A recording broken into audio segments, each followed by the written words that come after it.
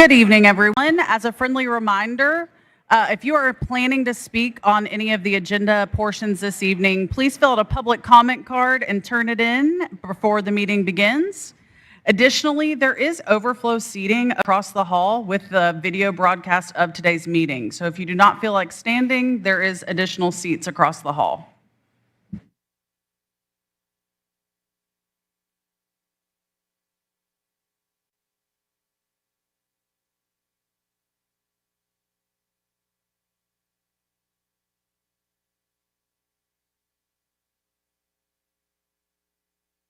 Public comment cards are located on the table right outside the doors.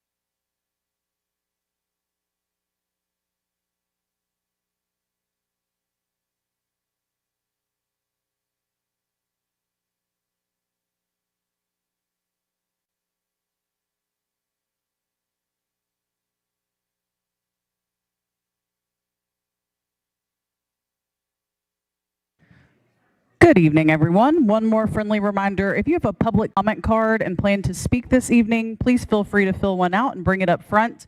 We do have some seats on this first row, and then there is overflow seating in the room across the hall that's also live streaming the meeting. So just letting you know of your options this evening before we get started.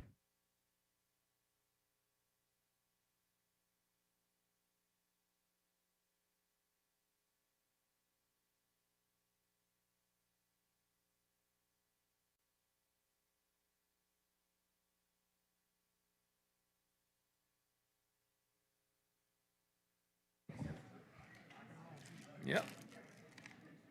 Good evening, everyone. Thank you all for being here this evening. It is 6:30 and we'll begin the City Council meeting and the public hearing for August 24th, 2026. And I'll go ahead and note for the record, all members of council are present and accounted for. If you're not familiar, we begin our City Council meetings with the Pledge of Allegiance. So if you're willing and able, please stand and join us.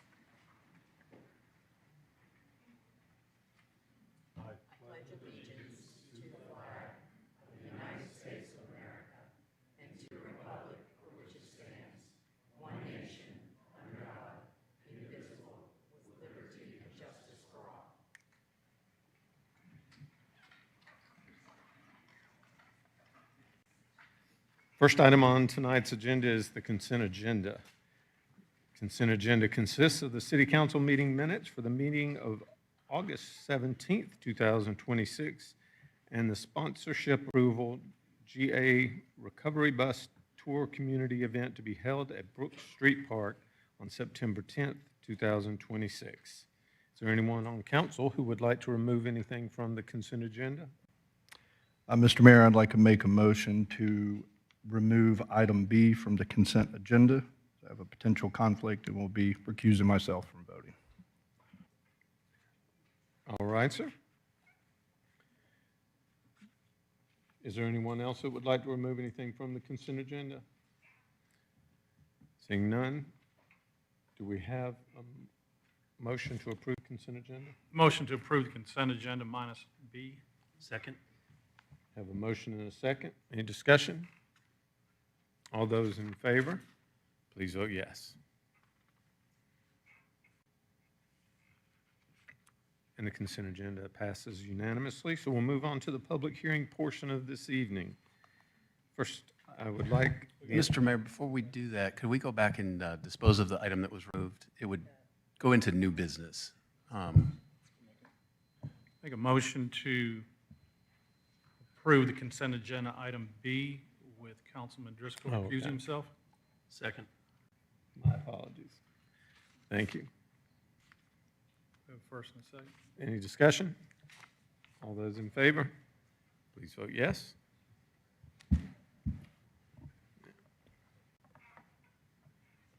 And item B passes unanimously as well.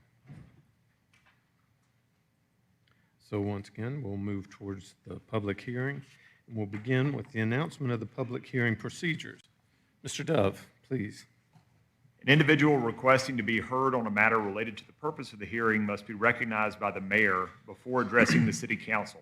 Upon rising to speak, the speaker must identify himself or herself and furnish a home or business address before proceeding with any comments or remarks. The council will allow the proponents a total of 10 minutes to speak in support of an application. Opponents will be allowed 10 minutes to speak in opposition. Comments are accepted first from the applicant, followed by persons speaking in favor, and then from those in opposition. Upon conclusion of any opposing comments or presentations, the mayor will allow the applicant to offer rebuttal if any time is remaining in the original allotted 10 minutes. Mayor? I'd like to make a procedural motion on the Councilman Dorito? public hearing procedures for this evening. We typically do allow 10 minutes for each side. But I would like to, because of the crowd that we have here this evening and the public interest in this application, which is significant, I would like to move that we allow anyone that wants to speak 3 minutes, both for against or for, and also allow that additional time to the applicant if they need it, so that we get a proper public hearing of this massive application. Second. We have a motion and a second. Any discussion? Yep. Councilman Hypes?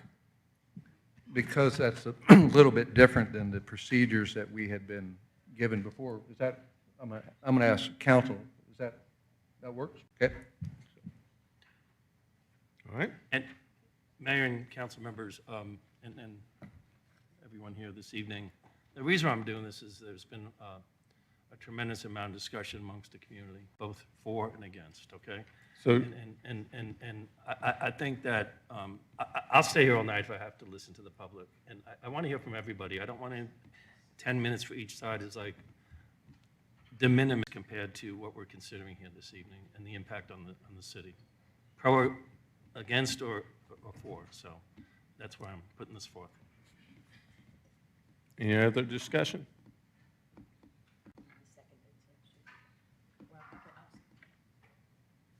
I agree wholeheartedly with Doug. You know, you hear about council meetings going long. This is our item tonight, and y'all took time out of your day to come and be here.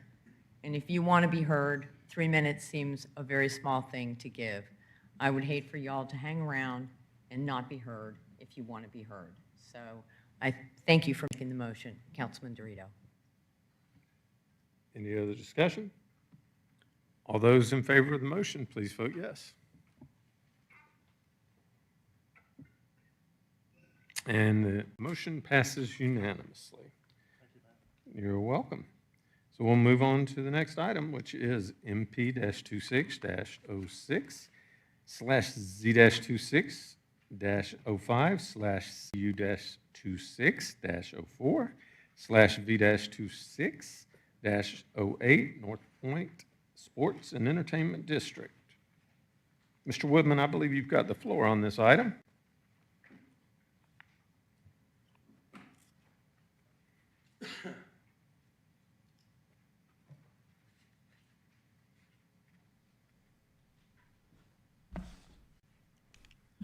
Thank you, Mayor and Council. Before I start this evening, I just wanted to give you an overview of our presentation. I'll start out with the applicant's request. I'll go over the applicant's proposed site plan to talk about the applicant's proposal as it relates to consistency with the comprehensive plan and the North Point planning documents.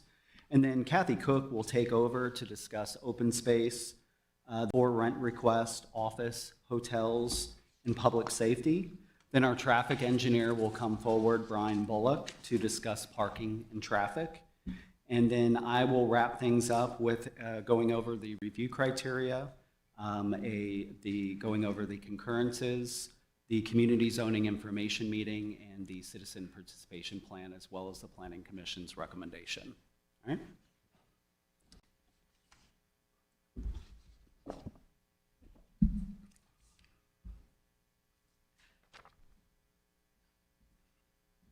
Thank you, Mayor and Council. The item before you is a request for master plan amendment, rezoning conditional use and variances to allow for the redevelopment of North Point Mall with a mixed-use sports and entertainment district consisting of a 20,000-seat NHL hockey arena, a 2,000-seat team practice and community ice facility, 565,000 square feet of commercial uses, which does include 342,000 square feet of existing anchors to remain, 750,000 square feet of office, 1,385 for rent dwelling units, 1,139 seat cinema, a 4,000 seat music hall, 650 hotel rooms, which would include a 30,000 square foot hotel conference center, and approximately just under 27 acres of open space, and that property is just under 99 acres and located in the North Point overlay.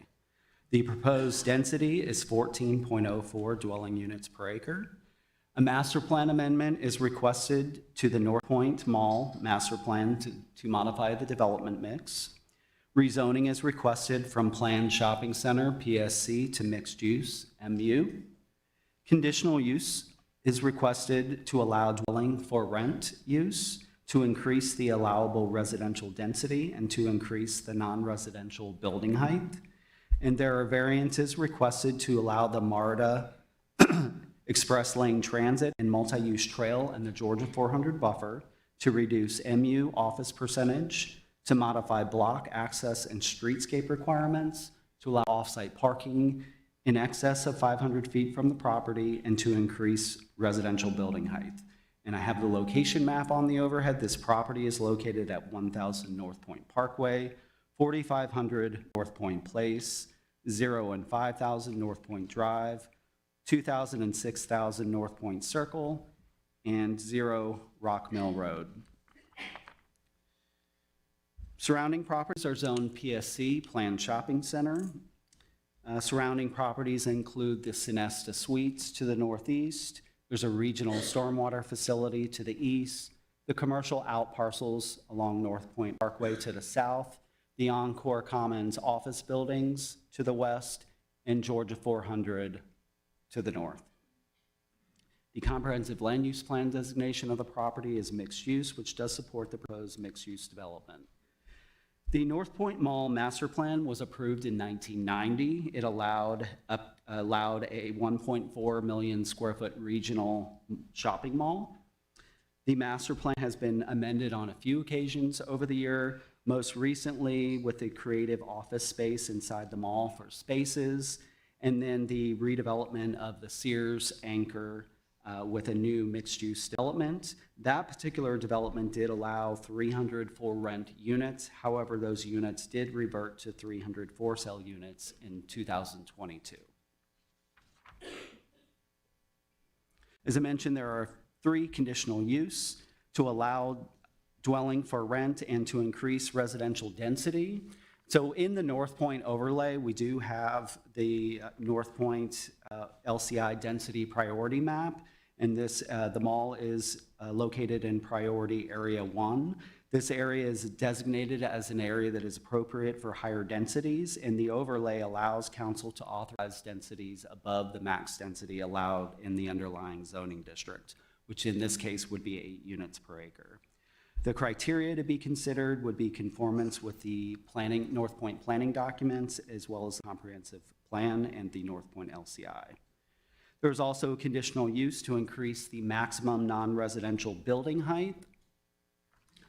We looked at surrounding properties, and there are more than just the surrounding properties around the mall that allow heights up to 20 and 30 stories, but these are immediately adjacent to this property. These properties are located in the North Point Business Center master plan.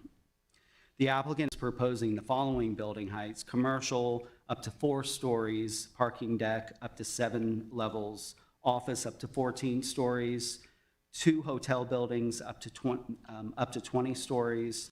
2 of the 5 residential buildings would be up to 20 stories, but the remaining 3 residential buildings would not exceed 7 stories. The proposed NHL arena would have a height of no more than 170 feet, and the music hall and cinema 80 feet. There are a few variances that have been requested with the applicant's proposal. The first being to reduce the MU office percentage. So in the MU mixed-use zoning district, we require a minimum 25% office. The applicant is showing 17.4% office within the development. That includes the 750,000 square foot of office that is proposed. We did note that there is almost 600,000 square feet of office in the adjacent property to the west, Encore Commons. Also to allow off-site parking greater than 500 feet from the property. The applicant provided this exhibit that showed that there are the off-site parking proposed within a 15-minute walk of the property, and they've indicated there are approximately 10,000 parking spaces in that 15-minute walk. The applicant is also proposing to modify access, block, and streetscape requirements, and they did provide typical streetscapes. The streetscape on the left here would be the primary street down the center of the development, with the secondary streets on the right side here. They are down the primary street, and I'll point this out when we get to the site plan, they are showing the Alpha Loop as well as sidewalks on both sides of the street. Variance to increase the residential building height from 4 stories to 20 stories. And that would be for the 2 residential buildings up to 20 stories. Again, the remaining residential buildings would be no more than 7 stories. And then, of course, to allow the MARTA express lane transit and multi-use trail on the Georgia 400 buffer. I'll point that out when we get to the site plan.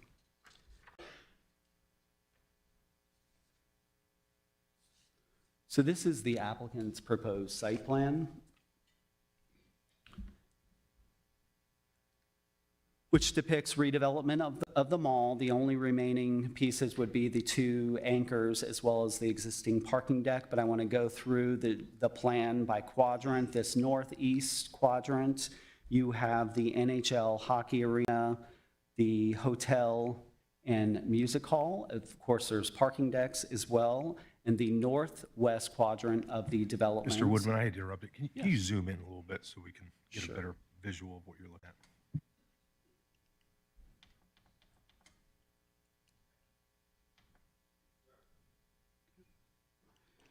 at? In the northwest quadrant of the development, you have the team practice facility and community ice, retail along the main spine road, the primary road that bisects the property from north to south, hotel, cinema, parking with vertiport.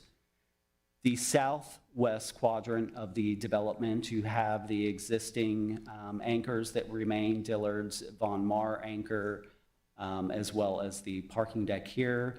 There is retail that is added along the primary storefront street with office above. And then in the southeast quadrant of the site is where the for rent residential is concentrated.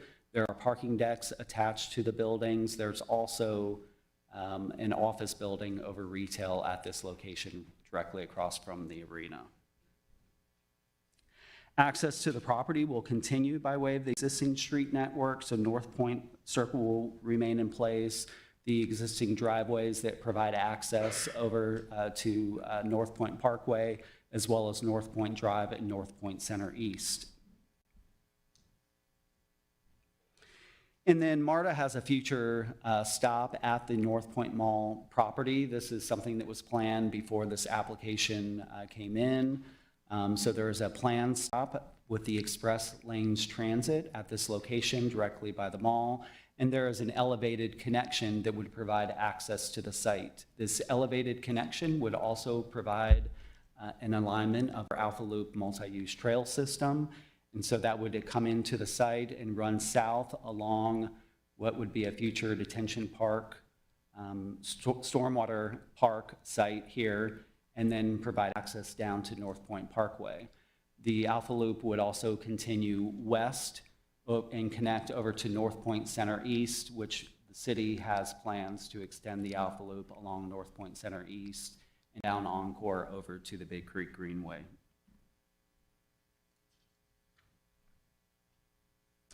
As I mentioned, the development is really situated on this primary storefront street here.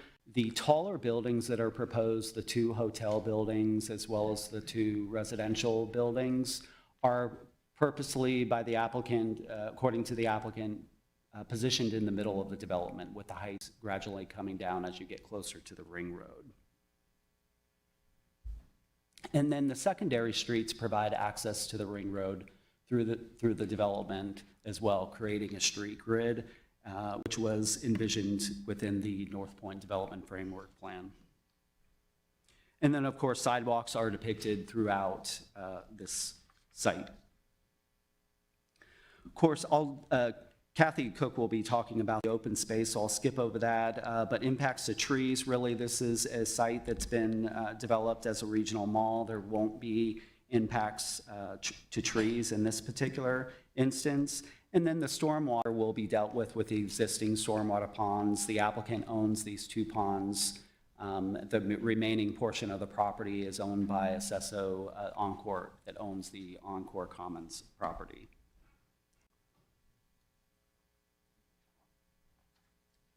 And then I'll just briefly show you some renderings that the applicant has submitted with the application. This is a bird's eye view looking at the property from the northeast side of the property, looking west. This is within the development with the arena here. This is more along the storefront street, and you can see that the carousel inside North Point Mall has been integrated into the development. In this rendering, you can see the Alpha Loop coming through the storefront street, along the storefront street. And this is a bird's eye view from the west side of the development looking east. And then I just wanted to go over consistency with North Point plans and comprehensive plan. As you know, we just recently updated our comprehensive plan to the 2045 comprehensive plan. And during that process, there were 4 themes that came out from the community, and North Point being one of those themes.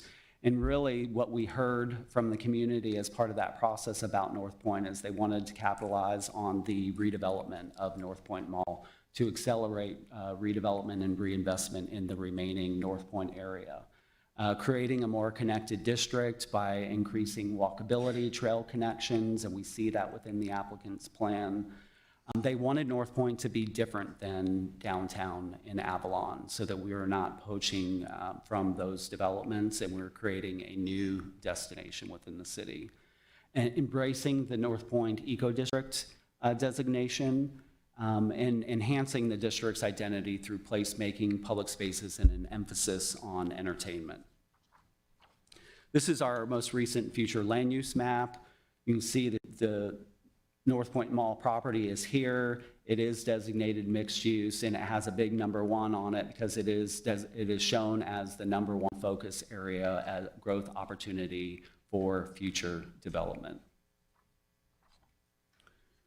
And this is an exhibit out of the recent comprehensive plan update. I just found this feedback from the community as part of the surveys and the meetings that we held. Some of the responses we got, one of the questions was the area of change that will have the biggest impact on the city of Alpharetta over the next 10 years. And North Point District came out on top by about 58% of the responses. And then we asked where in the city should future growth be directed, and overwhelmingly 77% said the North Point area. These dots are all concentrated around that North Point area. We also looked at the comprehensive plan goals, policies, and strategies, and each of the elements to see where this application was consistent.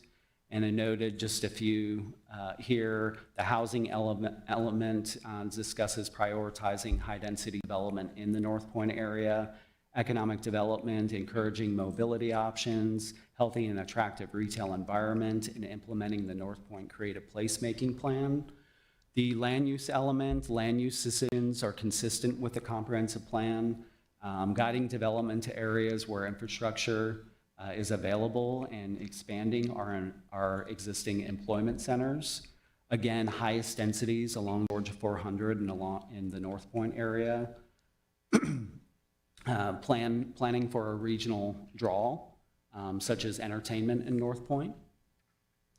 Looking at the transportation element, increasing transportation accessibility and mobility, the trail connections, the walkability, the access to the MARTA ELT, again, multimodal transportation options. Looking at natural, historic, cultural resource element and enhancing connectivity to community destinations, encouraging public art. There are conditions of zoning that require public art through the district, encouraging arts and cultural event venues. We see the music hall, those types of venues proposed in the applicant's proposal, and a balance of amenity and civic space, so those private spaces and public spaces. And then finally, community services and facility element, making sure that infrastructure development keeps pace with growth, enhancing the quality of life by providing green space, parks and recreation facilities, and cultural opportunities, and again, promoting walkable communities. This is an exhibit out of our North Point Creative Placemaking Plan. I really just wanted to show the road infrastructure that exists to support this community and the potential connections to the trail system the city is developing and has in place along the Big Creek Greenway. This is some of the creative placemaking plans for North Point, and with the approval of this development, you would see district monuments and thresholds throughout the development such as these. And this is an exhibit from the North Point Development Framework Plan. This is the most recent planning document that we have out of North Point. And I just really like to show this because it shows all the planning effort that the city has put into the North Point area going back to 2008. And this is a plan out of that same development framework plan, just showing a potential of a grid system, which the applicant does have within their proposed development. And with that, I will turn it over to Kathy Cook to discuss the next section of our presentation. Thank you, Michael.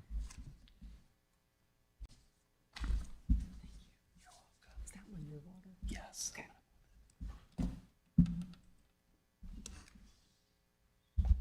Good evening, Mayor and Council. I'm just going to touch a little bit more on the open space, which was something that's so important to the community as we were going through the different plans. How do we take something that is so auto-centric and make it into something where it's a place that people want to live?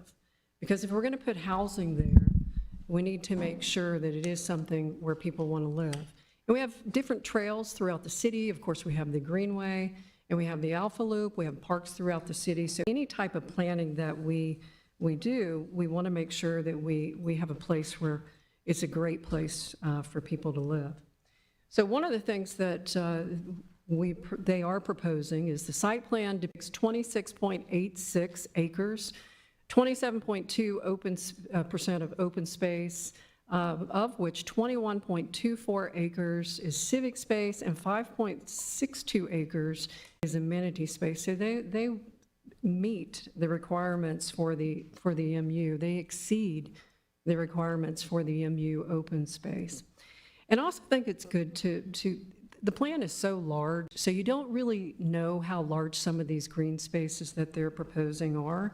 And so they did prepare a chart, which I have here, but I'll show you what that looks like. So this, on the north side, the North Point Green, which is here, that is about the size of Sandy Springs City Green. And if you look on the southwest side, this green space that's located here, it's 2 acres. So you're thinking about Thompson Street Park in the middle of the Alpha Loop. This green space here is the same size. And then, oh, I'm sorry. Is this okay though? Yeah, sorry about that. I'll check that. Another green space that I think is really important to point out is actually the Event Plaza, which is here.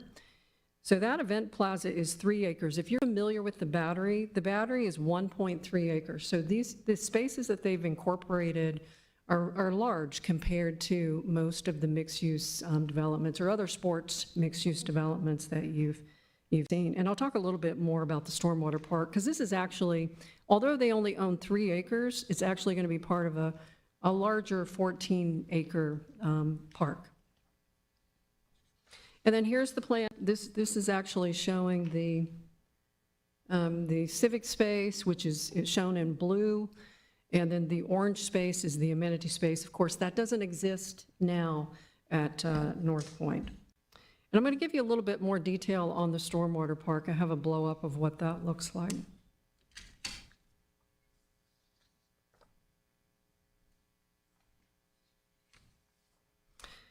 This is the Stormwater Park. The applicant owns these 2 corners. You'll see conditions that talk about the north section as well as the south section. So the applicant would propose to improve those subject to receiving impact fee credits. The reason that we would offer impact fee credits, because in the future we would want this to be part of a larger 14-acre park. If you think of 4th Ward Stormwater Park in Atlanta, that's a little over 15 acres. So this is a substantial size park once you put the 2 corners together and you have that 14. And there's some really good renderings and details of what that green space would do for the area. This is when they submitted with the previous. This is, of course, the 3rd application for the mall since 2018. Some of the renderings that they had, some of the details that would convert this area here would be like a canopy walk. And this is something created by Site Solutions for previous applications that would be brought forward for this applicant to be required. And here's what the overlook would look like.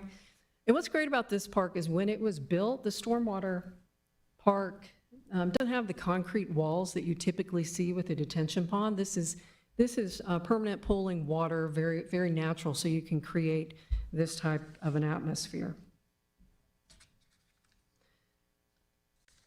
Talk a little bit in more detail about the Alpha Loop also. And we've actually gone back and forth with the applicant, and they have proposed a location now that staff can support, and actually the Planning Commission supported that also.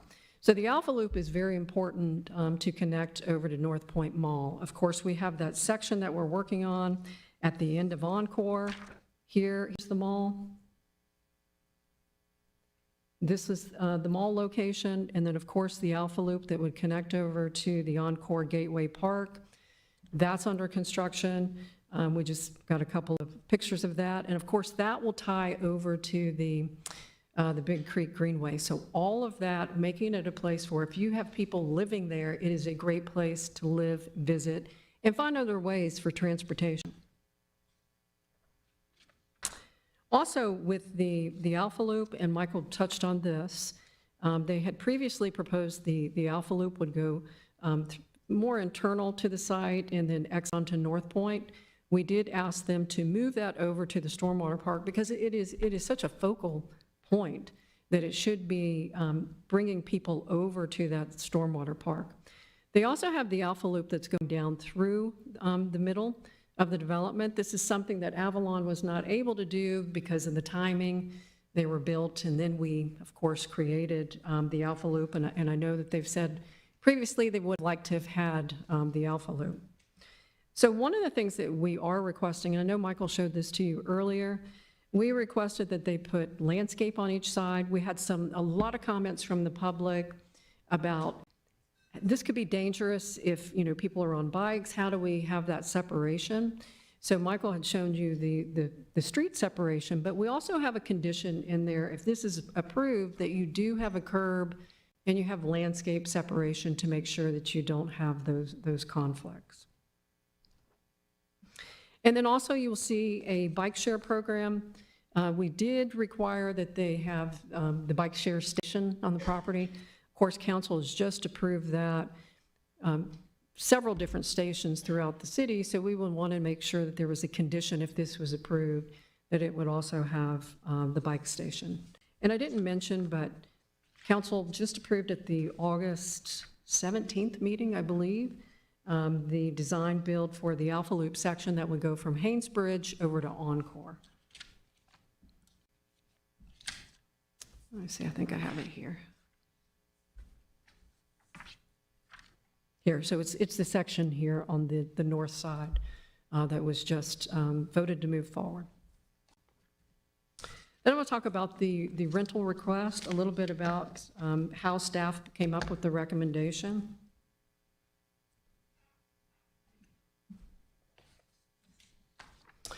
The request is for 1,385 for rents requested. They're proposing a mix, 65% max studio, no more than 10% three-bedroom, density proposed 14 dwelling units per acre. It is lower than the average mall redevelopments across the country, which average 29 units to the acre. And in fact, it was over 60 units to the acre, but we took out every mall redevelopment, unless it was in Georgia, every mall redevelopment that didn't meet our average annual household income, because it didn't make a lot of sense to include within our chart mall redevelopment that wasn't similar to Alpharetta. So you have the chart within your packet, and I'll show that here. That included all malls in Georgia, as well as malls that are similar because of the average household income. And you can see that North Point's number 3 in the units per acre, Belmar, the lowest in Lakewood, Colorado, 10 units to the acre, and then all the way down to, it's an area by Beverly Hills that's 66 units to the acre. And then we also included you'll see the Medley, Johns Creek, and I know that's not a mall redevelopment, but it's something that's under construction. It's more of it's a newer mixed use that people are familiar with, and that one is 17.4 units to the acre. So the mall density requested is 14 units to the acre. Of course, over the last year, they had additional, they had requested, not as part of the public hearing, but we had seen different site plans that had a larger number than the 1385, but they ultimately submitted the 1385 because we had asked them not to include anything that wasn't required for the development. So you can see on this chart, the fourth in density with the ones that we found that were comparable. We also, as you know, we have a requirement that it's not a requirement, it's a housing policy, and we've been really good about trying to maintain that housing policy. And it states, housing policy 2, maintain a balance between owner-occupied and renter-occupied in Alpharetta such that at least 68% of the housing stock is owner occupied. So you will see we put a condition in there, if this is approved, that in order to meet that requirement, the certificate of occupancies would have to be spaced out over years. So in 2029, they would be able to get a certificate of occupancy for 600 units, 2030, 185, 2032, 300 units, 2034, 300 units. The reason we're recommending that spacing is that we still maintain our 6832, which we are at currently, the 6832. The school impact, of course, we always ask Fulton County what the impact is.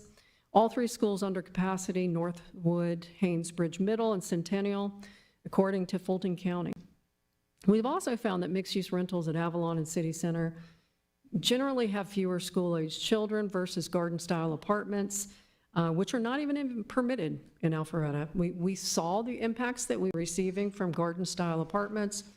Our code was changed that you can only request apartments if it's part of a 25-acre plus mixed-use development or if it's located within downtown, because we see downtown as a larger mixed use. The creation also of 750,000 square feet of office generates over 5,000 employees, another reason for people to live there. And North Point, as Michael mentioned earlier, is a priority area. And then a couple points from our Alpharetta, the rental study that we just had updated in December. The current rental apartment vacancy is 5.1, declined from 5.3, which is sustained demand for high quality rental. Rental household income has increased from a little over 71,000 to close to 90,000. High income earners, 100,000 plus, grew by 9%. And then share of rentals with children under 18 continues to decrease, 38.4% in 2015, 34.9% in 2023. And then also it's good to note, I don't think a lot of people realize that 22% of our rentals that we list are senior housing, assisted living. So although we're at 6832 of the rentals that we have, 22% of those are assisted living. And of course, they don't have children or impact the transportation as much, but that is something that we include. The study recommends targeting 149 rental units per year to remain at our current target, which is what we are recommending. And then just two more on the rental. Just to touch on another point that is important that differentiates Alpharetta from other locations. We have 21 million square feet of office. If you look at Roswell, it has 4.3 million square feet of office. Johns Creek, 2.8, Milton, 1.8. We have always been a regional job center. All of our zoning since the 80s and 90s, there's a lot of office density along 400. Sandy Springs, 22 million. So it's very different with the 20 million compared to the other nearby cities. Our jobs to housing ratio is 3. So we have 3 jobs for every household. If you look at Roswell, 1.3 jobs for every household, and then less than 1 at Johns Creek. And then lastly, on the rental, this was the chart that was included within our comprehensive land use plan. So we get a lot of people that are concerned about traffic. We do have over 100,000 people that are commuting in to Alpharetta. We do have 6,200 people that live here. Of course, this work was just done with our comprehensive land use plan. And then we have 26,000 that commute out.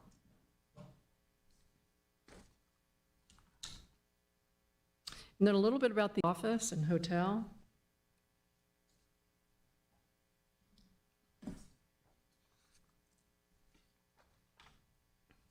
We included a chart which shows the different density throughout this, I'm sorry about that, different density throughout the city. And you can see that downtown, very low vacancy rate, with also the Avalon area, only 10%. So you can see that there's lower density in the mixed use areas. Some of the higher densities that we're seeing, 38%, that's Great Oaks Way area. That's very close, of course, to the North Point area. And then 25% for North Point. Windward, 21%, so Windward is lower than our average vacancy throughout the city. So the high vacancy that we're seeing is very close to the North Point area. This is lower, this is higher, this is buildings that are older. You're not seeing a lot of investment. We do believe that the additional office that's requested of the 750,000 square feet will spur additional investment. Now, this is a variance to the required amount of office that they're required to have. However, they have over 500,000 square feet of office that's adjacent to them within the Acesso building. So those are the Acesso property. There's about 4 office buildings there. But what we've seen is investment usually, then of course, the leases pick up. And then the vacancy rate, you can see what happened, of course, everybody knows in 2020, the vacancy started to go sky high. Here we are in 2026, so you're starting to see that that's coming back down. We're starting to see a lot of activity, so we did recommend the additional office. One of the other changes that the applicant requested, initially 850 hotel rooms were requested, and they were requesting 45,000 square feet of conference space center. Staff could not support that. There was a change at Planning Commission. There's also, I know that they're going to be requesting a change tonight too to reduce or change the type of hotels that they're requesting. Original request, 3 hotels. Now the request is for 2 hotels. They did have a request for hybrid. Now they are requesting 2 hotels. Both of those would have a full-service restaurant, which meets our definition of full service.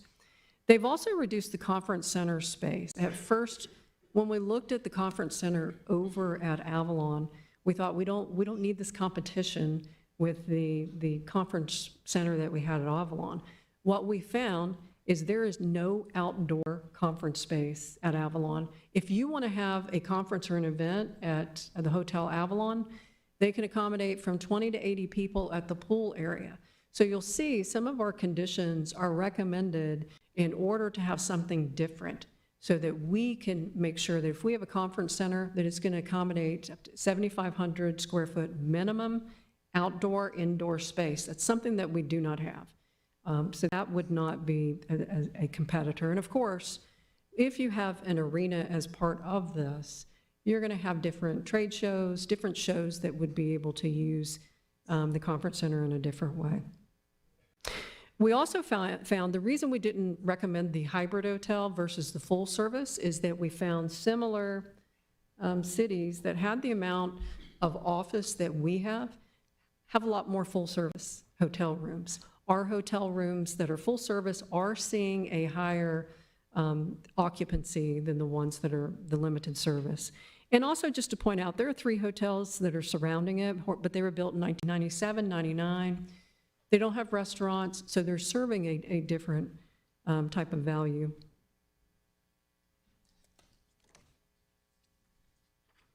And then lastly, a little bit about public safety before I turn it over to traffic.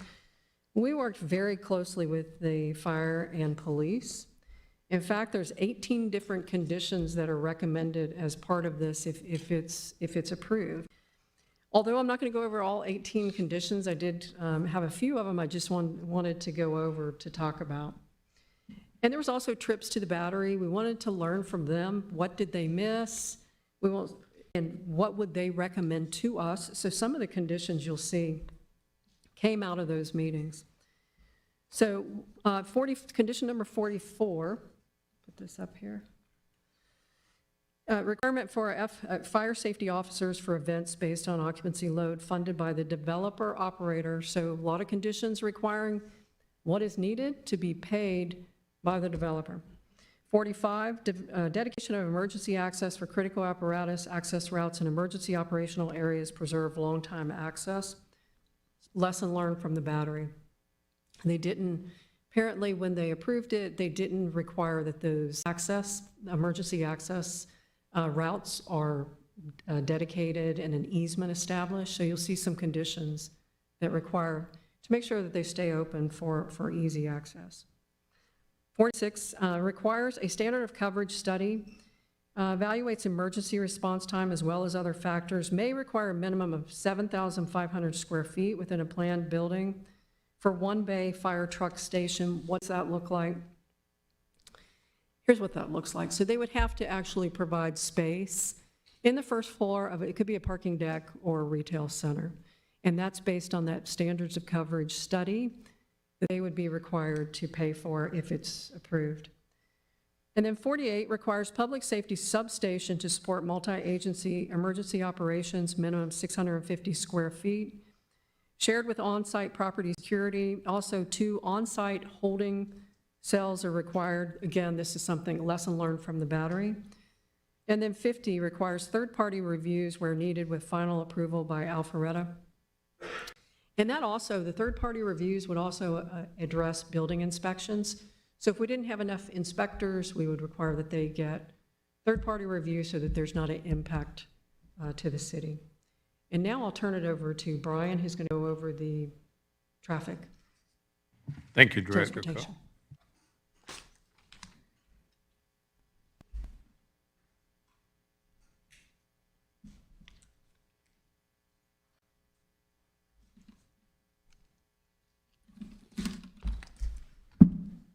Good evening, Mayor and Council. I wanted to talk to you tonight about a couple of studies that the applicant prepared related to traffic and parking for this project.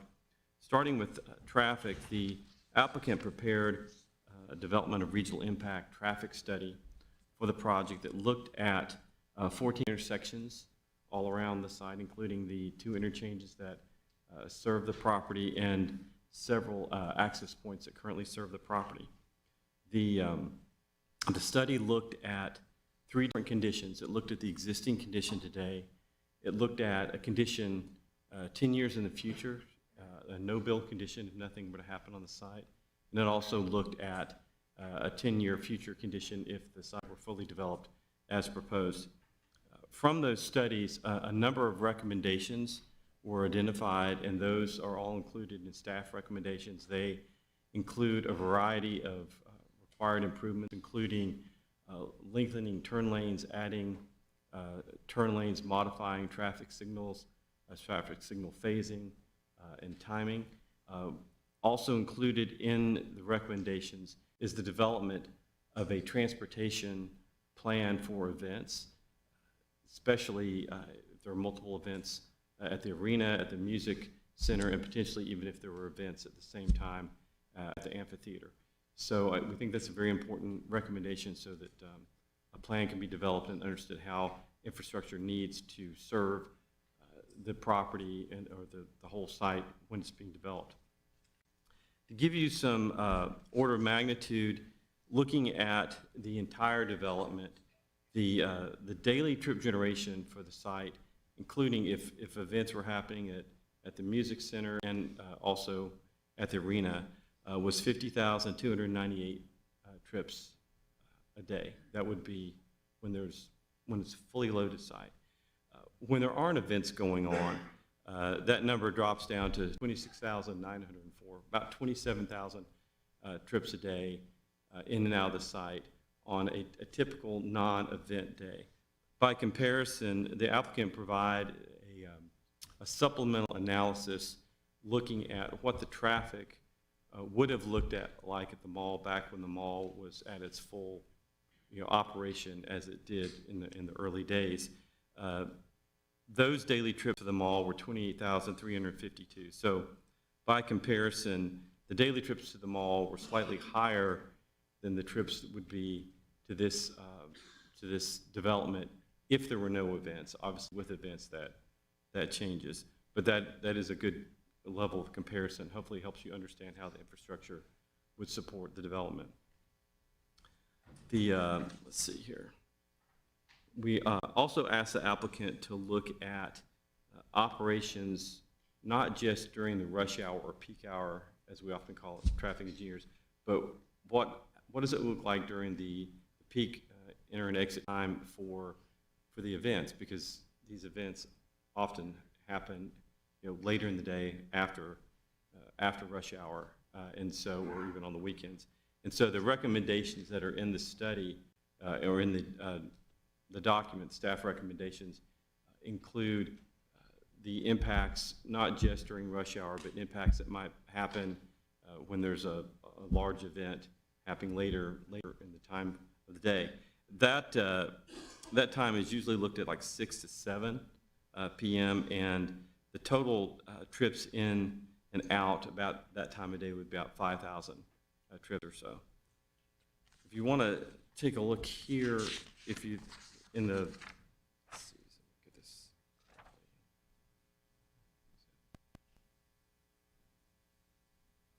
And this is a little bit hard to see, but this image identifies or shows all the recommendations that are in staff recommendations where those improvements to the infrastructure are recommended or required as part of the project.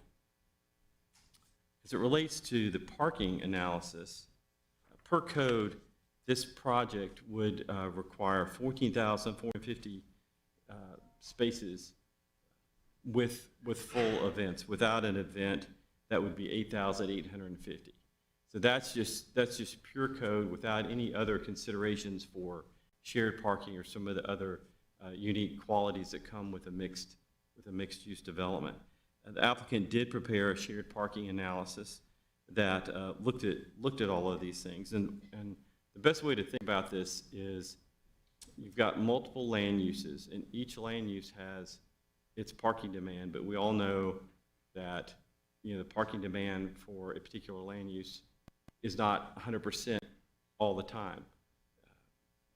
A retail business has very little parking in the morning. Its parking is peaks later in the day.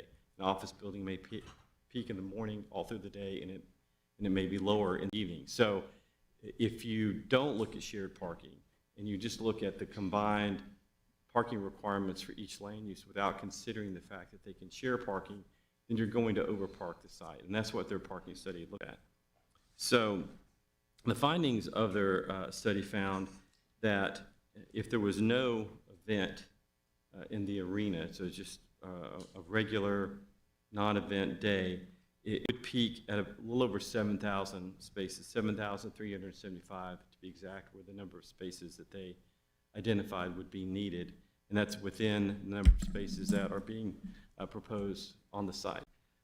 But when you have an event, that number climbs to a little over 12,000, 12,302 spaces, and that would require obviously off-site parking.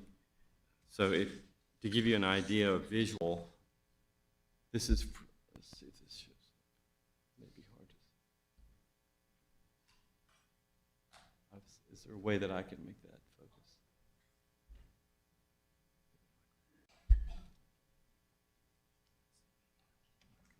There we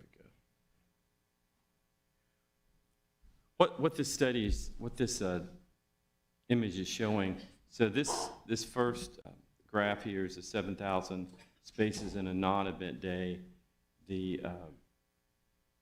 other is with an event, a little over 12,000. Each of these color bars shows each land use, and so each land use, you stack them, they ebb and flow throughout the day, and this is how a shared parking study works and how the applicant came up with the numbers for both events. What you'll see in yellow, you'll see that that bar does not move. That is the residential and the hotel. The study made the assumption that those parking spaces would be nested. In other words, they would not be shared because of the type of land use that they're with. So those are fixed so that someone that's in a hotel or someone that's in one of the residential units would not find themselves without a parking space. Thank you.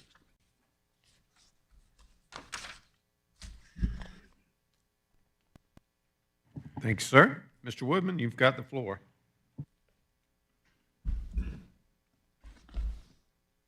Thank you, Mayor and Council. I'll try to wrap it up here. So with every public hearing, we always look at the review criteria. In this case, the review criteria for a master plan amendment, rezoning, conditional use, and variance.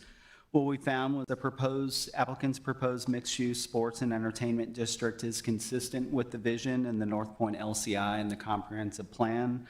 The proposal specifically addresses objectives in the North Point LCI, such as create a park once, walk everywhere walkable environment, induce redevelopment of large areas of surface parking, and improve the area's retail balance. The open space and connectivity between the modes of transportation are key components of the applicant's proposal and supported by the LCI. The mixed-use district is ideally located at the North Point Mall property, with the infrastructure it being situated between the two Georgia 400 interchanges, and it was developed with the infrastructure to support a regional development of this magnitude. Comprehensive plan identifies North Point as the single most important redevelopment opportunity in the city, and as I mentioned earlier, the public engagement confirmed that. 77% of the survey responses directing future investment to the North Point area. Community emphasized the need for entertainment, placemaking, public spaces, and mixed-use development within the district. As it relates to the conditional use to allow for for-rent use and increase density, so we mentioned that it's consistent with the comprehensive land use plan designation of the property, which is mixed use, and it's located in that overlay priority area, which is appropriate for higher densities. As it relates to the increased building height, we did note that the surrounding properties allowed up to 20 and 30 stories. And the project site was developed as a regional mall. It's supported by existing transportation infrastructure that has the capacity to support the mall's peak demand during the winter holiday season.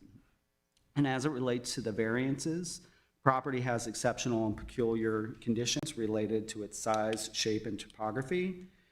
Again, noting that the building heights of up to 20 and 30 stories are approved on the adjacent properties. There is approximately just under about 560,000 square feet of office on the adjacent properties, which supports the variance request to reduce the MU office percentage. And parking demand will be met on site during the typical mixed-use operations. The major events at the arena will generate higher parking demand for approximately 96 events per year, according to our sports and entertainment consultant. Therefore, the arena parking will be managed with a combination of on and off-site parking agreements, employee parking management, and shuttle operations. And as the applicant noted, there are approximately 10,000 parking spaces available within a 15-minute walk of the arena. As it relates to the applicant's citizen participation plan, they provided a report indicating that they had a meeting with the Echo Park residents in April. They received questions regarding traffic, parking, rental rates, game day overflow parking, and Alpha Loop extension. The applicant also noted questions and concerns received at the two CZIM meetings, indicated questions and concerns over traffic, parking, will the mall remain or be demolished, or questions about the NHL, height and density, impact to taxpayers, will office hurt other office in the city, has the applicant considered condos, green space, and how the event parking will function. And the city staff also received similar public feedback, both in support and in opposition, with similar questions and concerns. And then the applicant showed their requests to the public at both the June 10th and July 8th community zoning information meetings. Typically, public hearing requests would go to one, but due to the size of this development, we felt it was important to have two community meetings. Public comments were made both in support and in opposition. Comments and concerns that were raised during those meetings included whether or not the NHL was on board. There was support for a desire to bring hockey back to Georgia, comments about affordable housing, green space, keep the carousel at the mall, looking forward to the revitalization of the area, comments about removing surface parking.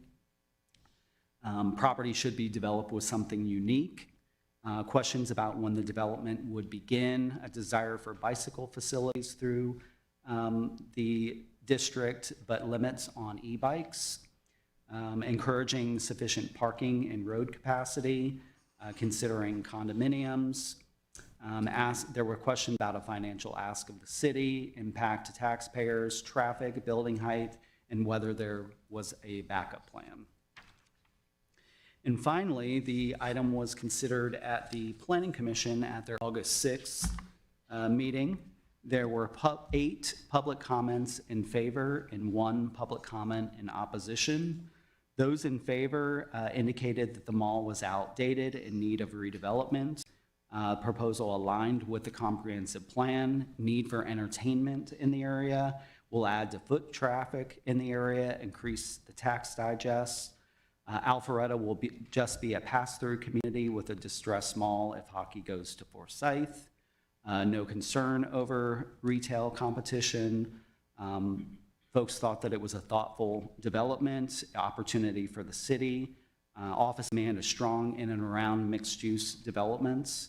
Will bring jobs to the city, and just a place to make family memories. Those in opposition, there was 1 in opposition. He did state that he was on the fence, but he had concerns that the proposal was moving too fast. He had fears of an empty arena, felt that retailers could be cannibalized from other locations, asked questions about why tearing down the movie theater and why more office was needed, and felt that the development was too far from the airport. Ultimately, Planning Commission recommended approval, subject to the 74 conditions in the staff report in your packets, and the vote at the Planning Commission was 4-3. And there are 74 conditions, your typical site plan, architectural conditions, your use conditions, design conditions, transportation conditions. There is a section of transportation conditions that start with condition number 26. Those are in addition to the development of regional impact review traffic study conditions at the very end of the 74 conditions. As Kathy mentioned, there are also conditions related to public safety, fire, and police. Just miscellaneous conditions. And then, of course, at the very end is the notice of decision from the state's review of the development of regional impact. And that concludes our presentation. If you have any questions, we'd be happy to answer those. Do we have any questions for Mr. Whitman?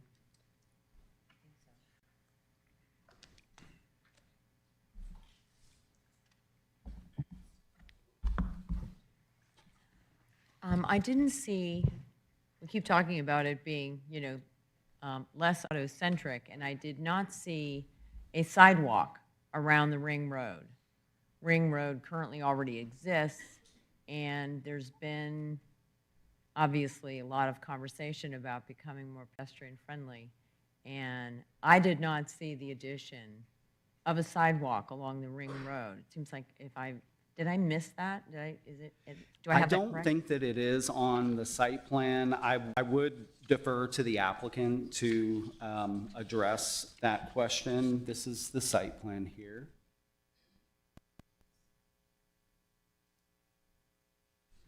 Thank you, Mr. Woodman. And regarding the bikes on the promenade, so is it correct, Director Cook, is it correct that the plan right now would anticipate allowing bikes to traverse that pedestrian promenade that goes through the center? It would allow bikes on the Alpha Loop. And of course, the Alpha Loop for this location, the condition is recommended that it's 15 feet wide. It's typically 12, so it is wider. But yes, it would allow bikes. I know that at one point there was a discussion about making sure that it did not have bikes on it, much like Avalon does not have bikes. It'd be terrifying to come out one of the fancy shops at Avalon and get run over. I walk Yeah. on the Greenway, and the scooters and the e-bikes that all the kids got are terrifying. And I think I don't think everybody follows whatever the posted speed limit is. Yeah. And it seems like that would be setting up a really dangerous something really dangerous for pedestrians. So the difference here is it's separated. So Avalon does not have an Alpha Loop that's going, so if you're biking at Avalon, you're in a travel lane. This application will have a travel lane plus the Alpha Loop, which is separated with curb and landscaping from the sidewalks that they have. So right now, if you're at Avalon, you only have a sidewalk in front of going into the stores, the retailers, and then you have the traffic lanes. And of course, you really can't go fast if you're on a bike behind a car in the traffic lanes at Avalon because they're not speeding from point A to point B. But one of the concerns, and we had heard that concern, is if we didn't put a separation, so there is a requirement in there, not only that it's wider than the typical Alpha Loop, but it also has separation with curb and landscaping, so you won't have that issue. We hope. Councilman Heights? Director Cook and Mr. Woodman, are there any last-minute revisions or updates to any of the conditions, specifically condition number 1? If so, I did not hear that. There is, and I think we put a copy, they had sent that today, but we'll also put a copy here so everybody can see what the revision is. And the revision would tie all the development to the award of a. And if I may, you are responding to my question, but I wanted to see if we could get that up for the big screen. Yes. As you're commenting on it. Thank you.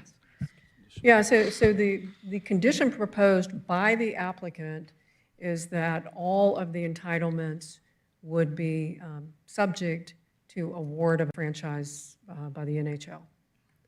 So previously, we had written it so it was only the rental that was contingent. We had heard some feedback that the office, as well as the hotel, because the hotel may not be needed if you don't have a sports and entertainment district. So the applicant actually gave us this proposed red line, which means that they accept it, and this is something that they're okay with. And I think it was to address a lot of those concerns.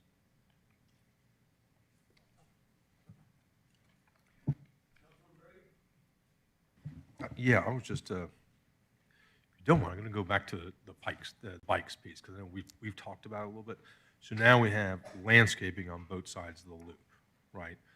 So if I'm parking, parallel parking, get out with my family, I can't go straight in because the loop will be restricted right there. So I got to walk down the street where other cars are coming right at me and then go down to a pedestrian crossway to get into the shops. I'm trying to understand.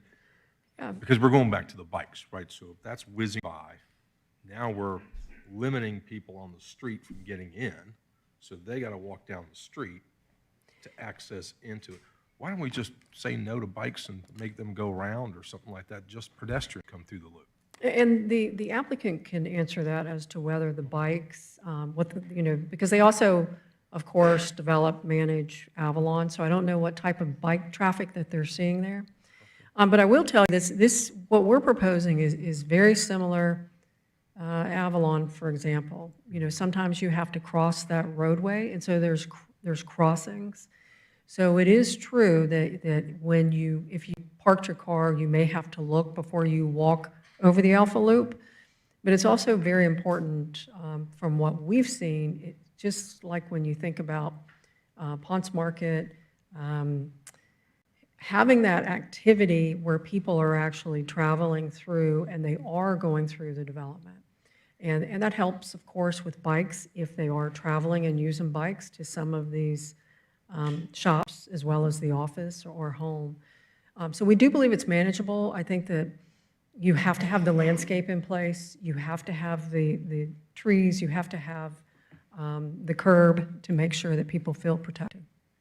And if you don't mind, I'm going to go to parking real quick, just if you don't mind. On the parking? Yeah, on the site plan with parking.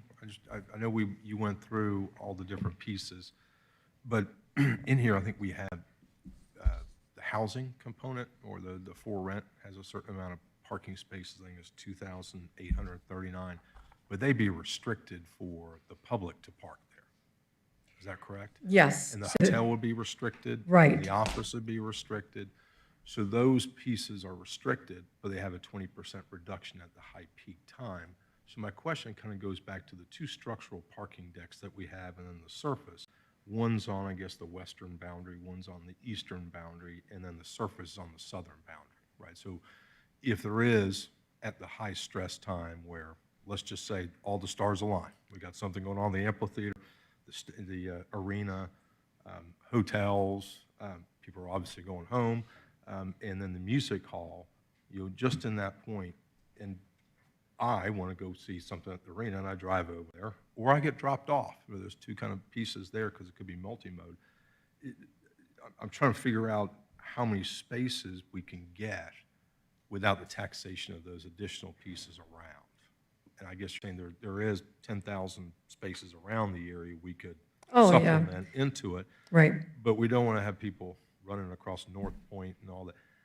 What is those limitations if we don't restrict the apartments? You can't get in there, so I can't park there. I can't park in the office. I won't be able to park in the hotel. I'm limited to certain areas. I'm just trying to understand that capacity in that point, if you don't mind.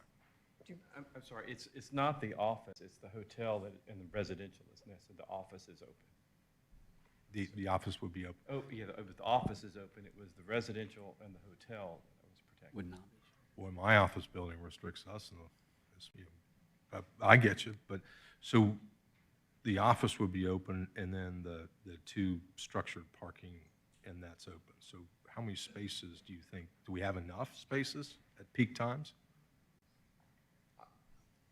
Based on the study, yes, we do. I would defer. I said, based on the study, yes, I would defer to the applicant on how they're going to operate that. But the numbers suggest that, yes, the peak times are fine, except with events where you have the overflow parking. Okay. I just got one more question, because I'll leave that. I'm sorry. And since you're up here with traffic, you pulled up that picture of all the intersections around here with the traffic lights and all that kind of piece. And if you don't mind, with traffic, the multifamily kind of component where that's concentrated, I think that's where the 1,385 units are. I think it's A, intersection A. Is that correct on there? I'm not sure. Yeah, A, right? That's where, that would be, I guess, where California Pizza Kitchen is today. That would be kind of to give you a location. Yes, correct, right there. Is that an area, I don't see, is that site improvements there? Am I missing? That one does not have any site improvements, but that's exactly where 1,385 units are going to go? Am I right? That diagram represents where the improvements are. So that intersection from the study operated without any additional turn lanes to it. There probably will be signal timings, as is always done, as traffic changes, but there's no... But there's no improvements to that intersection with the additional density Correct. coming in? Okay, thank you. Councilman Dorito? Thank you, Mayor. And Brian, if you could stay up there a second since we're on traffic topic. And Mayor, if I may, we have had a couple of comments about sound. If I could just ask Mayor and Council to bring the mics just a little bit closer to you this evening. I know you have a lot of materials on the dais, but I know the people in our audience would really appreciate it. I can be pretty loud. We'll start yelling. Thank you, Brian, for your presentation on the traffic study that I'm sure the applicant will get more into detail. I said thank you for your presentation on the traffic study on behalf of the city. So I'm assuming from your presentation that you're agreeing with Kimberly Horn's traffic study on behalf of the applicant as far as their findings and their projections of traffic flow and peak times and off-peak times. Yeah, yes, I completely agree with their methodology, how they developed it, as well did the Georgia Transportation Efficiency Authority, which used to be Greta, and their review as well agreed with their findings. So. I'm sorry, can you hear? Yes, and Brian, what I want to ask you then is, when I looked at this study I have in front of me here,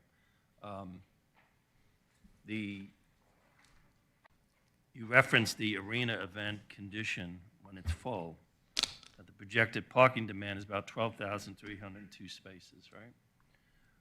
And then there'll also be 7,375 pretty much throughout the day at the mixed-use live music venue. How much of this parking will rely upon off-site agreements for the overflow parking? I would assume that the difference between and I'll let the applicant, they would like to speak to that. They have a specialist in that area. But given the fact that I believe there's around 8,000 spaces on site, and that peak demand of 12,000 is the entire site, that's the arena and everything. So that delta is what, 4,000, 5,000 spaces or so. Well, I believe it was what, 96 events per year, I believe is what was projected. 41 NHL if they come, and And the rest is other things other that will events, happen at the venue. I'm a little concerned that you're not expressing the impact of the overflow parking, the lack of agreements potentially. Who knows who's going to sign up for allowing their parking to be utilized? And I'd like to kind of understand that impact, but we don't need to do that tonight because I think you've looked at basically the Kimberly Horn study, which is fine, and I appreciate your comments on that. I do have one more question on the traffic, and it has to do with when you look at the Kimberly Horn study, it really confines its traffic study to basically the mall area. They can't hear me. Okay, hold on.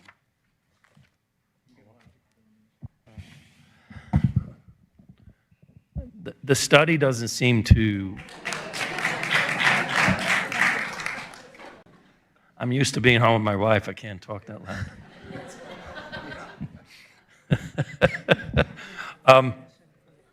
The study doesn't seem to address the impact of the other areas of the city if this was in full swing, this proposal.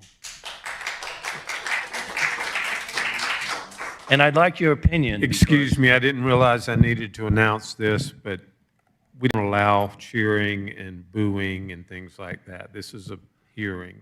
We appreciate your enthusiasm, but we will not tolerate disruptions. And the reason why I asked that, because I think it's critically important for an application of this magnitude, that we address that. Because if you drive around our city outside of this area, it's pretty obvious. Kind of like people, the economy's doing great. Some people in the government says the economy's great, but the people in their pocketbooks are feeling quite different. It's a similar situation here. You go outside this area. I went up near City Center on a Friday afternoon at 4 o'clock. The traffic was back while on Wills Road. It took me a while to get over to my daughter's house. And I said, what if there was a NHL game tonight, right? So I think, and maybe the applicant will address this, but I'd like to understand, the totality of the traffic study, if this is in full swing, how it's going to impact the overall city and the ability for people to transverse through the city on top of construction going on outside our city. It's a major thoroughfare for other cities as well. So we need to be really cautious on make sure that we don't approve a density here that is going to put a noose around the city. And that's why I would love for the city traffic engineer to kind of address that for us. And unfortunately, that wasn't done. So, Kathy, I think I'll ask you the next question because I think you spoke about this. I get the mic here. And The also- apartments. I think you spoke about the apartments. Yeah. Yes. So in your presentation, I forget which slide it was, but it talked about the apartments, where 600 was going to be allowed in the first year, or in 2029, right, if I have that right. And then another was going to be allowed 185 in 2030. But then the concurrency talks about how everything's going to be tied to the NHL's decision with the applicant to provide that proof. But it sounds like they're going to be allowed to build at least 600 apartments before that happens. Is that the way? No. Okay. No, so everything is contingent upon an award of the NHL franchise. And the applicant actually submitted a condition. Can you go because- back to that slide where you had the 600? Oh, to where we, You talked about the apartments. okay. There was a, it's like a blue a blue slide you brought up.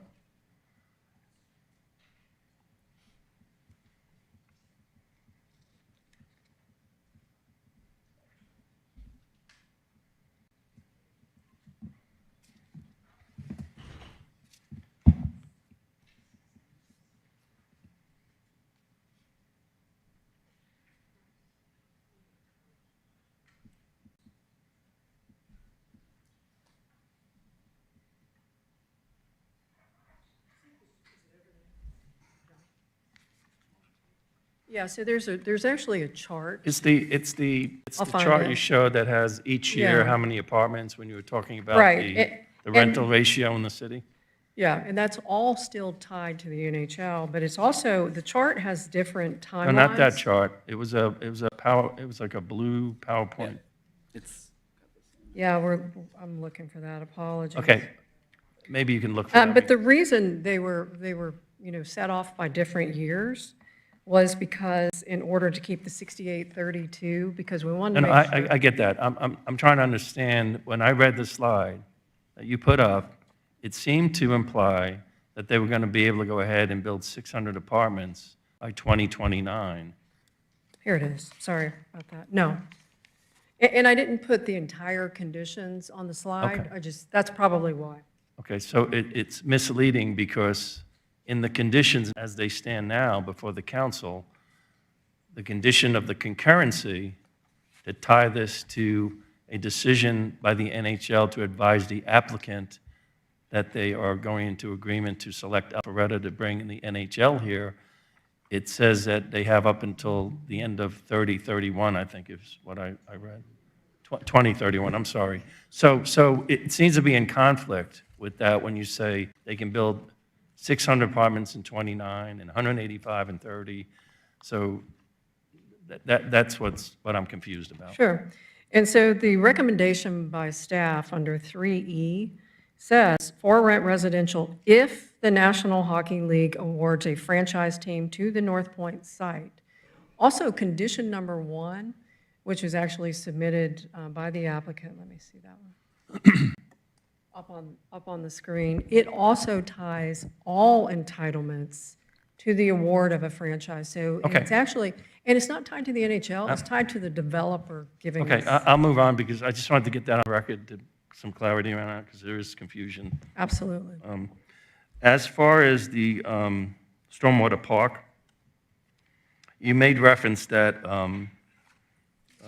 the developer is going to pay for that, correct? No, there would be impact fee Okay, so credits what- given for that.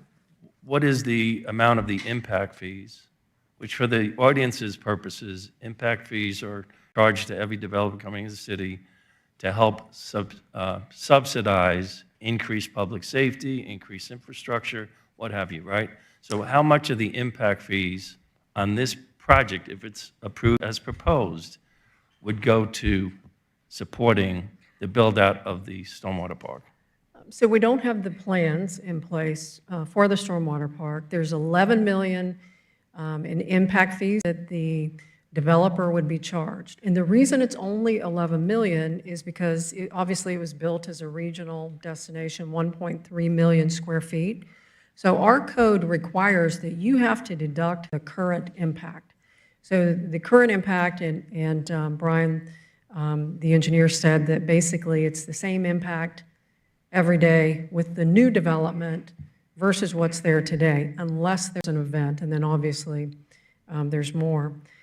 So what will happen, the way that it's set up, just like we give impact fee credits for Thompson Street Park, we didn't have a design when it went to council. But what happened after is they submitted a design. We have to get all the pricing for it, and then it goes to our Public Works Department because they are more involved in getting public bids, so they check the prices to make sure that we're getting a good deal for the city. I guess the point I'm making is the developer's not paying for these improvements to the stormwater park if it gets approved. It's coming out of the impact fees, which is coming from the city. That's what I want to put on the record. Yeah, okay? just like the Thompson Street Park. Mr. Woodman, on some of your presentation, you referenced the comprehensive land use plan, mixed use, the North Point overlay. the North Point LCI study, all of which I'm very familiar with. These are studies and blueprints, correct? Yes. And you referenced twice in your presentation, your comments about North Point Mall being the #1 area through the comprehensive land use plan study and the public input and the online surveys. That was the #1 place for growth, right? Yes. Okay. Does it mean, does community development staff interpret that as we can put as much density as we want there? I don't think that that's, We make a What we- recommendation. Okay. And tonight's the Planning Commission recommendation, which was Okay, based on staff's okay. recommendation, Planning Commission. Comments on you put a slide up, if you want to pull it out and put it up for the audience, that would be great. You showed, I think there was 5 office buildings approved. 1991, the Cousins Master Plan was approved. 2003, Cousins West was approved. Within the 1991 Master Plan for the Cousins, it did include height variances. And if you read the minutes from those meetings, which I did and went back to, it talked about that these were being developed out as corporate centers to attract Fortune 100 corporations to come and make Alpharetta their home, their corporate headquarters. So it was an incentive by the government back then, who was on City Council and Planning Commission and Community Development staff at the time, to build out a corporate center in this area. Has those buildings been built yet? We just have the office buildings at Acesso, which are adjacent to the site. Are you saying have 20 stories been built? No. The 20-story buildings? No. And there's a 30 stories, I think? Correct. And we have that throughout the city. Have those been built? No, not at this Okay. location, no. Okay.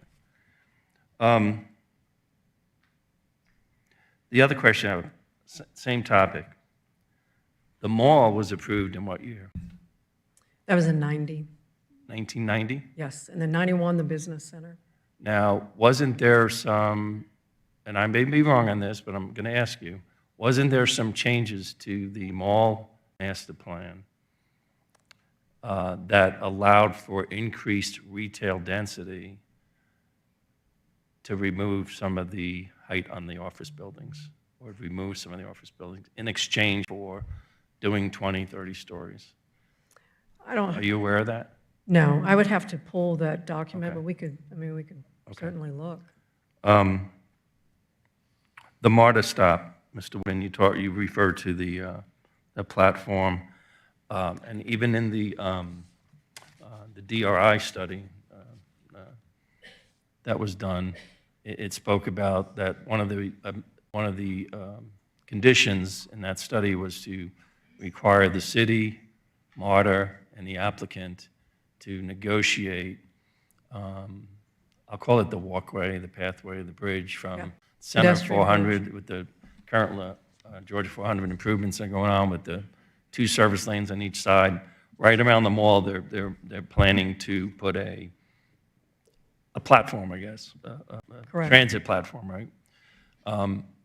My understanding of that agreement today for the Georgia 400 project, it does not include the raised platform, but it includes the foundation of the platform. So does the platform and the bridges from each side of 400 to connect to this potential project has to be negotiated and determine the cost and who would pay for that? Is that a fair statement? I haven't been involved in the meetings with MARTA, so the applicant may have more information. But of course, this project is not dependent upon having the station in 400, and nor was the traffic dependent upon it. Of course, that's been something that's been proposed for years. It was previously MARTA Rail, which is now the BRT, which it's switched to. So as far as funding, I'm not familiar with where the funding is Based upon right the now. DRG, it needs to be negotiated, right? Someone has to. Sounds reasonable, yes. Off-site parking, and this is my last question for now. Have we ever approved this level of off-site parking and not require an applicant to provide their own level of parking within their proposed project in the city? The amphitheater, the Ameris Amphitheater, and then also there's, they don't have all their parking, of course, on site. And then they have the off-site agreements. Was that part of the conditions of approving the amphitheater? It was, but we didn't require them to give the parking agreements prior to getting a land disturbance permit. We have conditions in here because, again, from what we learned with the amphitheater, we didn't have those, and they've been great. I mean, it's not like they haven't worked with us. But we do have a condition in here to make sure that we get the off-site parking agreements prior to getting a land disturbance permit, so we have those. And the reason for that, too, is we need to make sure that we know those locations and that fire and police are okay with that, and that they've, the developer has paying off-duty officers to man those locations. Okay, thank you. Councilwoman Reeves? I'll just ask a few items. Can y'all hear me? I have never had somebody tell me they could not hear me. I've had the opposite happen to me. Regarding the NHL approval on the condition number 1, so my concern is that we define that a little bit more closely. What does that mean? For example, does it mean there is an owner identified and that owner has a signed agreement with the NHL to put a franchise here at this location? We can't say Alpharetta because there's another, because the Alpharetta address is at Halcyon. But, so I would like some definition around what does that mean. I would hate to have the NHL or the applicant tell us, hey, NHL's picked y'all's site, and we say, hey, bring the bulldozer in, let's rock and roll on those apartments, and, and money doesn't materialize, or various building blocks that will make up what that looks like fall apart. And I would not want that to happen. So I would like for there to be just clarity on that. Sure. And Councilwoman, I think that David Dove could answer that, or maybe take time and look at that. That would be super helpful. Okay, moving right along. He already has. You're ready to go now. That's I can- awesome. You I must can have help been ready for- respond to that. So the condition currently provides that satisfactory written evidence be provided to the city. So obviously, there's a lot of different elements that go into the creation of a sports franchise, but that satisfactory written evidence would require the city to agree to that satisfaction. And the land disturbance permits, the COs, all the other permits that are tied to that condition would obviously have to be granted by the city before any action could be taken on the site. And the applicant understands that it will be the city council's job to determine what is acceptable proof of that, 100%. correct? Okay, I just wanted to make sure of that. On the off-site parking, beating a dead horse, because I'm good at that. 12,302 for an event is an awful lot more than we're giving. And I guess my question is, they're getting the 20% reduction for the North Point area. And that concerns me here because, of course, I'm a mom. I go 0 to disaster in about 3.5 seconds. And I think about an event at Ameris and an event at the 2,000-seat Community Ice, an event at the 4,000-seat Music Hall, and an event at the arena. And that gives me heart palpitations because I would feel incredibly responsible for setting this up. And as far as off-site parking goes, I'm gonna go back to my Ring Road sidewalk. We are missing the Ring Road sidewalk, which I hope the developer hears loud and clear. But as you look at off-site parking, part of what they're including is places like Target and places like that. And I don't know that we've got adequate sidewalks to get people safely up, not only over to the arena, but over to the other location Right. that this cool, development is going to have. And I think that there needs to be something that addresses, there needs to be appropriate public Yeah. pedestrian walkways. So that's why we put condition 33. 33 says, prior to the issuance of the LDP, preliminary on-site and off-site parking agreements shall be submitted, reviewed, and approved by staff. So and it says staff, that's us working with public safety, public works to make sure that these routes are acceptable and that they have the people they need to get people safely across. I mean, there's already, there's a reduction in parking allowed by right through North Point. That's why there's a big expenditure, to the connections to the Greenway. Was that 9 million? And then on the 17th, the 17 million for the design build. So there's already a 20% reduction that's allowed because of all of these investments and the hope to see additional investments. But we also put conditions, because you're right. We want to make sure we see that and we approve it prior to the LDP. And there's more than just community development that would look at those studies. Thank you. And the last one, and I'll hand off to somebody else, at least the last one for now. Back to stormwater, stormwater park. So Councilman Dorito was correct. So that stormwater, see, I think of stormwater when my neighbors and people that like tear down a house and build a big house tell me, you know what, city made me spend $100,000 to put a stormwater management system in. It needs a better name, for sure. I'm just saying. And I know that that's something we typically ask anybody to do, whether they're building a house or whether they're an applicant for a larger development. And so it seems like using impact fees for stormwater is a little backwards. Well, I'm glad you brought that up, because maybe that is confusing. They don't have to build any stormwater. So I'm calling it the stormwater park, but their stormwater is complete. Our codes have changed since the 90s, so the only thing they have to do is treat that first half inch of runoff from a rainfall. You can do that with landscaping. They've got plenty of landscaping they're adding.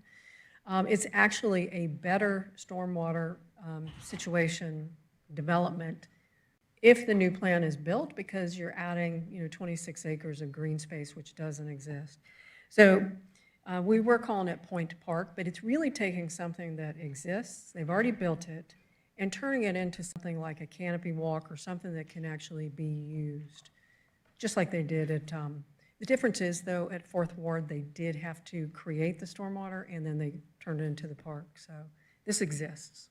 So just following up on that, I saw that there's a willingness to maintain the stormwater park for a short period of time, but I think probably our Parks and Rec director just has heart palpitations himself as he looks at like more park to deal with and to maintain.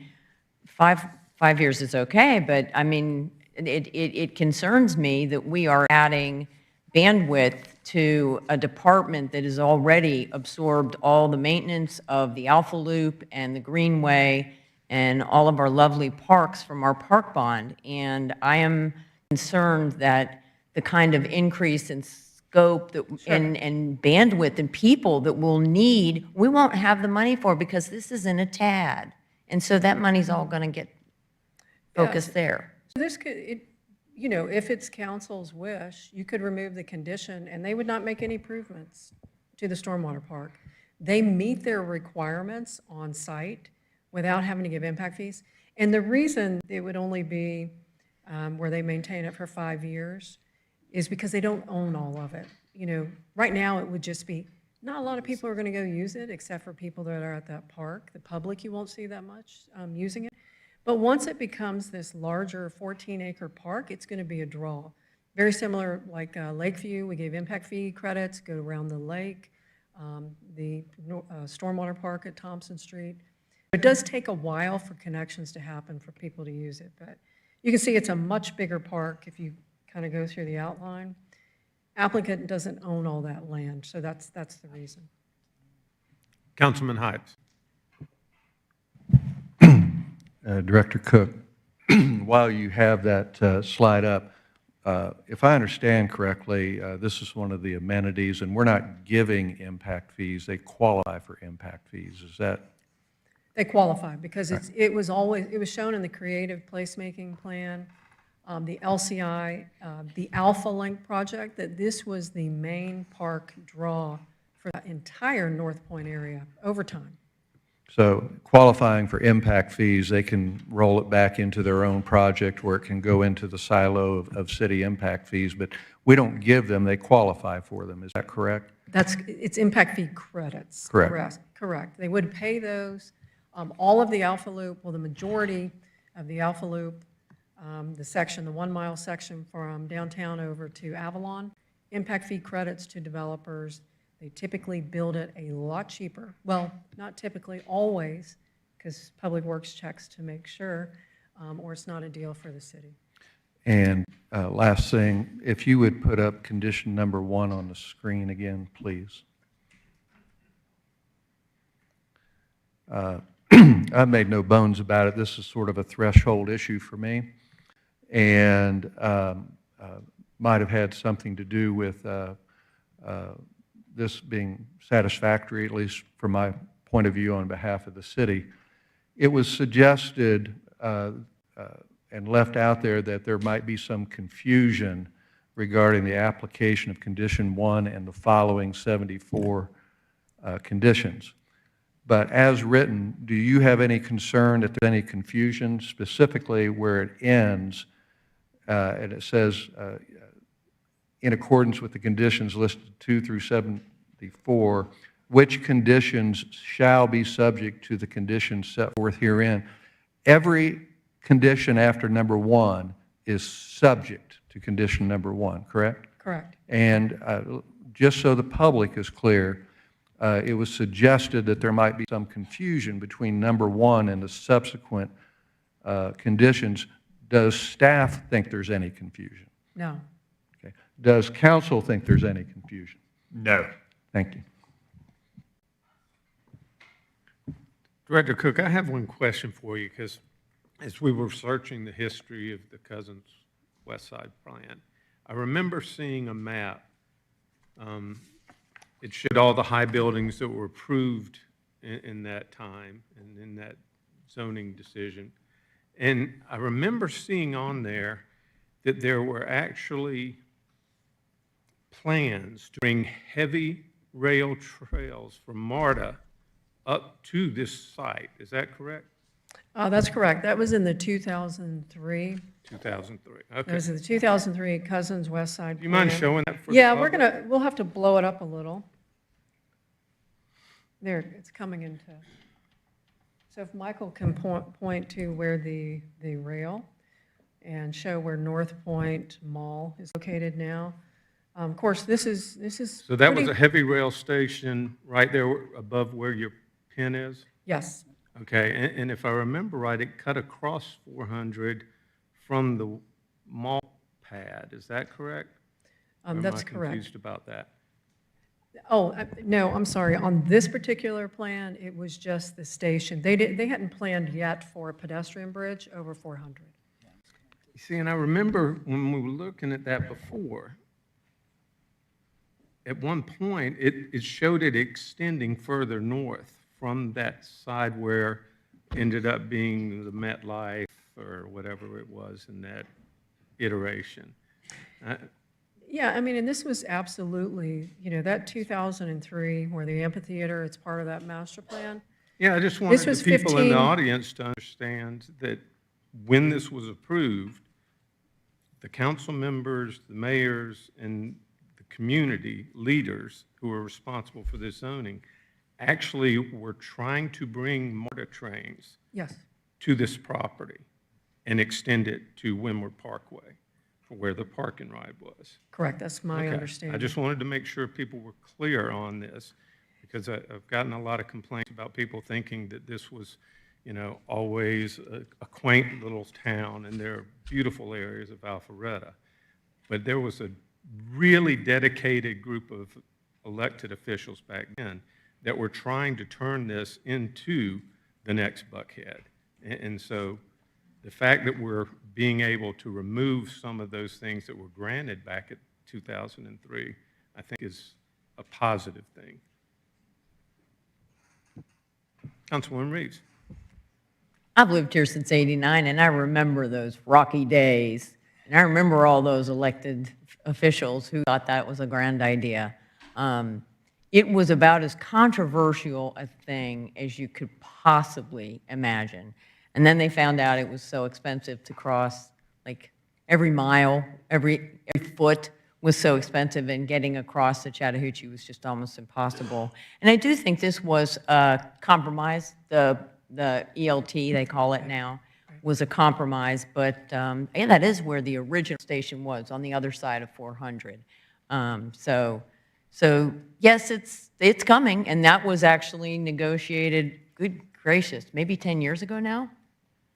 Long time. Yeah, the long time. change, the The bus. putting the bus station, to go from rail to bus. I think that happened a long time ago. Councilman Dorito. Thank you, Mayor. I need to respond to Mayor's comments because he's alluding to me.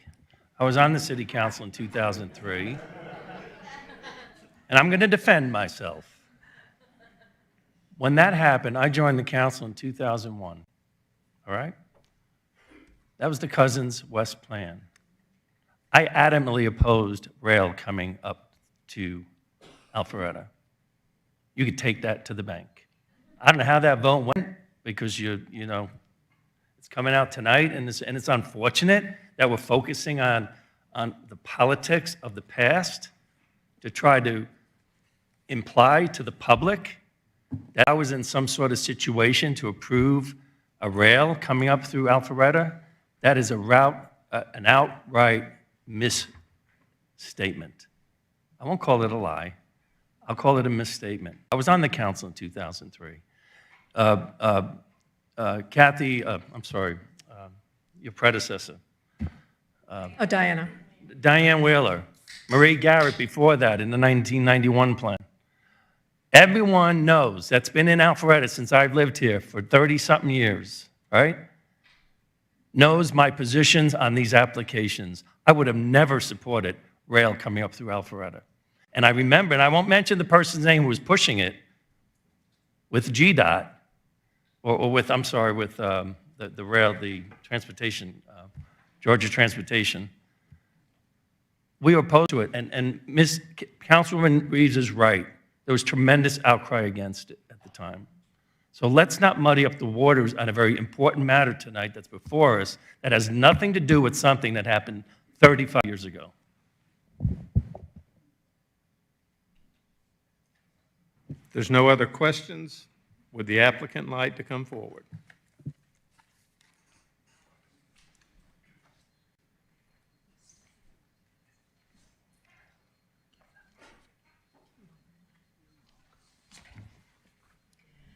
Good evening, Mayor, council members. I'm Julie Sellers with Dillard Sellers 1776 in Atlanta, and it's a pleasure to be here tonight on behalf of New York Life, the owner of the property, as well as Jamestown. Before we get into the details, just one brief housekeeping. I just want to make sure that I'm clear on process. It sounds like the typical time constraints have been extended. We were planning on asking for them to be extended, but I just wanted to make sure that we're abiding with the regulations. I would anticipate our presentation would probably be less than 20 minutes, and then we would request time for rebuttal. But I just wanted to make sure that we're proceeding properly. Well, and I'd like to check with our council, because in previous hearings we've had, our council advised us that state law requires an equal time for the presentation and an equal time for public comment.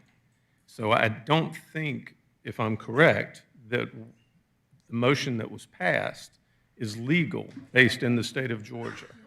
So the way that I understood the motion was that the limits would be lifted for all speakers moving forward.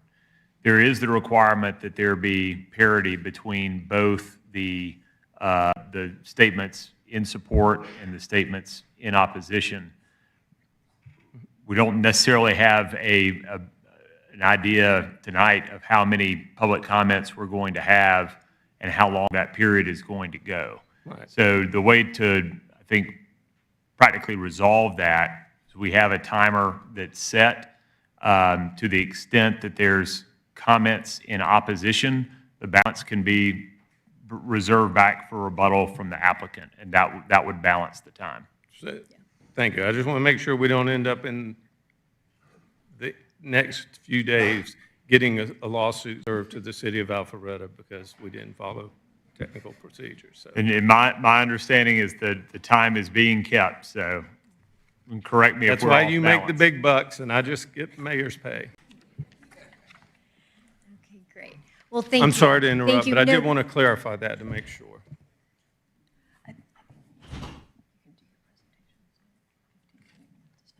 Okay. So thank you. We appreciate that and are very excited to be here tonight. This is a significant application. It's a significant decision for the city, and it's a pleasure to be here. The stated goal in the city's comprehensive plans over the decades, and like Councilman Dorito, I went back and read all those old meeting minutes and all these comprehensive plans, and the language used has been to preserve North Point as a regional destination. That is how North Point was originally envisioned and designed, and the plan we have before you tonight is, in fact, that. It is to preserve and reimagine the North Point Mall property as a regional destination. It's an opportunity to open the city's door to a national sports franchise, but not just sports, also a place for people to have entertainment, to have performing arts, to have shopping, employment, parks and trails, offices, housing, and hospitality. We have assembled, not me, but the property owner has assembled a best-in-class team to really come to the city with an incredible plan that has been well thought out. Jamestown is a global real estate investment and management company. HKS is the architect. I was really surprised, quite frankly, as I was reading up to recognize how many awards HKS has won for sports-adjacent, sports-anchored mixed use. Kimley Horn is the engineer and traffic engineer, and we have Machete Group, who is a leading advisory and development firm for complex sports-adjacent mixed-use districts. We have our team here, and we are prepared and ready to answer questions that you may have. I'm going to turn it over to Tim Perry. Tim is the Managing Director and Chief Investment Officer at Jamestown, and he's going to walk you through the plans. And then we know that we have folks here in support. We know that there were some people who were not able to come but did email in some comment cards in support. And then we would like to reserve time for rebuttal at the end. And during that rebuttal time, I'm sure that we'll have the opportunity to address some of the questions that we just heard from council members, as well as any questions raised in the public comments. So I'm going to turn it over to Tim, and thank you. Good evening, Mayor and council members. And thank you, staff, for that wonderful presentation. It saves us from, I'll make sure I talk closely, saves us from reiterating and rehashing some of the details that we've gone over the past few months. But really, 4 years, the last 4 years have brought us here since my first interview with the sports consultant that the city had hired about the feasibility of professional sports in Alpharetta and North Fulton County. Tonight, we're bringing for your consideration the biggest economic and maybe social investment in the history of Alpharetta. New Prospect, which you have on your seal there, became Alpharetta in 1858. As recently as 1980, which isn't that far along for me, there were still only 3,000 people. Georgia 400 in 1971 originally, and then expanded in 1993, made this farm town a commutable suburb. And still, in 1993, there were 13,000 residents. If you go back to the minutes from the original zoning for North Point Mall, the anticipated traffic was about 48,000 people per day. So that's 4 times the population of Alpharetta, about 16 million people a year. That's what it was designed for. That's what the infrastructure is there for today. Along with all of the improvements that are planned or are coming or are underway, we find ourselves today in a convergence that is in some ways a house of cards and in some ways an alignment of stars, where we have relevant retail expansion, road expansion, trails, trains, and then a professional sports expansion.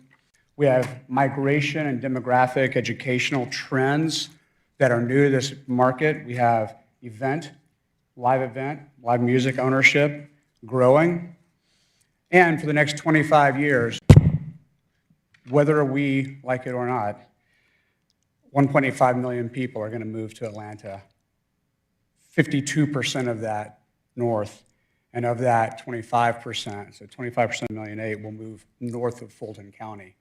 We're in the way, or we are the benefactor of this migration and this growth in Atlanta. And it's because of the investments that are being made, not necessarily all by the city. Between the $2 billion for North Point Mall, the real estate side, a $2 billion franchise fee, $1.5 billion for the arena, $8 to $10 billion of public-private partnership funds, $400 million of MARTA expansion. You add all of it up, and there's around $15 billion of investment that is coming to you, that is coming to this area, that is converging at one point in time. And the city of Alpharetta is going to be the benefactor, as well as North Fulton, but you got to drive through here to get there.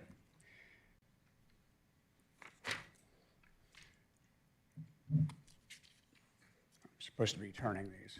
There you go. I get that right. So fast forwarding into 2020, 57,000 residents in called Alpharetta home. Now 67, projected to be 72. Home values have doubled in the past 10 years. It's no longer a greenfield city, it's a redevelopment city. As someone told me once, I think they're probably watching, over the past, you spend the first 30 years of your life growing up, and the next 30 years maturing personally, professionally, familially, and then the last 30 years enjoying what you've done. Our Alpharetta grew up over the past 30 years since North Point Mall opened, and now we have to make grown-up decisions for the next 30 years. Like Georgia 400 and North Point did, we now bring a vision. We now bring a vision for a new relevance. Ironically, alongside the expansion, the same road brought people here. I raised my family here, moving up here in 2003, where I've ridden the carousel, I've dined at American Girl, shopped for proms and work, and feel the burden, just as all of you do, to not only listen to the nostalgic dreams of what once was, but also to do what is just and feel just in what we need to deliver for Alpharetta over the next 30 years. Let's do it together with gusto. Nothing says that like joining only 152 other cities in the United States and Canada with a professional sports franchise. Of 25,000 cities in the US and Canada, that puts us in the top 0.8% of cities. It puts us in the top 0.1% of cities with an NHL franchise. Very rare, and puts Alpharetta, not Meta, but Alpharetta, into the global conversation anywhere you go. This unique set of circumstances is what provides this massive anchor for this one-shot opportunity while we have the stars aligned. Think about our demographics. The days of sports have changed. I remember going to Fulton County Stadium and you could take your Chick-fil-A with you. Now, of course, you can't do that. But viewership for the first time and attendees for the first time is continuing to drop. Over the last 5 years, MLB, for instance, has dropped from age of 51 to 45. 40% of all NHL fans are under 50. 80% of online streaming is between 18 and 34. Female fandom is up 20%, and Stanley Cup 25 viewership was up 76% and up again in 26. This will host another roughly 100 events a year. So I want to clean some, keeping your family here for concerts, and whether it's Monster Jam or Monster Rock. So let's clear up some conversations as we go through the various uses. This is not an operating burden on the city of Alpharetta. It is not. That is what the sports team ownership brings. This is not an impetus for raising taxes on residences. The incentives that are given or granted here are fueled by the incremental taxes generated by this development itself.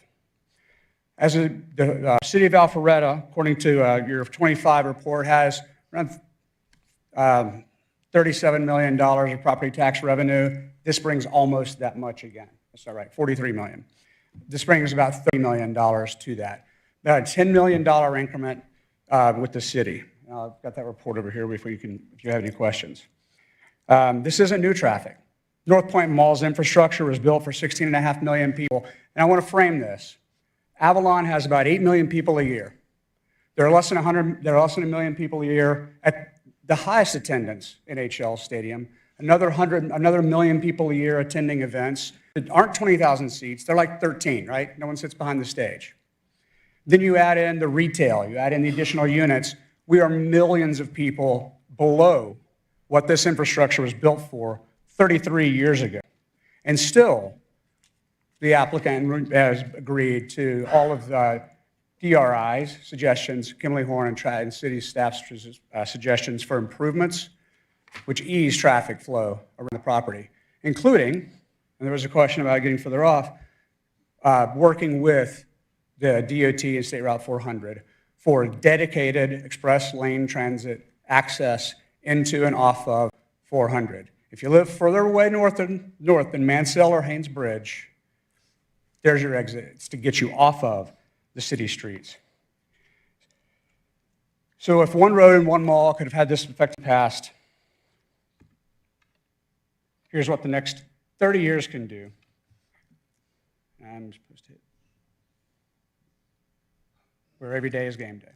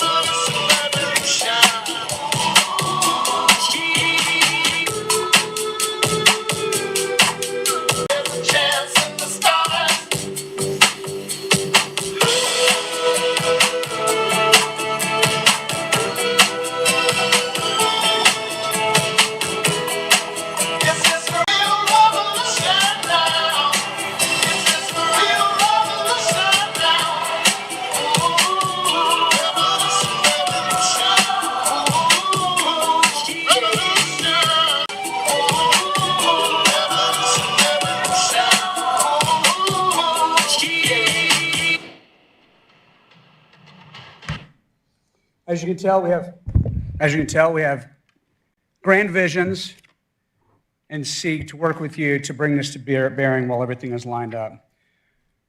Few elements as we talk through. Active green space. This is life in motion.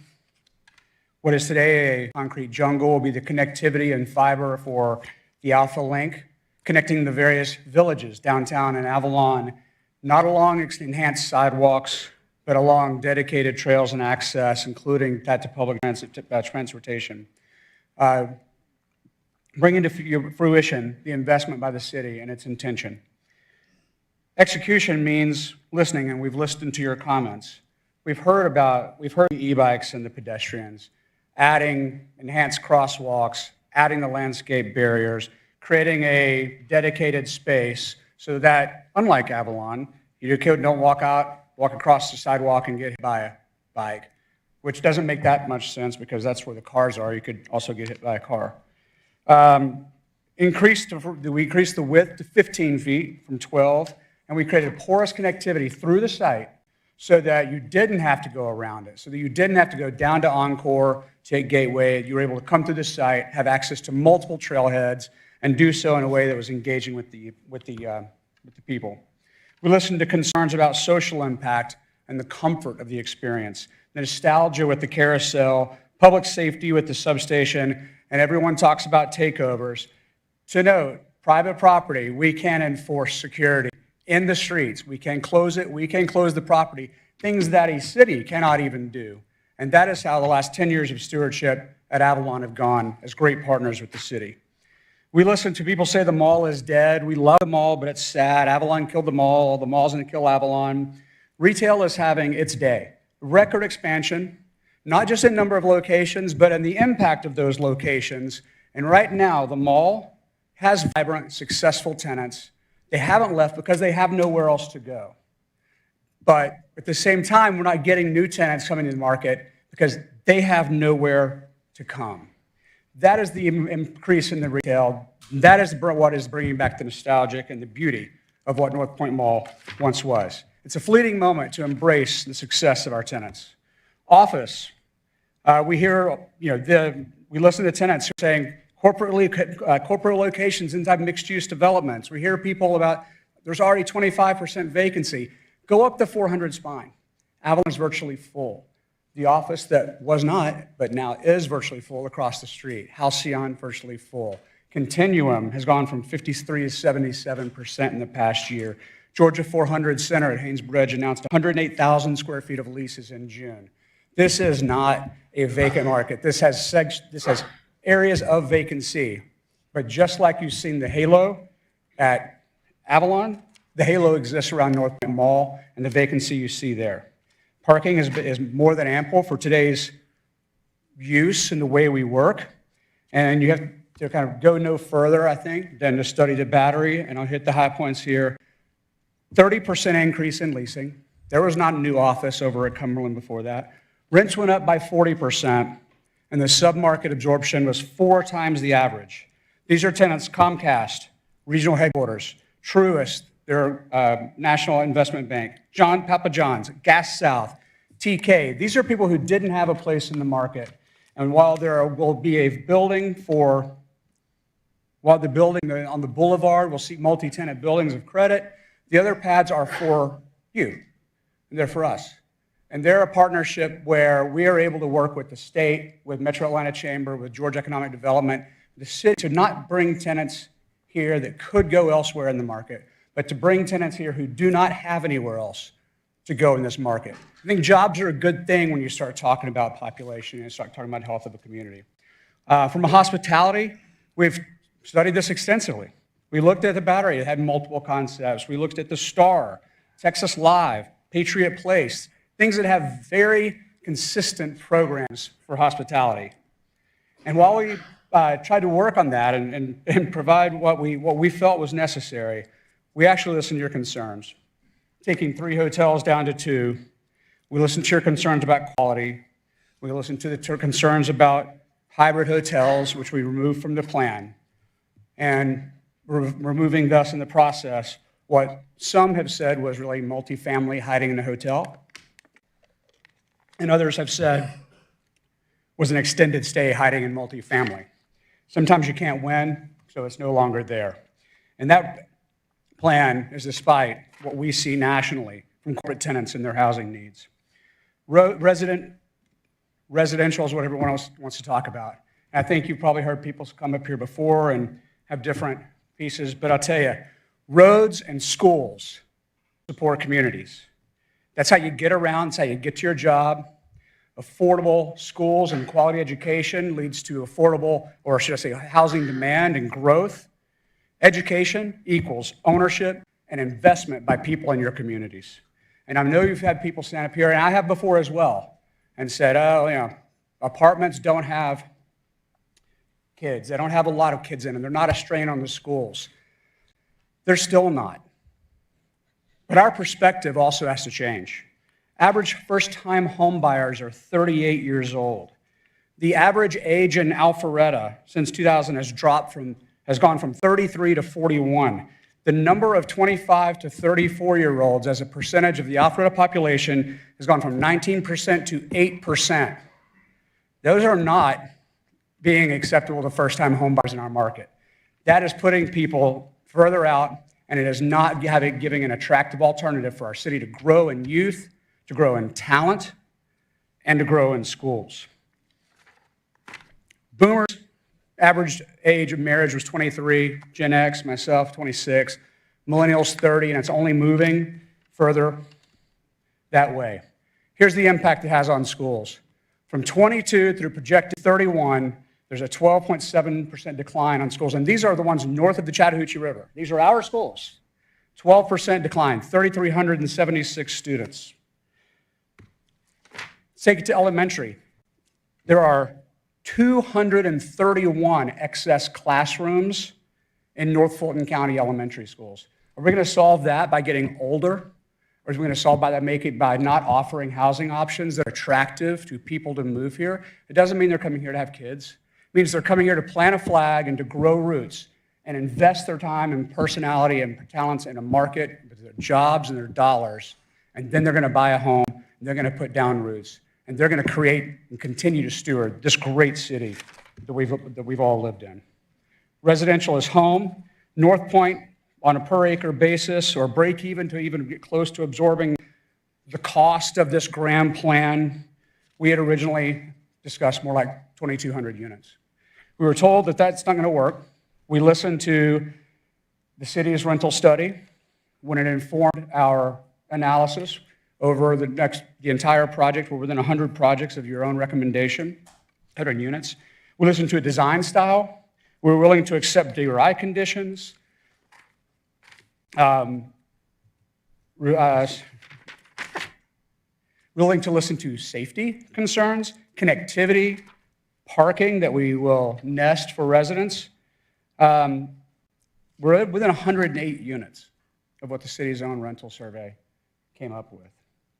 And the result from that and all of this is an application that is supported by staff, supported by Planning Commission, reflects the very own rock-solid verification of the ask, and the minimum required for investment in the team and the steel. Sports adjacent district is also a big part of this, where everything comes together. This is a $2 billion team, $1.5 billion arena. To align that perfection, take everything else. People move here, schools need more kids, we can save our mall, and then you line that up with something so rare, so fleeting, as professional sports expansion. 98, 99, it was national in Atlanta. 2000 was Columbus, Minnesota. 2017, Las Vegas, Seattle, 2021. If this is not something that is pursued today, or is this not something that you want today and want to support today, it's not that it won't be around in a few months or with a deferral. It's that it won't be around potentially ever. Relegating North Point to something similar to the 2022 application, townhomes around a commercial core. So the convergence is real. If MARTA doesn't expand at 400 now while it's under construction, it won't happen. If the ramps for access out of the express lanes don't get approved and funded into the mall now, it won't happen. The pedestrian bridge at MARTA is supposed to go halfway when you look at their plans, not all the way across. If you don't get it done while we have this economic engine, while there are the funds there, it won't happen, maybe ever. We've conceded to 2 hotels, not 3. We've conceded from 850 keys to 650. We've removed the hybrid hotel. We reduced conference center sizes to keep the competition. We've funded more green space than we're even required to have. We insisted on the trail coming through the property to make sure everybody got to experience social activity in the center. We expanded and widened the Alpha Loop, reduced units, and agreed to take care of the stormwater park until such time as the city was able to complete theirs. And at the end, the community benefits. Property tax base today is about $7.5 billion. I'm going to add $2 billion to it. Property tax revenue today is about $43 million. Sales and use tax is $37 million and growing. That's not money that funds TADS, that's property tax. Taxable valuation in today's is 51% commercial, 49% residential, and with just the addition of this project, we'll move to 61%, estimated 61% commercial, 39% residential, and rebalance the city of Alpharetta's tax base for the next 30 years. To reiterate for clarity, because I heard it this past weekend, this isn't a vote for hockey, which is slightly correct. We can't award a team. The Board of Governors does that. But in order for that to happen, this is very much a home for the potential expansion team, very much a vote for the expansion home team. The zoning application, the density, the development plan, the budget, these are not feasible without this concurrent demand generator. It is not an opportunity for us to develop the entitlements we discussed tonight without sports.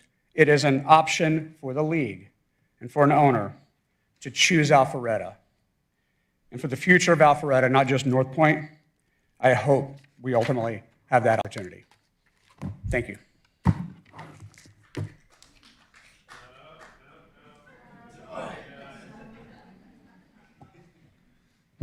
Didn't have to use my mic on that one. So we'll move on to any questions you have for the applicant. Councilman Hypes? Could I provide one point of clarity to the previous question about time? Sure. So to the extent the applicant has already used 2552 of their time, that would be added to any comments in favor that would represent the minimum amount of time for anyone in opposition. To the extent that there's... We could go further because they'll undoubtedly have rebuttal, so. Right. Okay. I would assume. So do we have any questions? Councilman Hypes, you got the floor. Ms. Sellers or Mr. Perry, either one.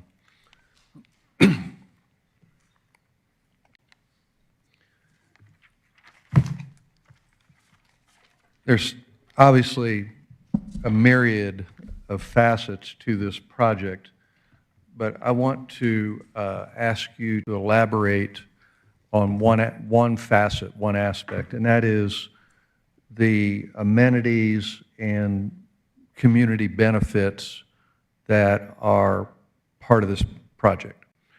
I have,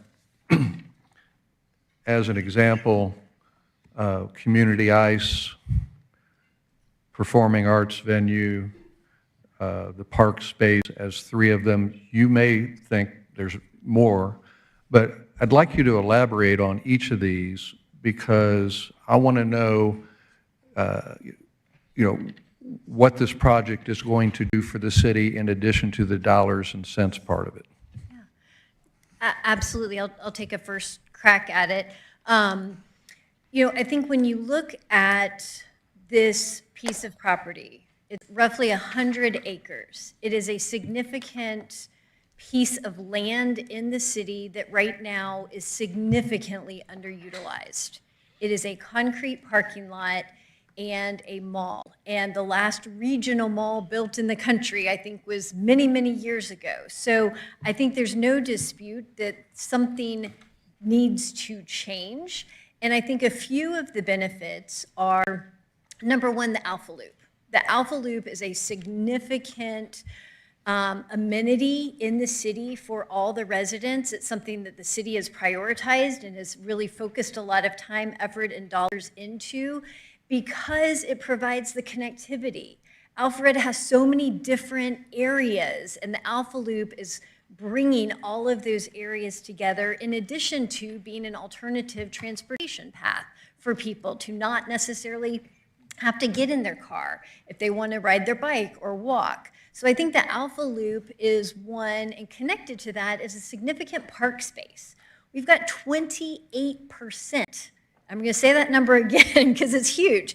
28% of this site is open space. Your plan shows 27.25, but I won't quibble Okay. over that three-quarters of that.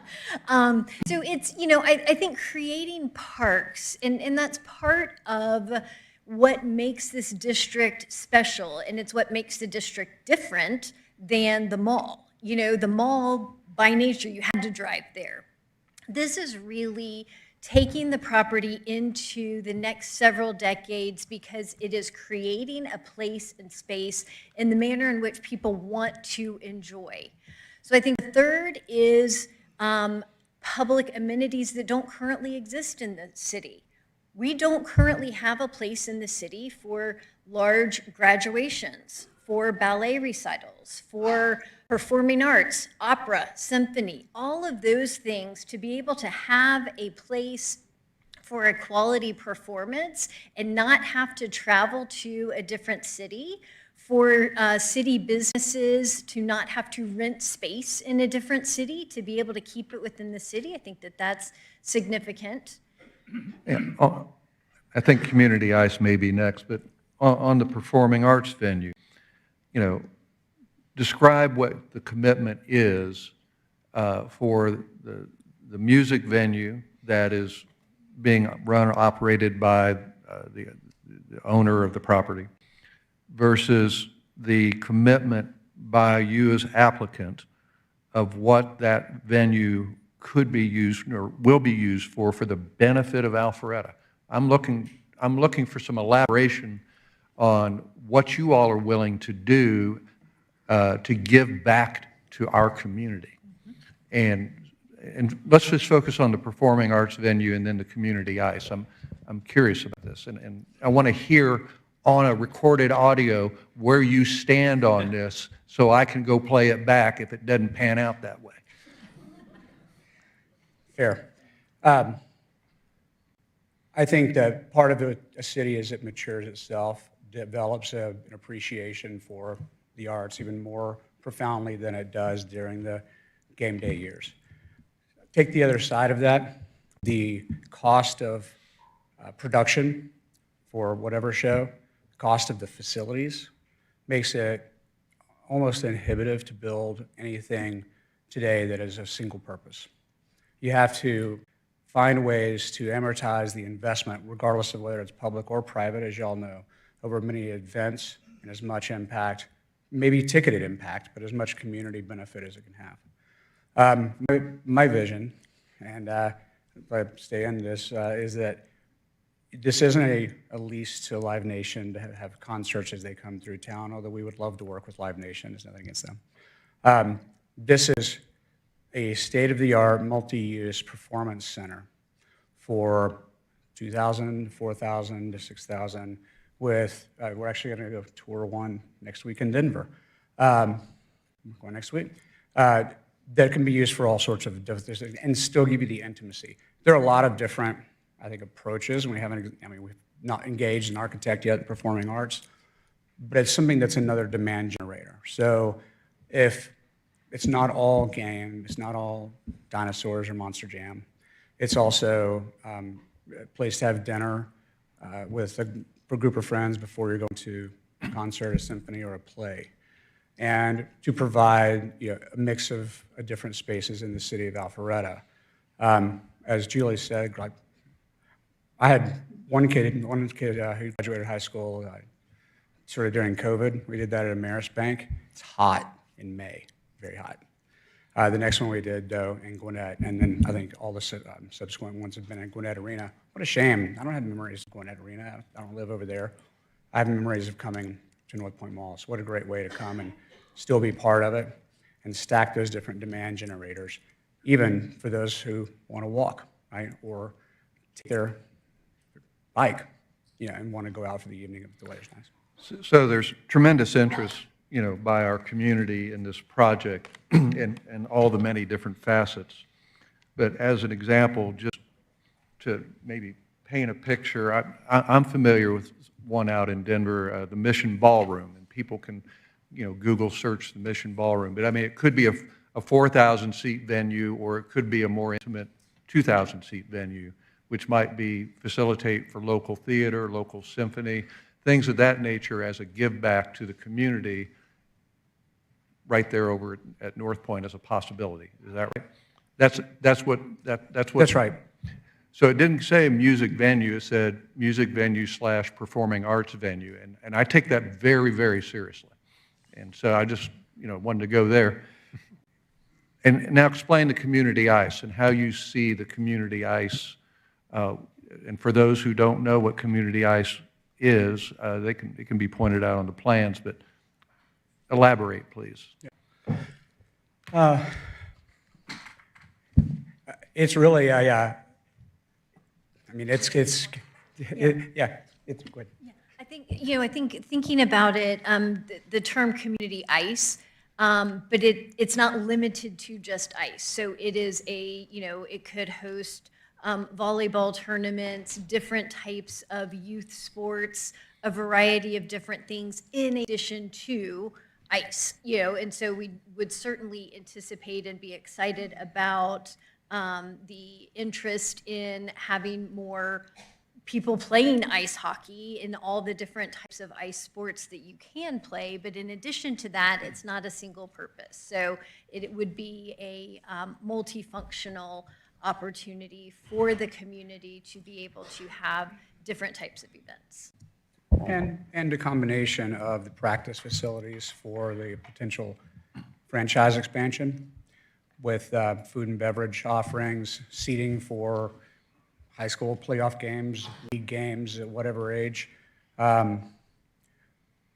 Given some of the other examples of this across the country, maybe most representative being the Kraken Community Ice Facility in Northgate, it's active about 20 hours a day. Yeah, I think you're I don't know on. how to do that.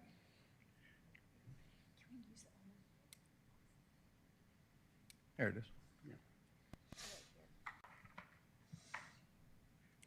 And the layout of the site's very intentional as well, councilperson, for access off of Encore, off of North Side, or coming off of Haynes Bridge to come through the site, to have parking, you see that large parking deck at the top, parking that serves convenience for both the, what?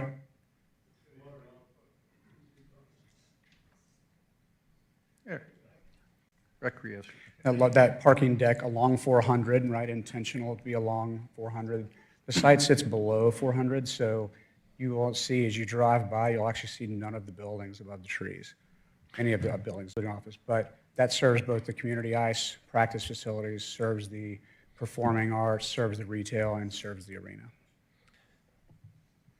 The moving away from the amenities to something that's different about this sports entertainment complex than others I have looked into is explain.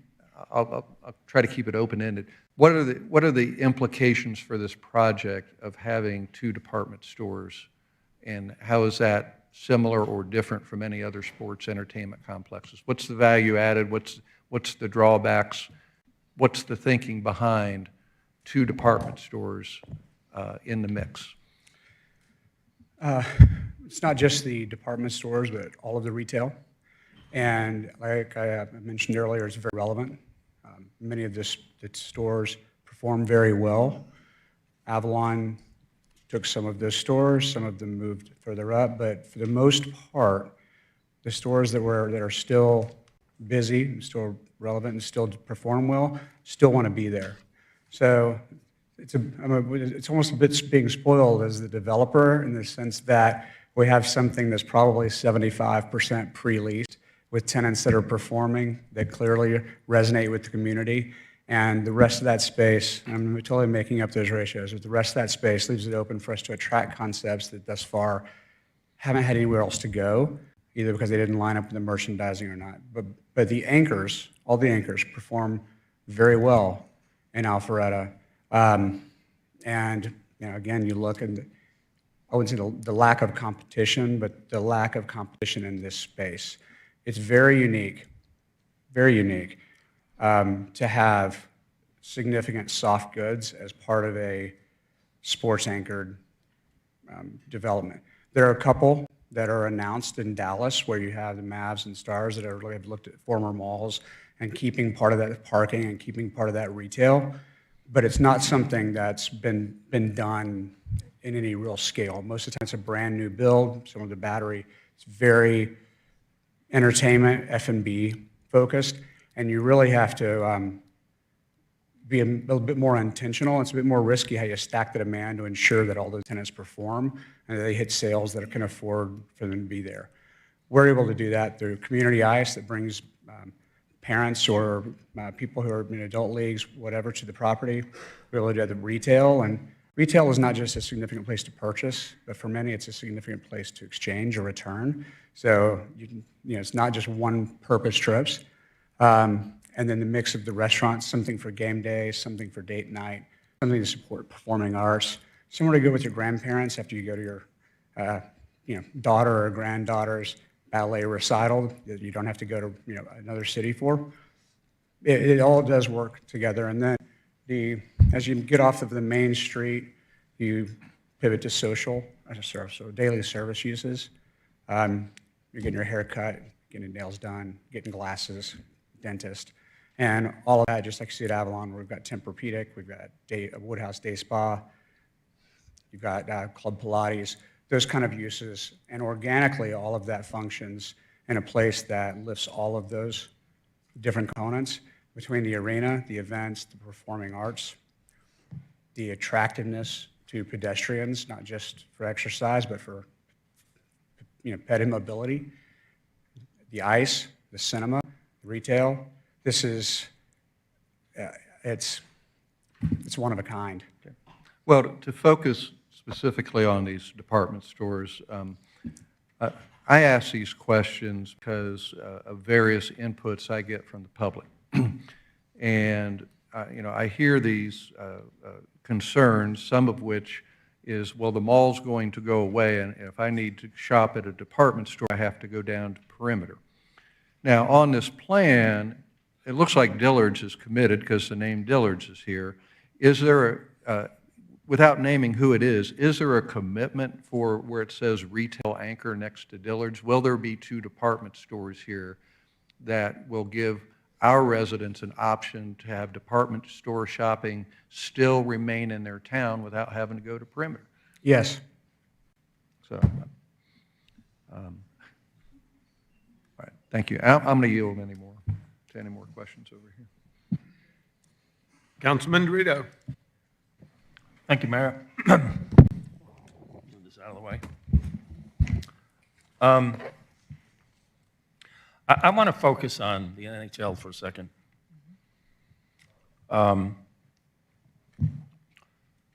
When this plan came before the city, and I know it's been in community development for some time, you talked about the reduction in conference space, the reduction in hotels from 3 to 2, some other changes that you made. Just for the record, I've not even known that those presentations were made, okay? The first time I heard about this proposal, as far as the details of the proposal, was when the Atlanta Business Chronicle posted that picture with an article that you showed here of the arena and all the pictures. I didn't really get the details of this until the Planning Commission packet was presented 2 weeks ago, 600-something pages. So I just want to point out that you're saying you made concessions, but this is the first I'm hearing of it, okay? So not a question, just a statement, because I just want you to know where I'm coming from up here, okay? I'm sorry. But tying back to the NHL, this is not about the NHL. But it was always about the NHL as far as the public perception of the presentation up until recent weeks. My perspective, my opinion. And I want to ask you the question, and Mr. Perry, I think you stated this in your presentation. You said that the NHL is critical, I'm paraphrasing, I may be misquoting you, but is critical to the plan that's before us, or something along those lines. Can you explain that and what you mean by that? Absolutely. I think that, you know, I do, well, I'll answer your question first, and then I would like to do one follow-up. I think that what, you know, let you know me somewhat. I'm a pretty straight shooter, and so I'm just going to be, you know, direct. Would New York Life love the opportunity to have all of these entitlements and not have a requirement for an arena so that we could go ahead and build apartments and build office and reposition retail?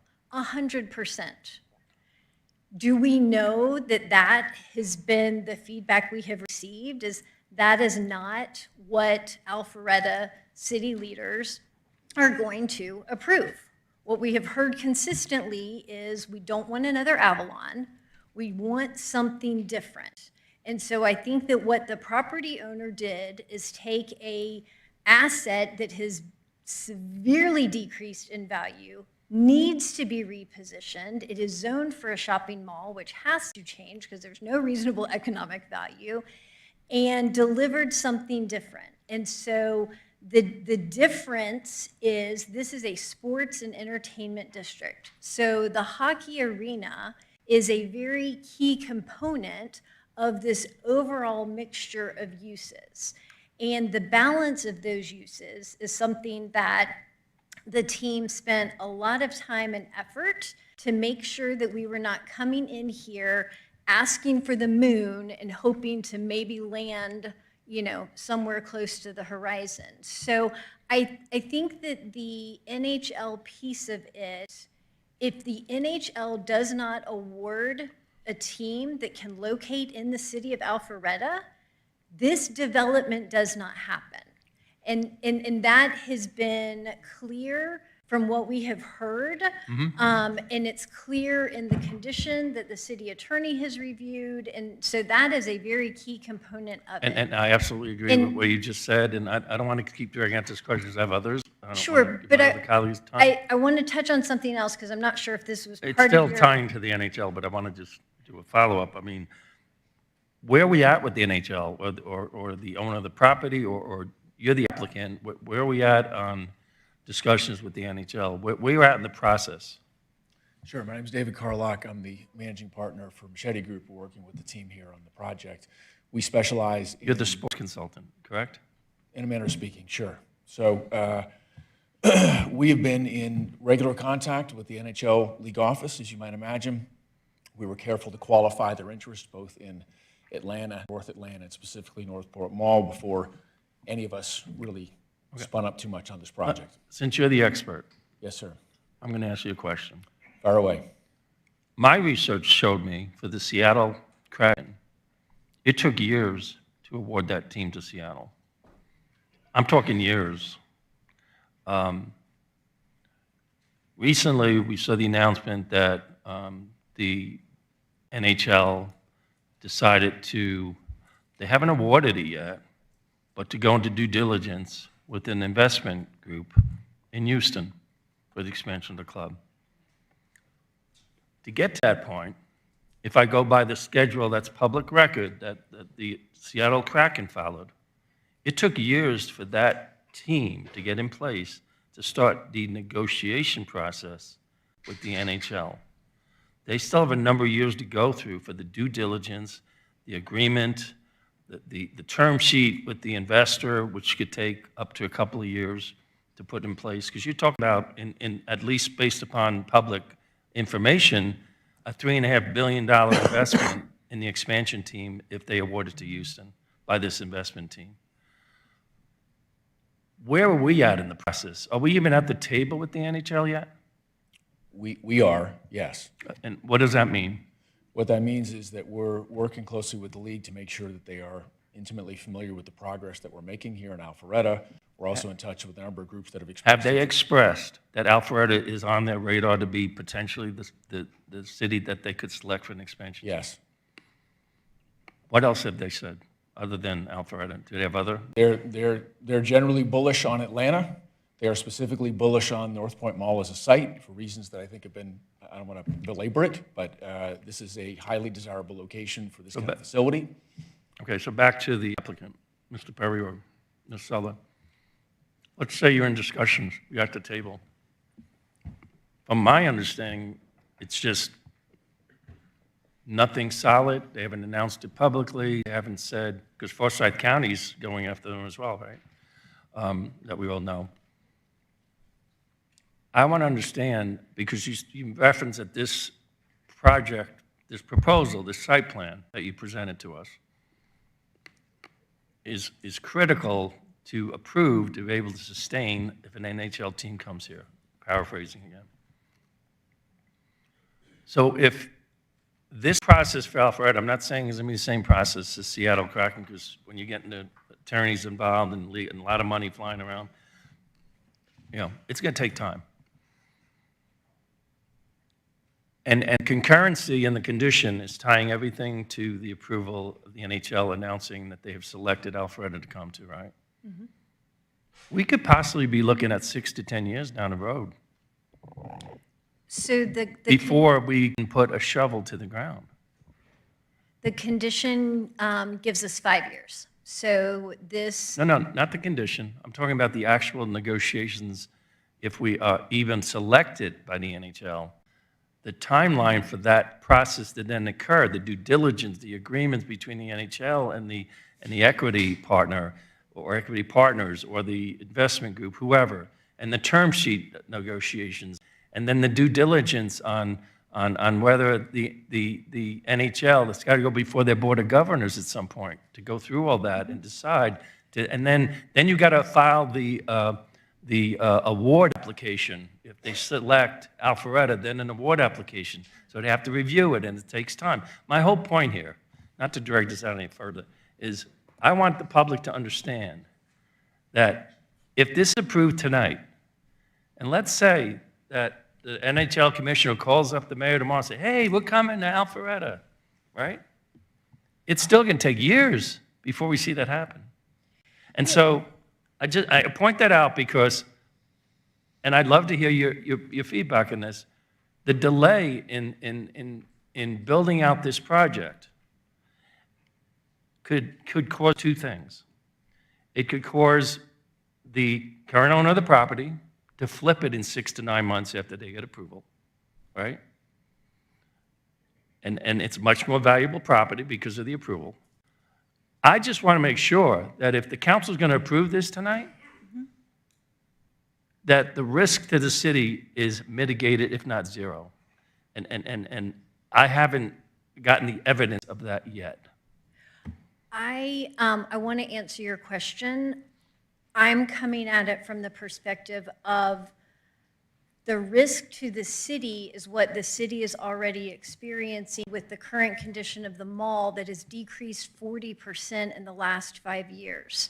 This mall it's not doing well, and that's not good for anyone, including the city. And so where we are tonight is asking for the city to approve a plan that would signify that the doors are open for a sports and entertainment district on this property. And our hope is that that does not take 5 years, but none of us have the crystal ball Yep. to be able to give guarantees. Ms. Ellis, but I please don't understand me. I am not trying to give you a hard time. I'm trying to get information Sure. on a significant application for this city so I can make the right decision for our residents. That's all I'm trying to do.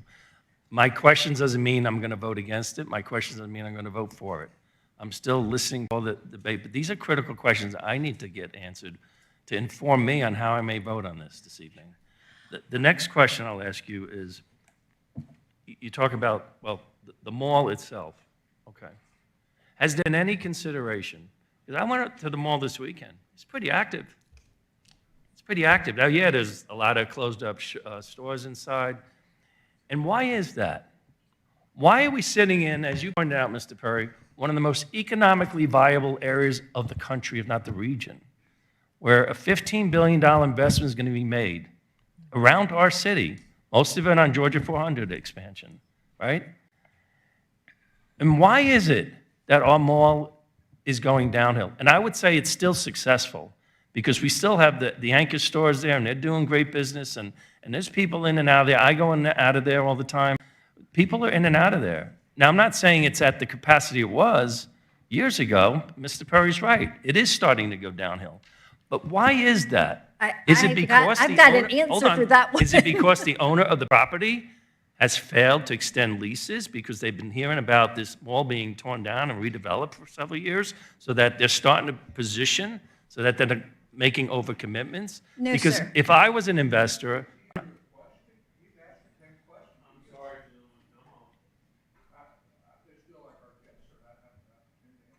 well, you were making comments on your question, so I'm trying to, okay. So, anyway, but let me ask the more important question, okay? The financial impact on the city. What's the ask of Alpharetta's residents? If this project's approved, what do we expect to be asked for as far as our contribution to this project? May I answer your mall question? Because I think that is a very important question, and I think there's a real important distinguishing factor between North Point Mall and some of the other malls. And we've heard this in some of the community meetings. Well, look at Perimeter Mall. Perimeter Mall is, it's going well. They haven't had to tear that down. You know what Perimeter Mall has that Alpharetta has not allowed? Apartments.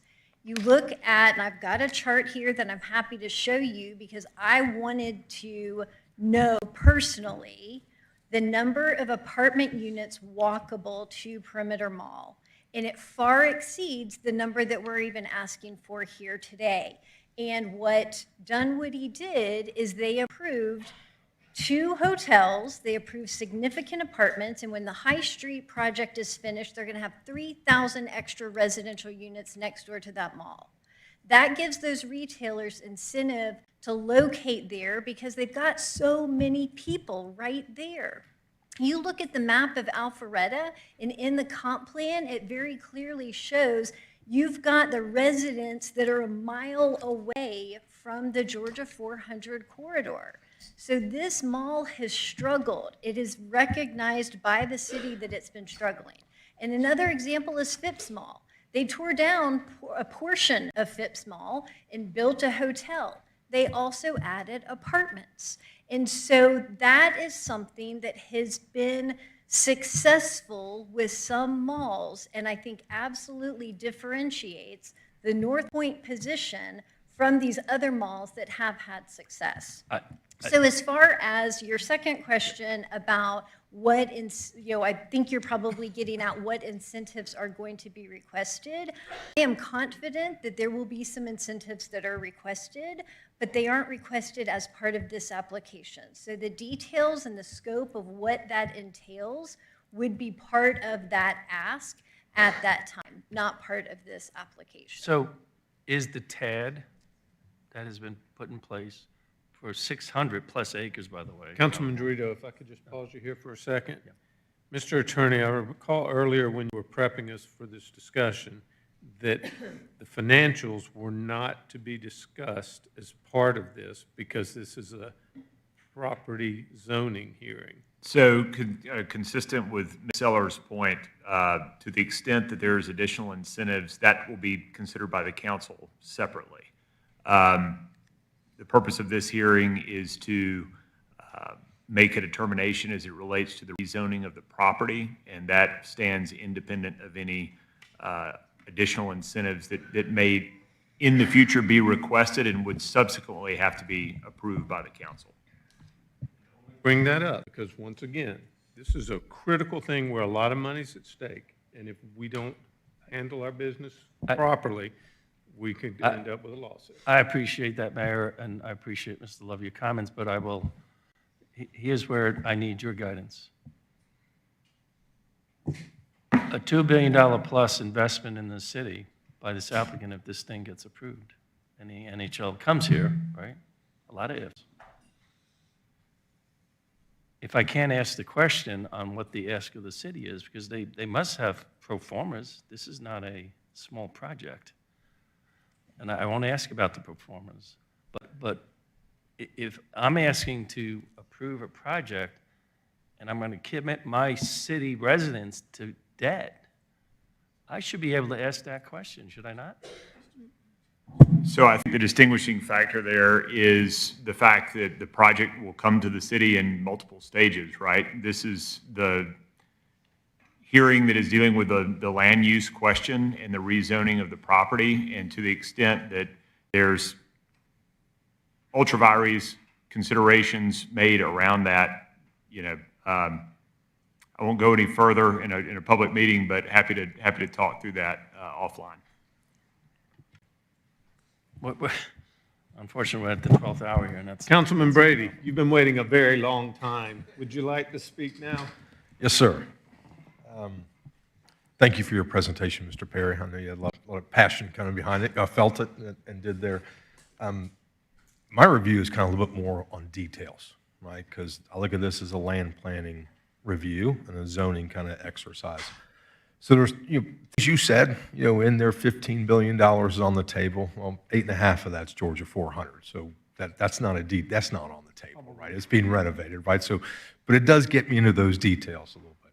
So if you don't mind, can you pull up site plan again? I want to look at, some pieces here. I'm going to focus on the multifamily corridor, if you don't mind, kind of get to that zoom there for a second. And really what I'm going to ask you is, you're a curator, right? You're the designer in this, your team is, and goes through this. I've always asked, and I've asked you several times, what's the experience that you have in this? What kind of experience is everybody now, Freda, going to have if this comes to, to be built and developed, right? The scale, the massing, all those things are critical. How you feel on the streets, how you feel going down there. That's the reason why I talk about the bikes going through. Your first page of your presentation didn't have the big blue highway of the loop, but then it did show all the people out there kind of going into the sports arena, and then the second one shows that going flying by. Once again, I'm concerned about safety and everything else, but I'm really concerned about design, right? The details of the design. So when you take the multifamily kind of diagonal to the purple arena right there, is that multifamily building there, is that the 20-story building?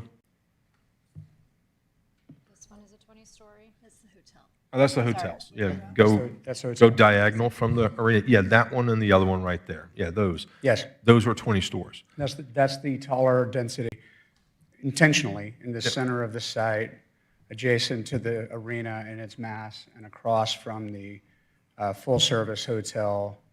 You can picture that as like an Omni or a Signia or something you would see in another ballpark. So it's perfect. You used a perfect vernacular there of intentional. Sorry? You said the word intentional. It's Yes. intentionally to be 20 stories. So you're hitting right onto the design that I want to understand better from you. So I look at that and I see all the white space in the middle, right? That's empty space in the middle. You got your structured parking deck there. And you're familiar with wrap, right? The wrapping of multifamily, which means you build a parking deck in the middle and you completely wrap the units around the outside. So almost you can't see the parking deck. And I see that white open space right there in the middle. If you put the parking deck in the middle, you could wrap that around, but I guess it'd be 6 or 7 stories, right? Probably the same unit count. So I'm trying to understand, and especially for the audience here, is why do you want that to be 20 stories? What in your design, why do you want those two buildings to be 20 stories when you have space to reduce it? So you said it's intentional. I want to understand your design intention. Because the hotel, the smaller blue building is the 3-star, 3-diamond hotel. The large blue building would be every bit of 20 stories, roughly the same number of keys. It would be, as Hotel Avalon. I get asked, why is it not the same height? It's taking the valet operation and stacking that on underneath the lobby, underneath the restaurant, underneath the conference center, and then the hotel on top of it, right? And so it fits on a smaller footprint. And so just for scale across the street, from that, you would want, I think, visually, height to offset those pieces, and they didn't feel out of balance. What that also does is let us in the more arrival experience phases to the bottom right of the plan. Take those buildings, make those smaller, and adjust the scale of the arrival so that you might feel as if you're coming in from the ring road, this more heavy circular transit coming in from the ring road. You have the North Point plan, which has a neighborhood street. I can't remember the designation. It has a neighborhood street, sectional streetscape. That's much more tree lined with pavers or stamped concrete. Your first floor units can access the street with paver, with brownstone kind of looks. It lets you have something that's much more inviting as you arrive. And then as you get into the center, you feel in the commercial zone where it's very active, right? Where you're going to have, by virtue of having the large scale restaurants and by virtue of having the arena, you're going to have signage, digital signage, music, right? Bands on events or before games. So that was intentional to put that into the center. So with that, I'm understanding there is plenty of space on the footprint. It's not like you're limited by space. I see the white open. It's intentional because you have a hotel 20 stories and you want to match up the massing of the residential to that hotel. Is that correct? That is one component of it. Francis Bond with Jamestown. Sorry, Francis Bond with Jamestown. Haven't spoken yet to y'all. That is one component of it. I would say another component of it from the differentiation of the residential options that we're proposing. A 20-story building allows us to go more vertical, allowing more open space in the horizontal plane. We talked about all of the 26, 27 acres of open space. Part of that is the placemaking in the ground plane that we want. The other part of it is from a residential standpoint. In those two taller buildings, the first few floors are not units. So you have what we're proposing here in this particular area, you have your lobby, you have your ground floor retail, which is what is so important to create the porosity in the retail that we've talked about earlier. You have amenity floors, and so really, in a 20-story residential building, your residential units are probably 3 through 20, so 17 floors. We are looking at about 300 units for each of those buildings, which translates to 15 to 20 units a floor. All of that factors into what your corridor length is, a much more desirable living situation. Okay. So, Yeah, I would just want to. it's more detailed. You said Because I look at it and it says the horizontal plane can carry additional floor plates, right? So we could take these stories down because you have the horizontal space. I just want to understand your intention and just kind of people that talk to that. Yep. My second point is the first thing I kind of looked at this plan was to see all the multifamily kind of corridored in that one part of the parcel, right? So, it's those pieces all over there. I don't know, the northeast corridor, is that right? All those orange ones up on the top, I guess bottom right. Yeah, they're all right there. So now we're massing all of the 1,385 apartment units in one particular area. I was just curious as why, because in the design, you'd first think, well, scatter them in different areas. I look at ingress, egress, I look at migratory traffic patterns coming in, the corridors from the south to the west to the east, you can bring traffic in different areas. Why do you concentrate that much of one particular use into one particular area, in one corridor, and we don't have any improvements on that entry point? Just curious. you want it, or may I take it? You can add. I think it's a layered answer. The first portion of it, given that we've had kind of the dialogue with the different deliveries of the residential components from a construction phasing standpoint, we need to start plan left in the improvements and work at that phased delivery as we go further down, focusing on that Central Boulevard first and then kind of the outer areas. With an overall sequencing, we can't deliver all that at the same time, and those are the natural areas where you would be able to continue out. The residential we also felt was appropriate on that plan bottom left or bottom right, facing the stormwater park improvements as well. Okay. I'm going to be really quick, just a couple more. 2 hotels, why they're positioned right next to each other? I think from competitive advantage, one's obviously the top 4 class, 4-star, right? And the other one would probably be a more affordable one than the higher one. Why right next to each other? Just kind of curious that they wouldn't be further apart for a competitive component, or just explain that?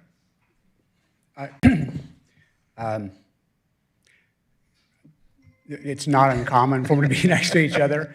I go to Nashville, you have a one hotel and an Embassy Suites that are actually in one building, right? Two different levels of service in those two. But you need somewhere to the extent that the athletes are staying or road crew, whatever it is, there's more or less a requirement for that full service hotel, rooftop restaurant, great views of the North Georgia mountains or the city, but then something as well that is not by any means, it's full service, right? It still has food, but it's definitely oriented toward less conference and more family. You're coming from Birmingham for a game, or you're coming from somewhere and you spend the weekend, you make a weekend of it. There'll be a price differential. Okay. The Stormwater Park, is that a total of 26 acres? Is that correct? And does that go to your open space? Is that part of the open space calculation under the 98? I think it's a total of 98 acres and included that 26 acres. Is that right? The total site is 98. The stormwater park component of the site is, I believe, only 3 acres. Okay. Our piece, Our not the totals. Yeah, I was wondering, was that the 3 acres? Because I think it was a total of 26, but it's owned by other people. Right. Sorry, 2 different things. Yep. Just to clarify. So our component of the stormwater park is 3 acres. I believe the larger, more permanent park is about 14 acres. Our component is only 3 acres. The 26 acres is across our entire site, which is just about 99 acres. Is the total acreage inside the ring roads at 82 acres, 83, or are you saying it's all the way up to 95? I thought it was around 84 acres inside the ring road. We are, And when I'm trying to get up to 98 acres, that gets us the 14 per acre on your multifamily. And I thought it included the stormwater park of 26 acres. And that's where I was a little confused on calculations. So I'm going, if we can come back Right? and answer that. Because that would go right back to the 14 per acre is incorrect. Yep, let me check on something. It's about 84 acres inside the ring road. We know the property. I know that there was a slight difference because of some property that had already been conveyed to GDOT, and so I just want to check, and when we come back up for rebuttal, I'll answer that And specifically. I appreciate it all. I'm sorry. I want to get some of those details, so thank you for your time. But the plan that you see there, the blue, is the plan that is included in our open space calculation, and that is that 28%. And there, I'm looking at it. There was, let me make That's the sure. total, the blue's the total open space? 28. Yes. So these buildings could be spread out a little more on that horizontal plane. You know, I Kind of a counter argument inside of the complement. Well, I think one of the things, and we can certainly have the architecture, team come up, but I think, and this is something that we've struggled with, I think, as we've heard comments throughout this process, is it's a big site, right? And so I think there's a lot of risk in not looking at it holistically and kind of picking and choosing, because if you think about what is the goal of this redevelopment, high quality, successful, really making this a regional destination for the next several decades. And so making sure that the scale fits, I think the one of the worst things, arguably, for the city would be to have this incredible sports and entertainment district, and you have these, an arena, and you have the Iceplex, and it feels like the building forms just don't fit within that character. And so I think thinking about looking at it holistically and wanting to have that visual balance is a really important key. And I think that that's why you see the variety of heights included, is to achieve that visual balance and not to just have, here's some short buildings and an arena that just doesn't look balanced. No, I'm glad you're saying this, because there's different perspectives, right? And then what you're kind of doing is you're creating a vertical kind of application, right? To create that height, where we do have open pieces to kind of bring it down and still have a horizontal footprint to give kind of the capacity available, like as a regional destination. It's just different perspectives, and that's why I was just kind of going through the details of, what I'm driving is why you drove this design. And I appreciate it, so I want to yield back time, please. Mayor Pro Tem. All right, I think we're winding down on some of this. When you're talking about open space and public space, there was discussions about rooftop amenities that would be open to the public and not just residents. Can you elaborate on which ones of those will exist Sure, I don't or believe that anticipated? we have, so to be clear, the blue on this site plan is showing the, and I want to use the right term, that's the civic space. And so that's the squares, the plazas, pocket parks, multi-use trail. That's the blue. I know that we have conditions that do require some rooftops. So I think that you see a peach color. I don't know what color this is, sort of the peach color. Some of those, particularly on the hotel, would have, publicly available amenity space in those areas. Thank you. Councilwoman Reeves. It's probably going to seem like I'm picking and choosing and selecting on my questions too, but I kind of figure if we don't pick and choose and ask the questions, who will? So, we're kind of last stop. So one of my questions, you probably remember it, sidewalk around Ring Road. Is there a reason that you did not do that? There is, yes, there is a reason. So Please share, because it seems like a natural to me that we should have a sidewalk there. So, I think there are a couple of things when you think about the Ring Road and, Francis, I think, if you want to kind of point out, so let's start at the bottom quadrant with the parking lot. So adding a sidewalk around a parking lot does not really seem to make a lot of sense when that is your area for the cars to be coming in, directly parking there. We have, I don't want to get this number wrong because I did ask our engineer to calculate this for me. Yeah, okay. We have 20,000 linear feet of sidewalk and the Alpha Loop on this property. So that is the Spine Road going all through. It is the side roads that also have sidewalks. It's the Alpha Loop that does go along the Stormwater Park. So we have significant sidewalks on the property. And just to sort of arbitrarily say, add a sidewalk everywhere did not feel like an appropriate design standpoint. It is certainly something that I know as well as you do as we continue to fine tune and get into permitting. We're also going to the design review board and we're going to be working with staff to be able to finalize the plans. And it is probably likely that there are some areas that it would make sense to maybe add sidewalks, but it was not something that we felt like made sense to offer up a condition to say, hey, let's just put a sidewalk all along the Ring Road. That's all right. Maybe we'll talk about it tonight. That would be cool. We could add one more. Also, on number 46, condition number 46, where we reference the 7,500 square feet of potential fire bay space. It seems to me that maybe we should say, shall do it, not like may do it, because I can't imagine that if we have 20-story buildings in Alpharetta, which we don't right now, and we have 4 of them, that it will require most certainly specialized equipment. We know that. I mean, we've heard that. There will be a special fire truck needed. That'll have to go on order.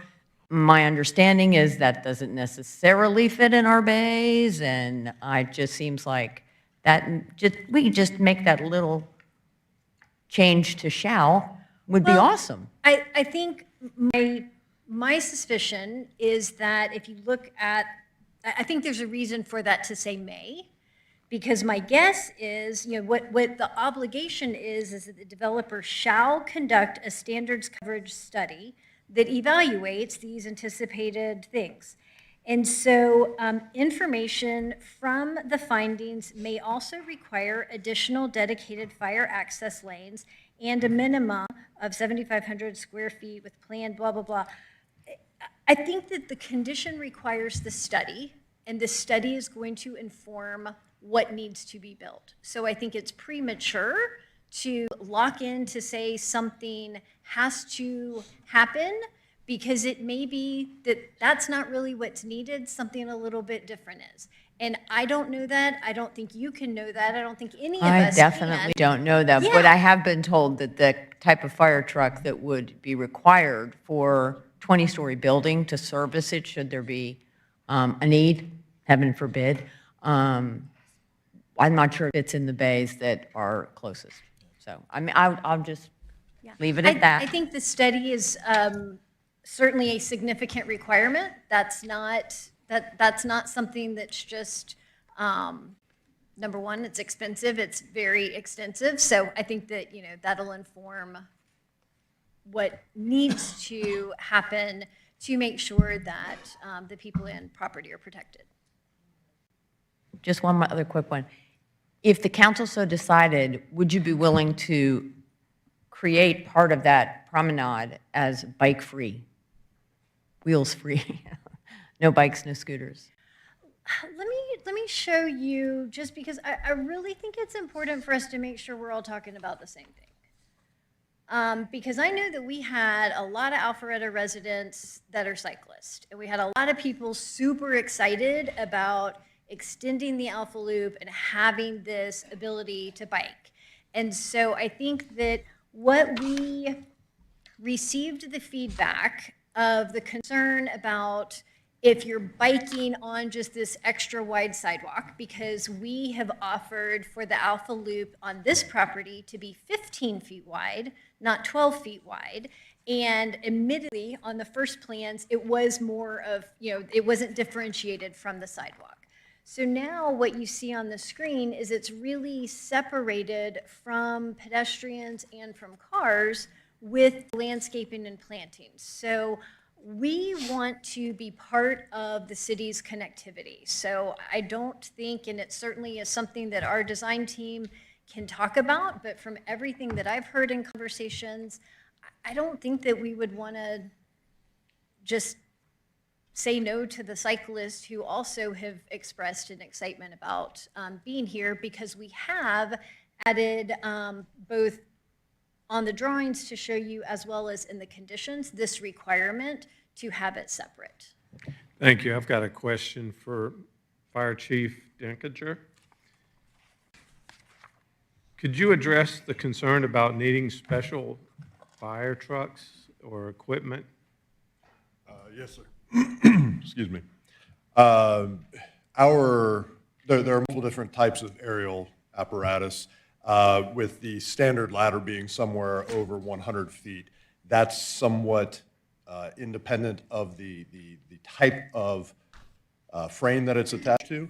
So I think what you might be thinking of, Councilwoman Reeves, is the tiller truck, which is the articulating body, the tractor-drawn aerial device, and that's more appropriate for smaller streets.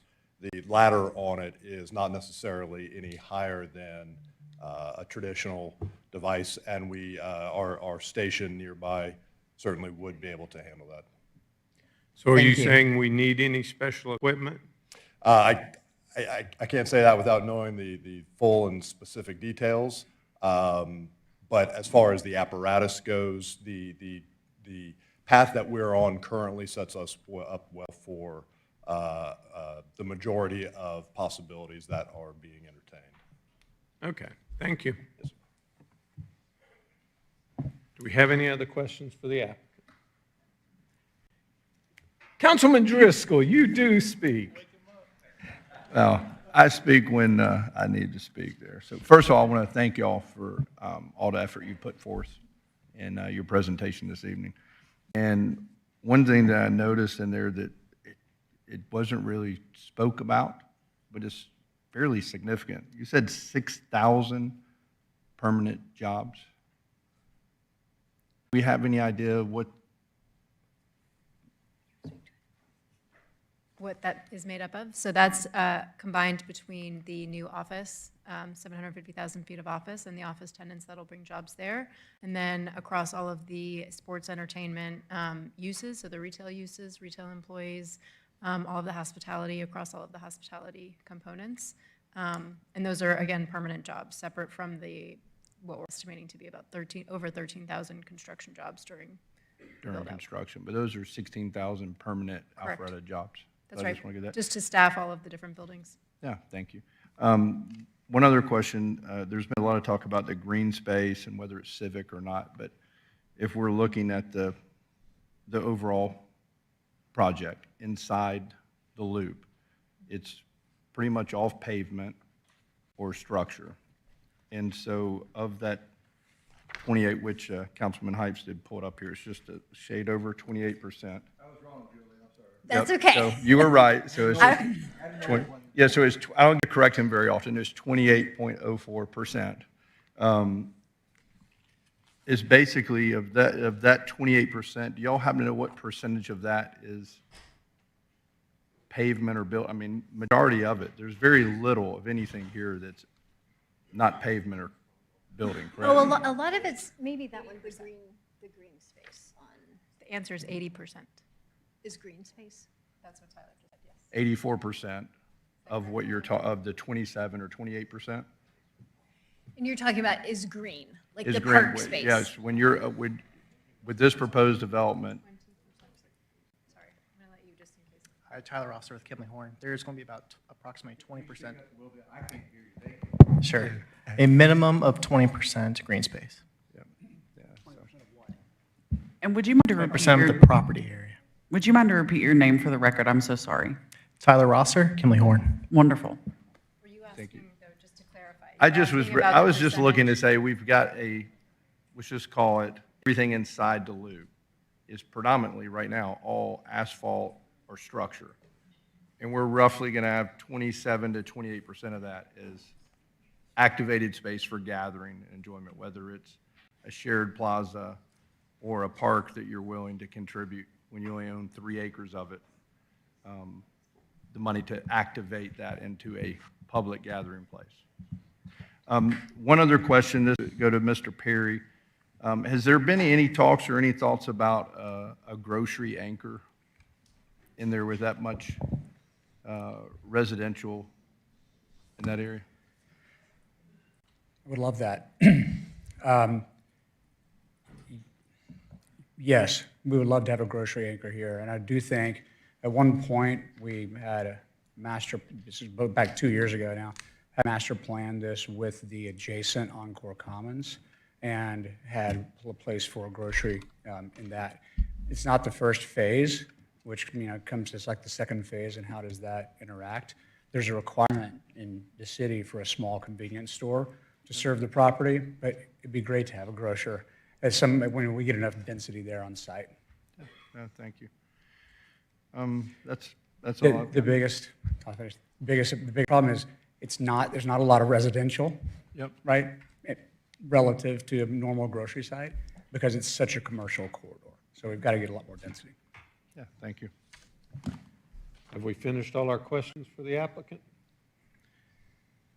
If y'all don't mind, I think we could probably take a few-minute break here before we begin the public comment. We'll be right back.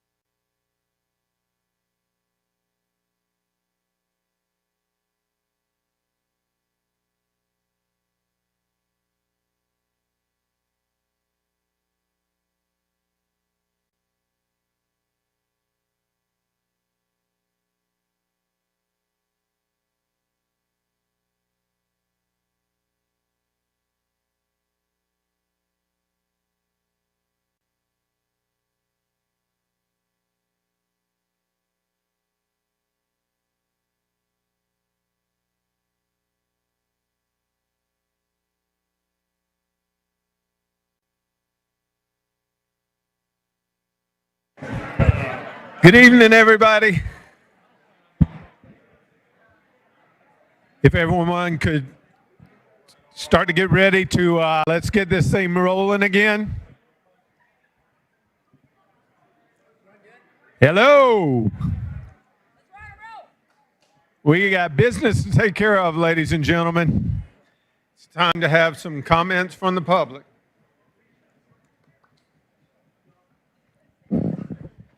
Mr. Attorney, are you going to be keeping the clock on this? Oh, Mr. Lagerblum, thank you. Just wanted to make sure.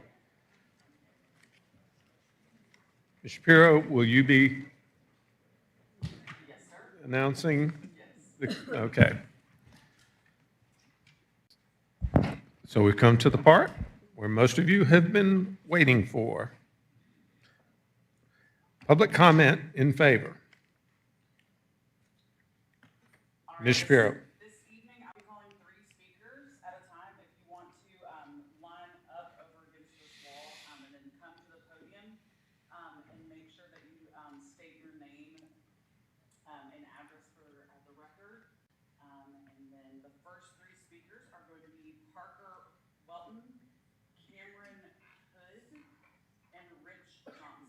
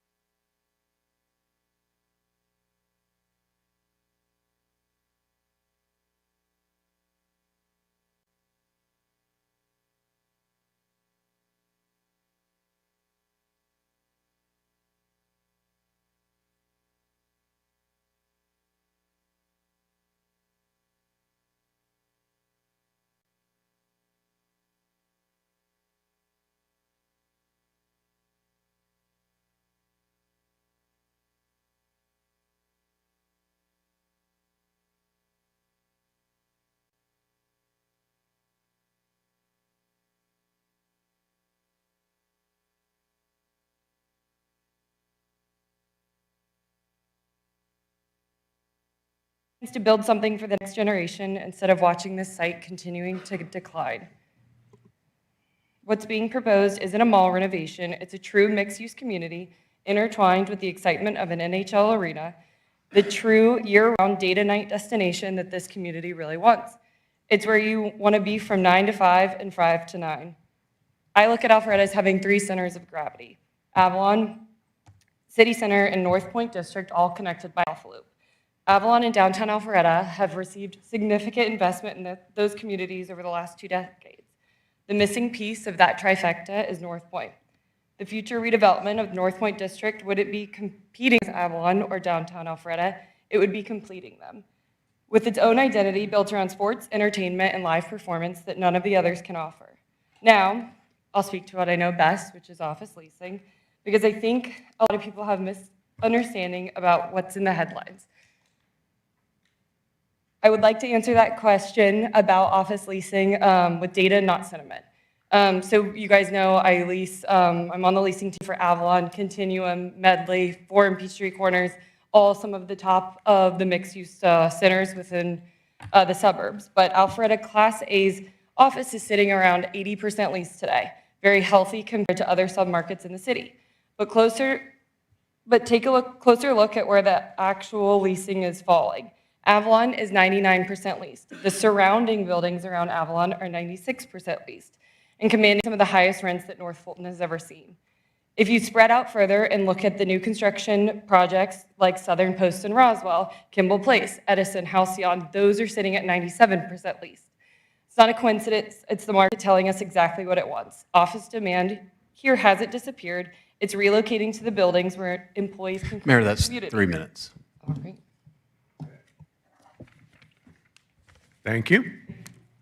Next speaker, Cameron Hood. In the hot seat, Rich Johnson, and then Dale Sizemore.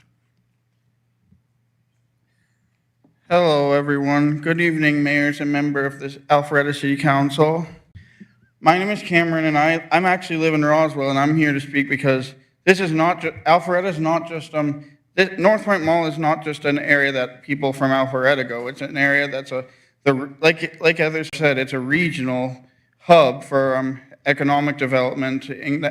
So if a stadium like this, as you've seen in Cobb County when the Braves relocated to Truist Park, it brought development countywide, like into Marietta and all those areas. And if Alpharetta makes this decision, I'm supportive of it, but because it'll bring economic development and it won't just affect Alpharetta, it'll affect Roswell, Milton, Johns Creek, all the surrounding counties will get development from it, and it'll be so that basically, let me rephrase that. That would mean that infrastructure would need to be improved, like bus service and all that kind of stuff. In addition to bus service and ridership will go up and everything like that. So I am supportive of this project. Thank you. Thank you. Rich Johnson, Dale Sizemore, and Noel Baber. Thank you, Council. My name is Rich Johnson. I'm with the North Fulton Economic Alliance. My address is 10,000 Avalon Boulevard, Alpharetta, Georgia, 30009. I wanted to come and speak with you tonight because Alpharetta has built one of the Southeast's great job centers. Almost nobody here, unfortunately, works in Alpharetta that lives in Alpharetta. In fact, about 99,000 people cross the city limits every single day to come to work. Fewer than 6,000 of those folks actually live in the city of Alpharetta. 95% of all the jobs that are held here are held by people that live outside of the city of Alpharetta. But I want to speak specifically to the younger population, 25 to 34-year-olds. More than 18,000 25 to 34-year-olds come into Alpharetta every single day, a workforce that this city and this region are competing for. In every North Fulton city, nearly 2/3 of those residents actually hold a college degree. And in fact, when you look around the country, that's actually a 4 to 10 number. So you have well-educated folks that are coming to the city, coming to here to work. The talent is here, and it's here every single day. The question now is, where do these folks sleep? At that age, people rent, frankly speaking. 7 in 10 of the Alpharetta households are held by someone that is a renter 24 to 35 years old. But only about 1/3 of those are actually available for them to rent in the city. And buying is not, quite frankly, an alternative for many folks. In fact, someone in that age group generally earns roughly $100,000 a year, and the median home value in Alpharetta is roughly $680,000. When you think about the homes that are actually for sale, though, the median household value is $760,000, which means that the median price here requires a down payment of almost $200,000 for someone to afford. Individuals of this age group, on average, they carry about $33,000 in student debt, coupled with their 6-figure salaries, really limit their ability to be able to purchase a home. North Point here today is talking about 1,385 homes. On a conservative assumption, one in roughly 4 of those homes will be headed by someone in the 24 to 35-year-old age group, meaning about 500 residents will be moving into this development that we were talking about tonight. What that means is they don't go home to Atlanta. They don't go home to Paulding County. They don't go home to Hall County each night. They stay here in the city. They have their jobs here in the city. They spend money in the city. And by every estimate, you can spend, just from this development alone, in that age group alone, you're looking at roughly $4 million on groceries, restaurant, and clothing every single year. So when we talk about who can recruit, how do we grow businesses, these are the employees, these are the type of folks that we want in this city. These are the well-educated, good-paying jobs that will live not only here in the city, but be part of the city. They will invest, their families will be invested in here, they will participate in the parks and recs here, they will be part of the community as we know it. So when we think about what holds the future for Alpharetta, we want to be able to have these highly qualified individuals. We want to have them living here, spending money here, being a part of this region. With that, I turn my turn. Thank you. Thank you. Next 3 speakers are Dale Sizemore, Noel Baber, and Michael Cross. Good evening, everyone. Dale Sizemore, 6130 Pin Oak Lane, here in Alpharetta and Windward. About 40 years in this community. First of all, I want to thank the council and the mayor and all the city staff for all the hard work that you put into it, the applicants and all the hard work that you've put into it. Good presentation, love the font, and the community for their participation. It seems to me that this hearing has two purposes. One is a redevelopment of the mall. Does the mall need to be redeveloped? Absolutely, yes. I'm in complete agreement with that. The next question is, what needs to replace it? And there's a lot of emphasis put on here. Great story, very exciting stuff. I appreciate all the attention to details here. This is big money. I hear a lot of contingencies. It actually depends upon a $2 billion franchise fee as well as capitalization at the appropriate institutional rates. There's a lot of ifs that go with this kind of stuff. My biggest concern is what happens if they do not choose Alpharetta for the hockey. And I appreciate the candor saying how close the hockey agreement would be to the success of this. This is pass or fail, understand. But right now, I have to zoom back out and say, does the mall need to be fixed? Yes. Does it need to be redeveloped? Yes. Is it, what needs to be done? Not sure. Great story here, but time will have to tell. Thank you very much. The next three speakers, Noel Baber, Michael Cross, and Adam Schwegman. Hi. Good evening, Mayor and City Council. My name is Noel Baber, 4045 Deverell Street. I've lived in Atlanta for 20 years. Half of that time has been in the Alpharetta area, either living or working. When I first moved here, I went to Thrashers games, and they were great. And then the Thrashers moved, and we moved on. But now we're in a spot where we have a decaying mall where I don't go. I go to Avalon or I go to the Forum or somewhere else. Many of my friends don't go. But we have this opportunity. And I have two young kids, 6 and 7.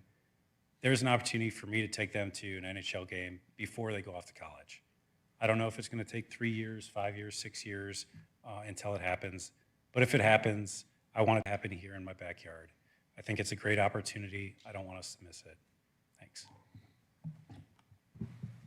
The next three speakers, Michael Cross, Adam Schwegman, and Margaret Culver.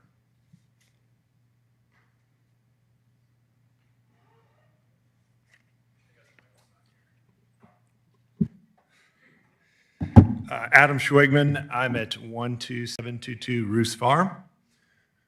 This area, this city, loves its sports, right? I am very excited about a community hub that's focused around sports. And I really don't think there's many cities this size that can claim to have something like that. In fact, I don't think there's a city in America that has a thriving downtown, a very successful premier lifestyle shopping complex, and a sports-anchored development in their downtown.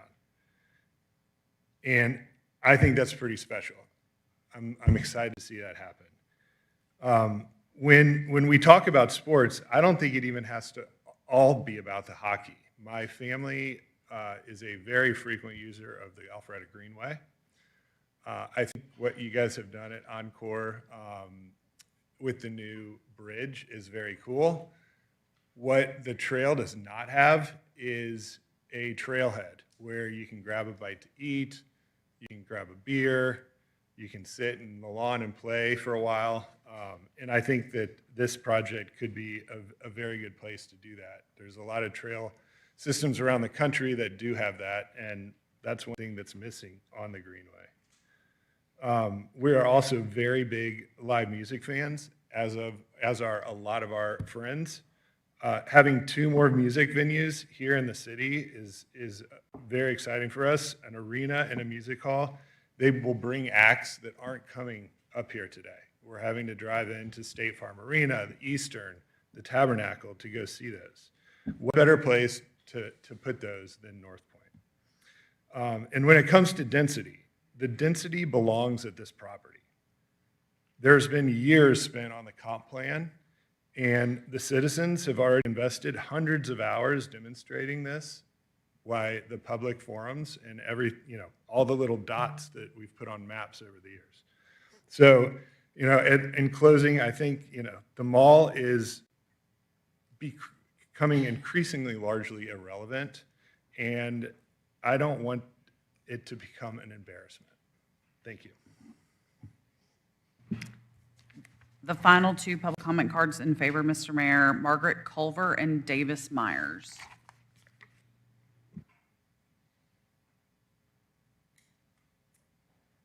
Hello, I'm Margaret Culver. I live at 1135 Chasewood Trail, and I've been here almost 30 years, and just thrilled with all of the things that you've done to this city.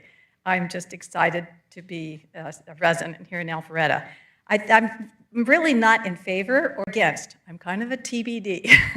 And the reason is, I think this is an exciting plan. I really like having some type of performance arts or music venue. The hockey would be fantastic if it ends up happening.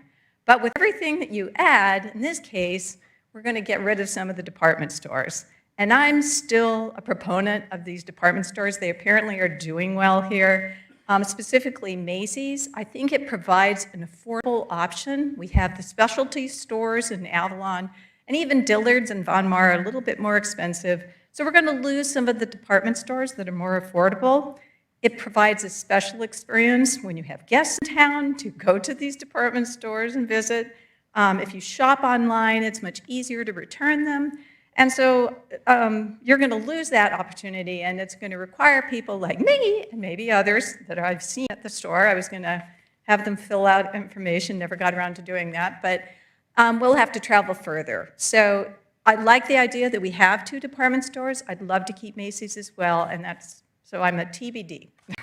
Thank you very much. And the last card in favor, Mr. Mayor, is Davis Myers.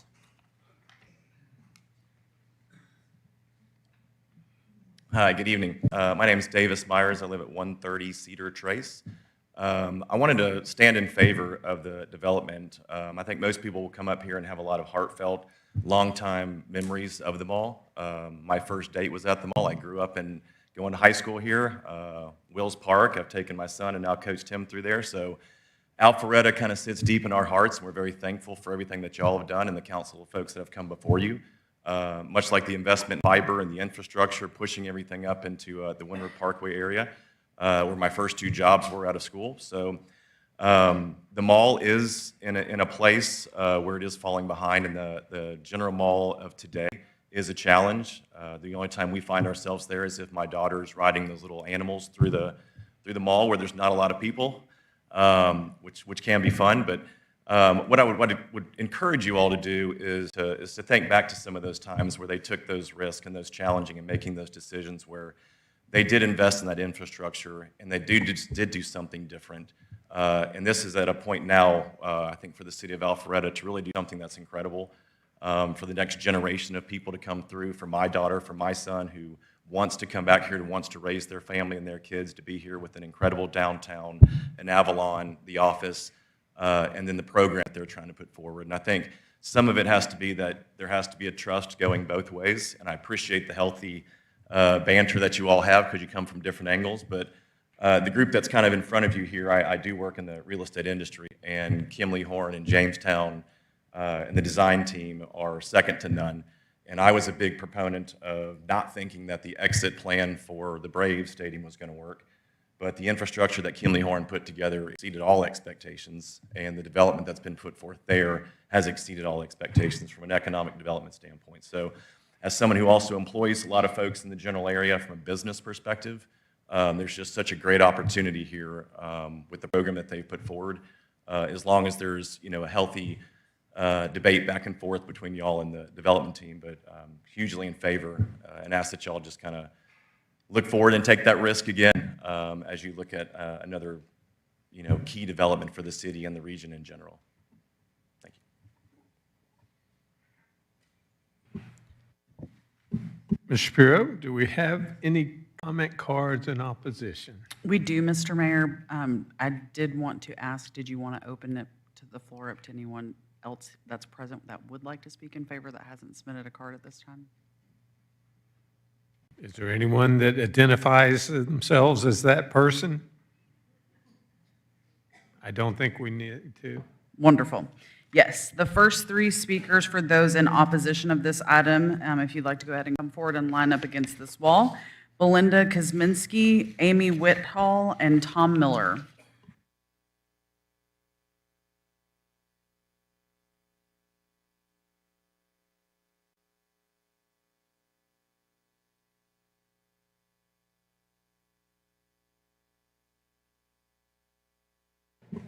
Oh, Miss Belinda, if you don't mind to hit the button in the bottom right-hand corner.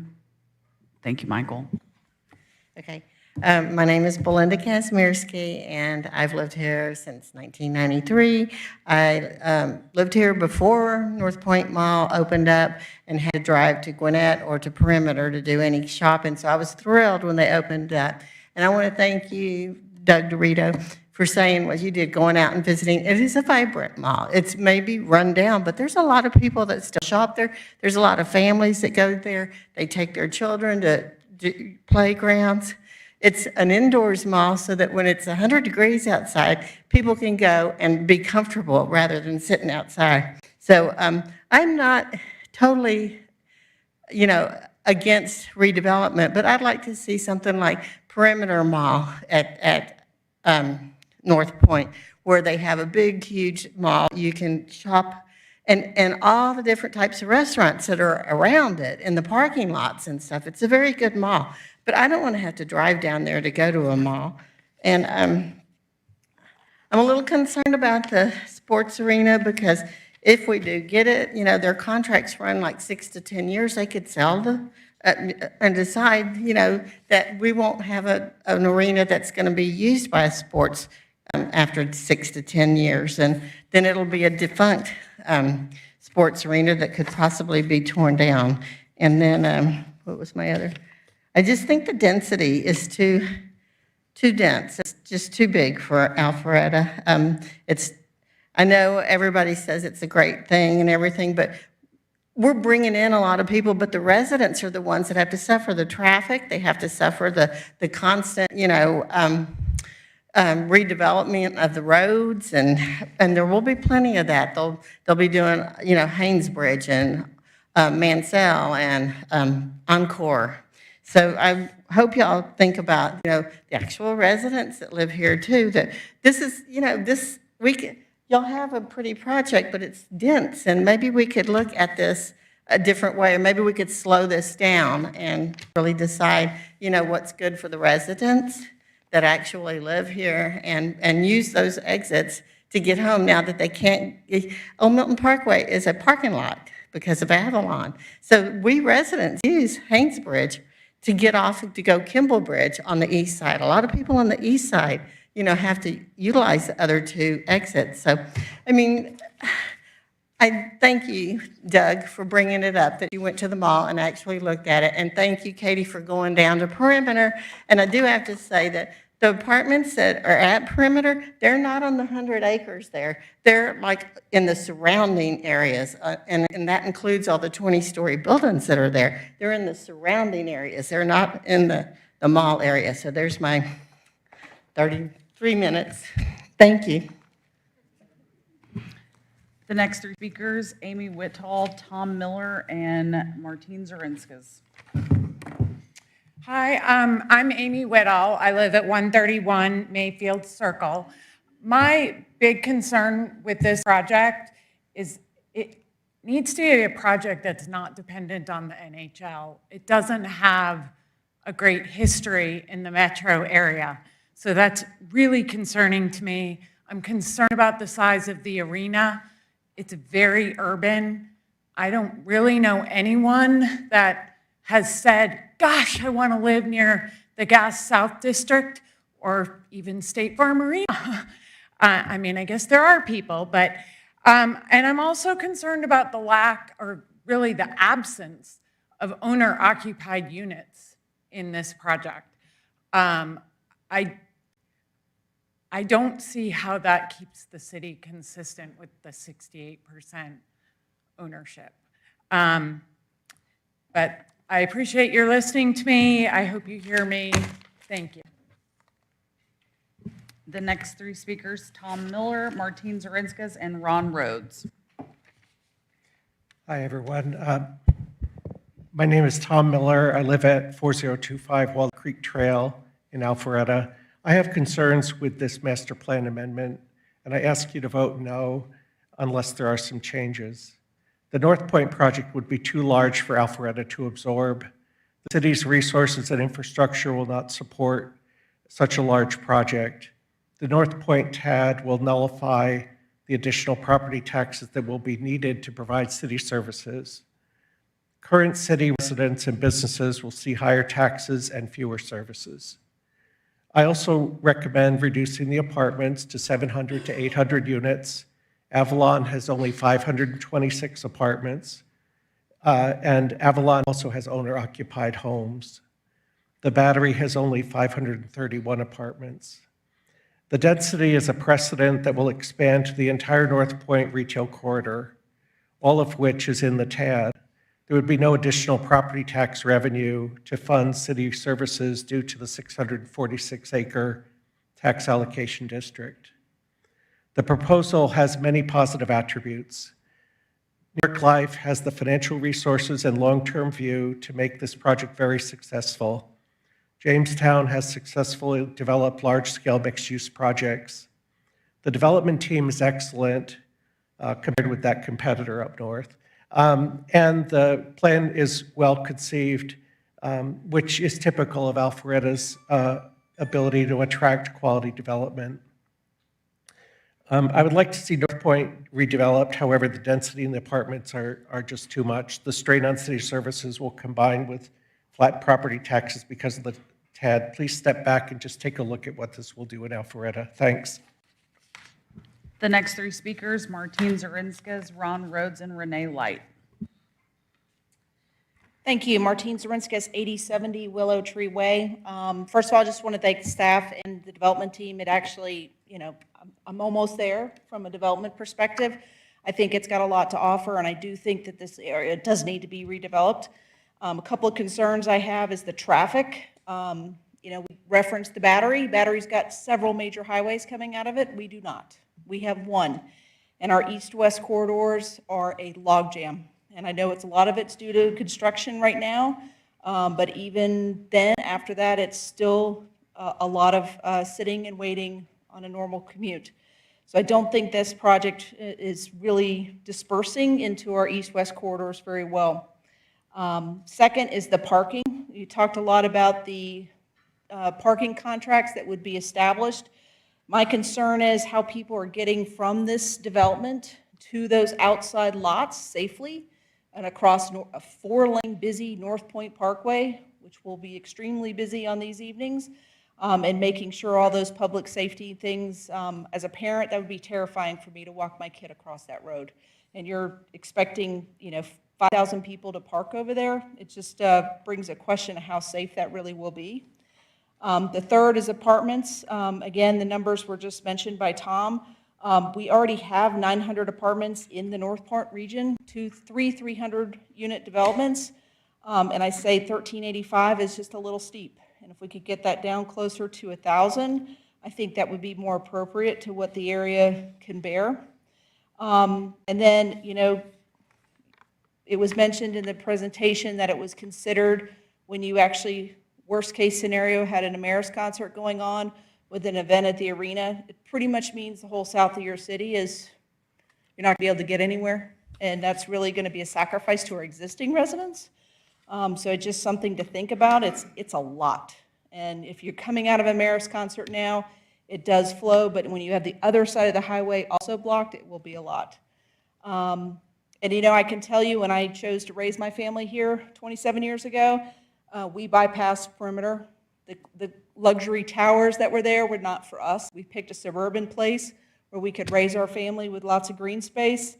And I know that they're by right the 20 stories, but it just brings me a question if I would do it again. If I was at 20 years ago, would I bring my family here? So I think you need to really think about what that looks like long term. And I do commend the staff and the developer for putting the tie in the condition 1 to the NHL. I'm a Pens fan, so I'd love to see them, but, hopefully that, these other topics will be addressed by city council. Thank you. The next 3 speakers, Ron Rhodes, Renee Light, and Buddy Stovall. Good evening, Mayor, council members. Thank you very much. Thank you for being engaged with the conversation. Appreciate all of the questions. I do have some concerns. Two of the concerns are, one, if a development size needs this many variances to be approved, the question is this right for Alpharetta? There's no question that the North Point community and North Point property needs to be redeveloped. And what the developers have put together, it's a beautiful vision, but it changes the skyline of Alpharetta forever. We're talking about a variance that is going from 4 stories to 20. We're not asking for a variance to go from 4 to 5. We've had businesses in Alpharetta have variances declined because their sign did not meet the print standards or the color standards. But yet we're going to make exceptions, major exceptions, for this development. Maybe that's the right thing to do. It seems to be a step a little too far. What I would like to see and what I would propose is a development very much like what we saw, but scaled down a little bit. Why go 20 stories? Well, one, the economics doesn't work.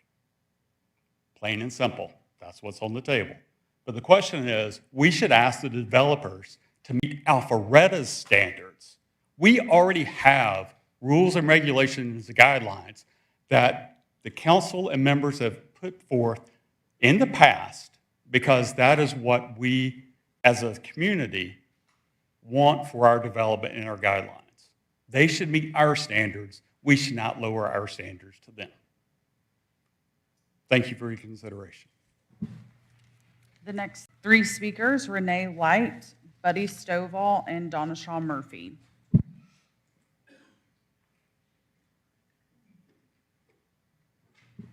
Renee Light, Buddy Stovall,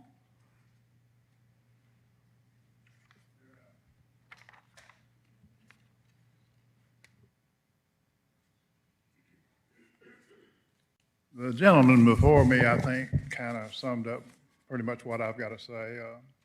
This area mall, I think the thing that maybe some people are overlooking is the fact that we don't need an area mall. We need, we don't need a regional mall. We need an area mall. If this development goes through, it's going to be huge for this community. Everything's going to change. Traffic's going to be terrible. All kind of things, crime rate. I didn't hear anybody from either side saying anything about what the crime rate goes up when a large complex like this goes into existence. Another thing that bothers me, nothing has been mentioned about the residents of Alpharetta who do not walk around all of these things that they're showing up here on this thing, on this monitor.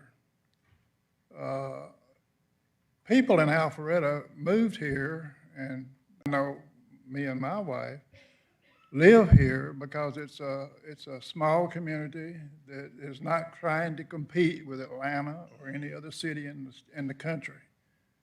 And the first obligation, I think, of any city council is to do what's in the best interest of their citizens, protect their citizens. And I don't think that, even though it's beautiful, I would love it if it was in Los Angeles. That's all I got. Thank you. The next 3 speakers, Donna Shaw Murphy, Debbie Wingate, and Judy Lyon. Mayor, council, my name is Donna Shaw Murphy. I live in Alpharetta, Georgia at 2001 Commerce Street. I'm speaking tonight in opposition to the proposed redevelopment of North Point Mall. I grew up in Alpharetta, and I've watched the city evolve for most of my life. I also had the privilege of serving for 4 years on the Board of Zoning Appeals. I remember when Georgia 400 was called the Highway to Nowhere. I watched North Point Mall being built, and I watched Windward transform another part of our community. I know the Southern girl's gonna have to talk really fast. I've only got 3 minutes, so I better speed it up. I remember when the city jail was under City Hall and Alpharetta had 2 police cars. I mentioned that for one reason. I am not opposed to growth or change. I've seen thoughtful development help make Alpharetta the exceptional city it is today. But I've also learned that how we grow really, truly matters, not just whether we grow. And that's why I have concerns about the proposal before you tonight. North Point needs to be redeveloped. I want to see it thrive again, and I'm fine with it. I'm fine with the NHL. I just want the price to not be on the back of Alpharetta taxpayers. But we don't have to choose between revitalizing North Point Mall and protecting Alpharetta taxpayers. We should expect to accomplish both. Alpharetta has established a North Point TAD, which, by the way, is much larger than the redevelopment area. Why is that? And tonight you're being asked to approve significant new entitlements, density, and concessions from the pockets of taxpayers, including nearly 1,400 for-rent residential units. A development of this magnitude will create additional demands on our roads, infrastructure, police, fire, and city services. However, all the new tax revenues will have been pledged to the developer for the project, so current Alpharetta families will be forced to pay. So my first question is simple. Who pays? We know who. The people currently living in Alpharetta, the ones that elected you to represent them. Development should bear the cost of project improvements, as has always been the case, and an appropriate share of the infrastructure and service costs it creates, not shift those costs directly or indirectly onto existing taxpayers. My second and perhaps most important question is, what happens if the NHL never comes? Would you even consider this density without it? As we sit here tonight, Alpharetta has not been awarded an NHL franchise. If significant development begins before a franchise is secured, what can be built or become vested? And if the NHL never materializes, what protection and recourse will Alpharetta have at that point? To be sure, there must be no recourse against current Alpharetta families. If the NHL is a justification for extraordinary density, then the NHL should also be the trigger for the extraordinary entitlements that come with it. And finally, why must the residential component be entirely rental? We know the answer to that as well. The answer is money for the developer. I respectfully remind you, again, you represent current residents, not developers and corporations. If we're creating a new residential community at North Point, I ask you to require meaningful opportunities for home ownership that allow people to put down roots, build equity, and become long-term stakeholders in Alpharetta, just like we all did. So tonight I'm asking council for 3 things. Protect our taxpayers, tie significant development and density to clear enforceable NHL milestones, and provide meaningful opportunities for home ownership. Mayor and council, I'm not asking you to walk away from North Point. I'm asking you to negotiate from a position of strength. We're Alpharetta. North Point is too important to get this wrong. We need the right plan, the right timing, and the right protections.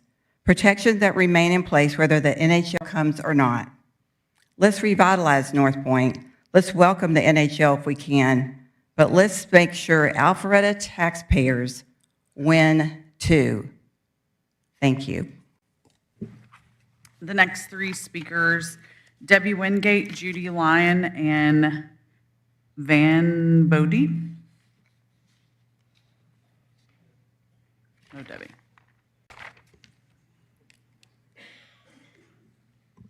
Hello, I'm Judy Lyon. I live at 620 Flying Scott Way in Alpharetta. I understand that North Point Mall needs revitalization, but it's critical to create a plan that really enhances our city. So a few points that have been made by others, but I'll just state them again. The entire plan, not just the construction of apartments, should be contingent upon the awarding of the NHL team. We also feel that the TAD revitalization district, that the tax revenue should go back not just to the district, but to the entire city of Alpharetta.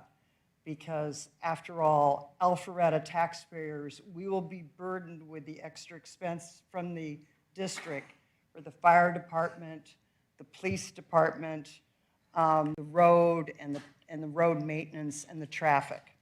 So because of that, the whole benefit should be to the whole city, not just to the tax district. And then finally, and I think very importantly, is a point that folks have made. The NFL teams have failed twice in Atlanta Metro. And if Alpharetta gets an NHL team, there is no assurance that that team will stay for more than a few years, if they even come. And so we want to make sure that we, the city residents of Alpharetta, are not left with the burden of paying off that bond, the bonds that are a result of bringing them in and doing this whole building. So we don't want to be left with that type of burden, and so we want to be made whole by the owners. So again, thank you very much for looking at these extra protections for us, the citizens of Alpharetta. The next three speakers, Nan Bodie, Craig Johnson, and Dan Heath. Nan? Oh, Nan. I'm so sorry. That's okay. I write messy. I'm Nan Bodie. Thank you for letting me speak. I know a lot of you, and I know a lot of you don't always like what I have to say. I am going to put a little preamble in that I hadn't planned. This meeting is kind of annoying because there were tons of people who felt like they were going to be heard tonight, and we had to sit here 3.5 hours before any one of us got to talk. And with a lot of things that maybe we, I guess, trusted that you all had vetted those questions, and they would have been on a Q&A or something that we would have pre-read before we got here. So it did seem like an endurance test. So sorry I have to say that, but you know who I am. I guess I'll just blurt out because of the 3 minutes. I don't think we have a lack of hotel space in Alpharetta. We've had lots of events here and invited family and done things for my husband's business. We've never had trouble getting hotel space. No lack of office space. Apartments, are a lose, lose, lose. They're lose for us. As a city, we're going to have to provide services for them. And I really don't think people think that much about how much education and schooling costs. It really is a lot. Look at your taxes and see how much of it is going to education. And it is one of the big reasons why people move here, either for their kids or so that they can ensure the quality and price point of their home. They want to be able to have that. I also don't think that it's our problem. I do think that North Point Mall needs to be freshened or changed or something, we don't own it. New York Life does. Let them suck on it a little bit. Like, maybe they can bring it around a little, but if all they can do is just hire a developer, which development companies are a dime a dozen. I understand they feel like they're special, but this is happening all across the United States with malls. It's changed. And I do think that there are others, or if they want to hang on in there. But I guess one of the biggest things I would say to you is we elected all y'all because we trust you. We trusted you. And shame on us that we maybe fell asleep at the wheel and didn't watch everything you were doing and didn't speak up soon enough. But, and that's kind of on us, but we elect a lot of people at a lot of different places. We really trusted y'all to keep your eye on that, keep us informed if there was something that was really, and whatever you did to keep informed, I'm sure you did technically, but a ton of people did not know this was happening. So obviously it was not the most effective communication.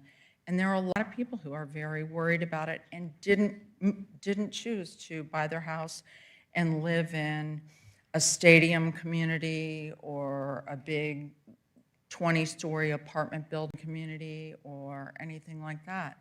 Not what we want, a lot of us. So I would ask you to listen maybe in a different way, communicate, get word out to us in a different way. Some of it, most of it, in my opinion and my observation, is personal communication, making relationships with your constituents who you think are going to elect you again. I guess that's it. I'm probably sure there's something else in here, but I'm sure I'm near my 3 minutes. But I do want to say, remember, it's not our property. It's New York Life's property. The next three speakers, Craig Johnson, Dan Heath, and Burdell Jackson. Good evening. Craig Johnson, 1120 Muirfield Court, Alpharetta, Georgia. Thank you for making Alpharetta awesome. When we moved here 15 years ago, it was a lot less impressive than it is today. Redevelopment of the mall will make it more awesome, I'm sure. At the same time, it comes with some costs. I don't know exactly whether or not this is the right proposal to redevelop that area or not. It's got a lot of attractive features. It's also got some features I don't like. I think that a project this big should have its owner-occupied ratio be reflective of the city's overall ratio. But whether or not this is the right project or not, I really only have one ask. Don't make the citizens of Alpharetta pay to subsidize any project, whatever it is that you approve.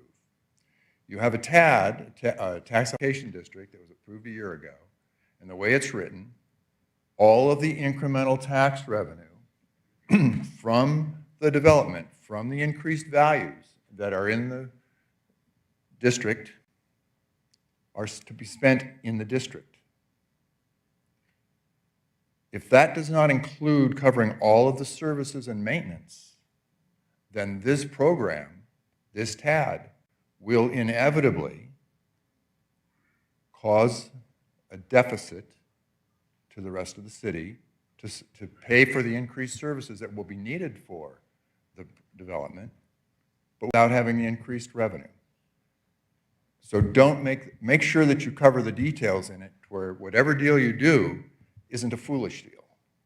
I may be wrong about exactly how the details work of this, but from what I can see, it looks like it's a foolish deal. You're going to issue 200 million plus bonds, apparently, from what it says in the TAD. Maybe not for this development, but over time. That's about $10,000 per household. It's a lot of debt that is set indirectly on our backs. Think about the details of how you do that. Make sure that you do it in a way that's safe for the city of Alpharetta, for the taxpayers of Alpharetta. If this development goes as planned, it will probably be fine if you cover those first two things that I've mentioned. If it develops faster than expected, that'll be great. Except for one thing, it's going to if it goes faster than expected, it's going to cannibalize Avalon. It's going to cannibalize downtown, and it's going to cannibalize the Windward business area. If it goes slower than expected, then normal growth in demand will prevent those areas from being cannibalized. But you probably have trouble making the payments on the bonds. And then you'll be back to my one ask. Don't make the citizens of Alpharetta subsidize this program. It may be perfectly possible to accomplish this without doing so. I just ask that you make really, really sure that you have covered all of the bases to make sure that the citizens of Alpharetta do not end up subsidizing this program. Thank you. The next three speakers, Dan Heath, Burdell Jackson, and Robert Buczek.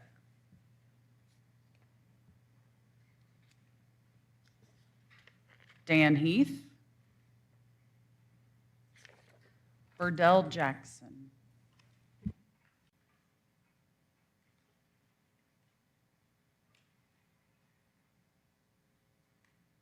Good evening, ladies and gentlemen.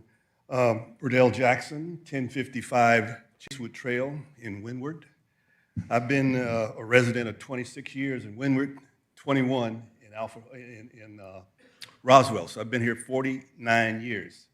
And I've moved to Windward because MARTA was coming to the park and ride lot on Windward Parkway. MARTA was my client. I helped build the whole North Line. So I've been through this from day one. I'm an infrastructure guy. I'm a civil engineer. And what we have not addressed, and my colleagues at Kimley Horn, I work with them. They're my partners on several projects. But we haven't talked about sewer capacity, stormwater management, and drainage, and water supply. See, all of those things are incident to this project. So right now, those are county-supplied resources. We've not discussed that. So what we have is a challenge. The sewer capacity was held by moratorium at the Big Creek wastewater treatment plant because we had exceeded the capacity of the plant. We don't know, we haven't been given any statistics on how that's going to happen at the current plant or the stormwater management.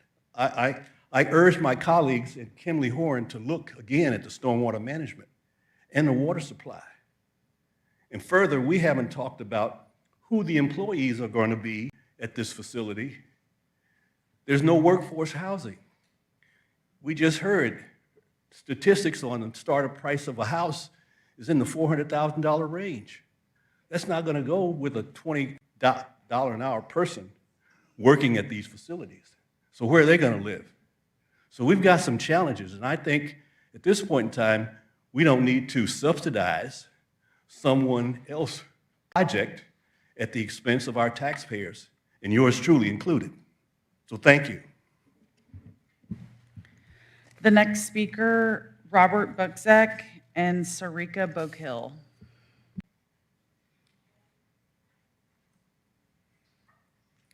Good evening, I'm Robert Buczek, not Buczek. Sorry, don't act like it's the first time you saw that last name. I live at 2060 Winthrop Commons in Alpharetta, and I've been a resident of Alpharetta since 2004. This city has definitely grown around me, and I did put down that I'm against this. I'm not against the fact that there's talks of an arena, and I think, Jim, you and I have had a cup of coffee in the past, and I said if something's going up, it makes logical sense that it goes there. However, what my concern is the design of the actual layout. Yes, the mall is aging, and yes, it's mostly empty, and Sears has left, and the place looks like you could film a great horror movie there right now. But the real issue is the actual layout and the design of it, because although, yes, we do need residential capacity, I don't see how 65% studio apartments in a 1,500 apartment complex is a benefit to the city. I want to see, just like Mrs. Shaw Murphy described, build to own, because that's where the roots are planted in Alpharetta. It's not in apartment communities. Roots don't get planted in apartments. They're just pots that people just move on when a job changes, a job shifts, or somebody decides to just get out of Alpharetta because it's too congested and they want to go up to Dawson County. My other concern is just having probably an elevated crime presence, because having 20-story towers, that looks like a big city. And when you have a big city, you have big city problems. And I don't want to live in Buckhead. I have met plenty of my own neighbors that left Buckhead due to crime. I don't want to live in Dunwoody. It's too congested. It's too much of a city. And I don't want to have the problems that were in Atlantic Station or the Battery coming to Alpharetta. Thank you. The last speaker card, Sarika Bokil. Hello, my name is Surika Bokil. I live in 735 Barnsley Lane. It's on Kimball Bridge. Thank you so much for being so patient and listening to all of us. I've lived in Alpharetta since 1998. I have worked here. I've raised a family here. My kids graduated from Alpharetta High School. All this to say that I just absolutely love our city. It's been almost 30 years, and I have no plans of moving out of Alpharetta. So thank you so much for making it the way it is. I do have a couple of concerns. The very first one being traffic, and traffic congestion is real. Old Milton Parkway, it's difficult to get in and out of Old Milton. I think there's only about a 2-hour window where you can actually go through that. Other than that, it's red. We were at Carlos Santana concert about 3 weeks ago at Ameris, and it took me 1.5 hours to get from where I am on Kimball Bridge Road to Ameris, and it was a nightmare. And I am not lying. This was because it was just shocking for me. So I am very, very concerned with the scale of this project, bringing so many different things over there and what it's going to do to that, to the traffic in that area. We did talk about the 750,000 square feet of office space, and I do want to say a couple of things about that. I am I've worked in the high-tech industry. I've worked in it for 20 years. My son works in the entertainment industry. My daughter works in the high-tech industry. And all of these industries, from the way I have seen, the model is about 2 to 3 days, working from the office, maybe 2 days tops. Most of the times they work from home. So given that model, and also given the fact that AI, unfortunately, is a reality, and all companies are mandating AI usage in their companies, there is a reduction in the workforce. And that's not to say we don't need office space, but I do think that if we create 750,000 square feet of new office space, it's going to cannibalize the office space that we already have existing. And the third point I do want to say, and that's the last one, is I love our city the way it is. A 20-story or multiple 20-story buildings are not something that I would like to see. And I did see the video. It looked beautiful, but it looked like Times Square. And I do not want to be staying in Times Square. So thank you. Thank you so much. Mr. Mayor, those are all of the speaker cards for those in opposition that I have at this time. If you would like to open it up. I think we've probably had enough if nobody else has signed up. Mr. Mayor, could I give you just a quick lay of the land as to the time used on both sides, just so that we stay mindful of that? Yeah, I mean, I want to do what we said we would do. If we don't have anybody else that had signed up. Let me. What now?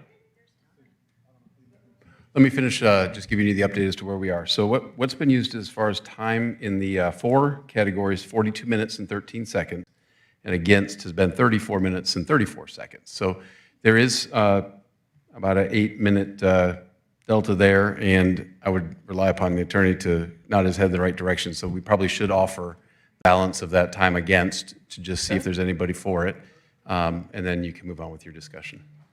Sure. Ms. Shapiro? I do not have any additional speaker cards at this time, but if there is someone that would like to come forward, I please ask that you come forward and state your name and address for the record, please.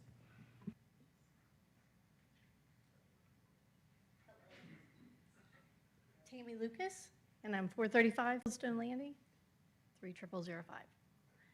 So thank you. I felt certain that everyone in here covered every concern that I have, and I think they did. I think they did a great job.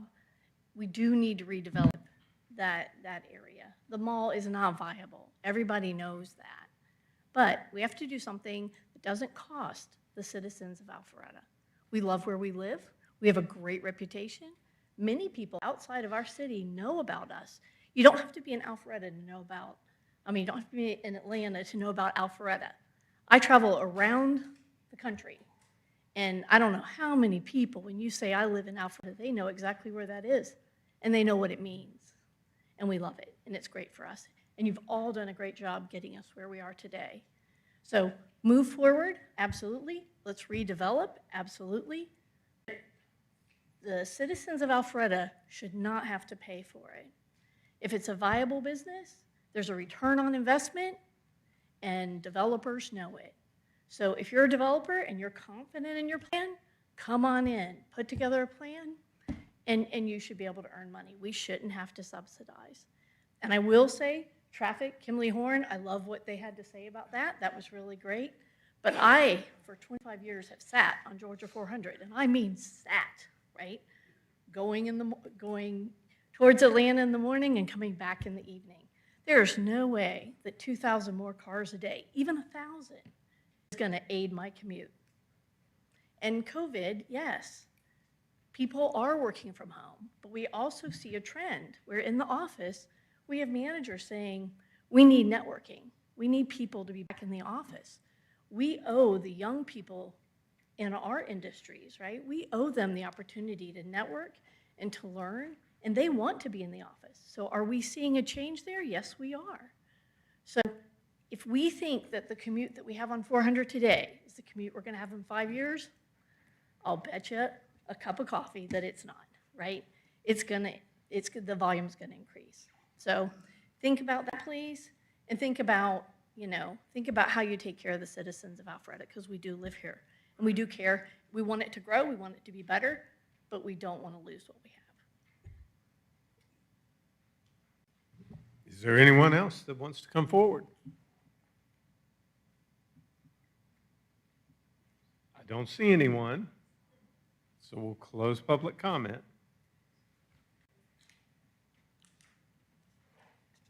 Would the applicant like to take advantage of their rebuttal?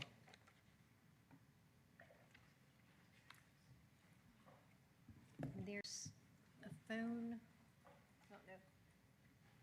Somebody left their phone up here. It's him.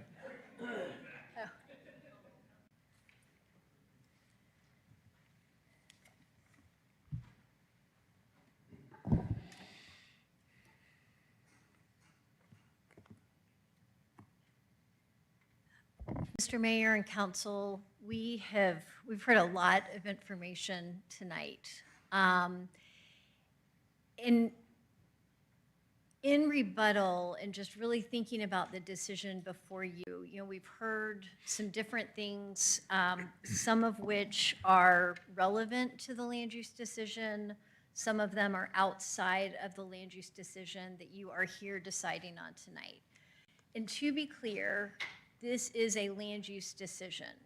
This is property that is privately owned, and property owners have the right to use their property.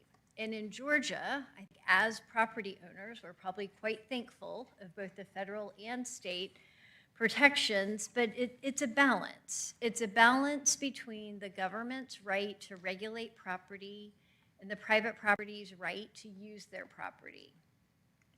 And if the zoning of the property does not allow for a reasonable economic use of the property, that zoning is unconstitutional.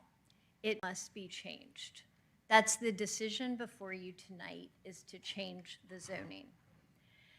There is an undisputed fact that the north side property has decreased in property values 40% in the last 5 years. The zoning is the barrier to the redevelopment of this property, which is why we're here before you tonight. We're here before you to create a vibrant and successful mixed-use development. And when you think about the mixture of uses and the spaces designated for each different use, it's a very complex formula. It's even more complex when you're thinking about a multi-billion-dollar development for a sports and entertainment district. And it's not similar to if you have a stack of Legos and you put the little blocks on top of each other. With Legos, you could take a few off and you still have a stack of Legos. With a development like this, it's more akin to the game of Jenga. You've got the blocks, but if you move the wrong ones, the entire thing falls. So the development before you has satisfied the criteria in your code for this rezoning and for the master plan and for the variance. And that is supported with all of the application materials before you, with the very well-reasoned and very thoughtful approach that your city's planning staff put together with the staff report and the 74 conditions that you have before you. This is not a development plan that is half-baked. It is not something that has not been thought out significantly. And none of us have a crystal ball to know what the future holds, but we should certainly not let the unknowns of the future feed fear and prevent good land use decisions. So we are here tonight asking for your approval of this application as we've requested. We provided you with 3 changes to the conditions, and I have a feeling that I didn't bring those up, which you have, but I do want to go over them. Yes, so to be clear, the first condition is making it crystal clear that the plans before you tonight are contingent upon the NHL. And if that doesn't happen, we have no more or no less than what we have today. It just is the same entitlements. The second change relates to the hotel condition. As we've talked about, our original request was for 3 hotels, a select service, a full service. Thank you.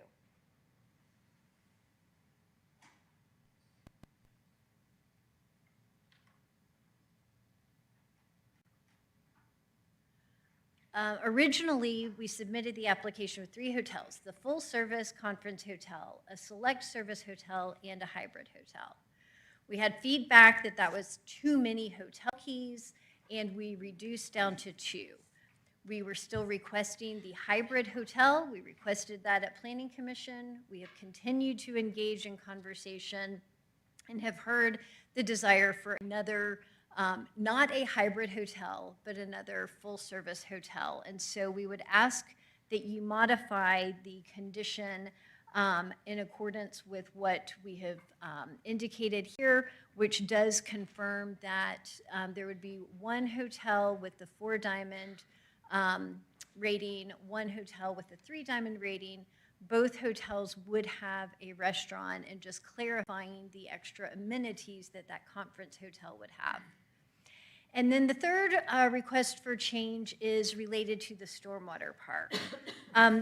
As I think the staff has indicated, as we have indicated, the stormwater park, we own about 3 acres of that, and the city, long before this application came before you, has had plans to develop that as a true park.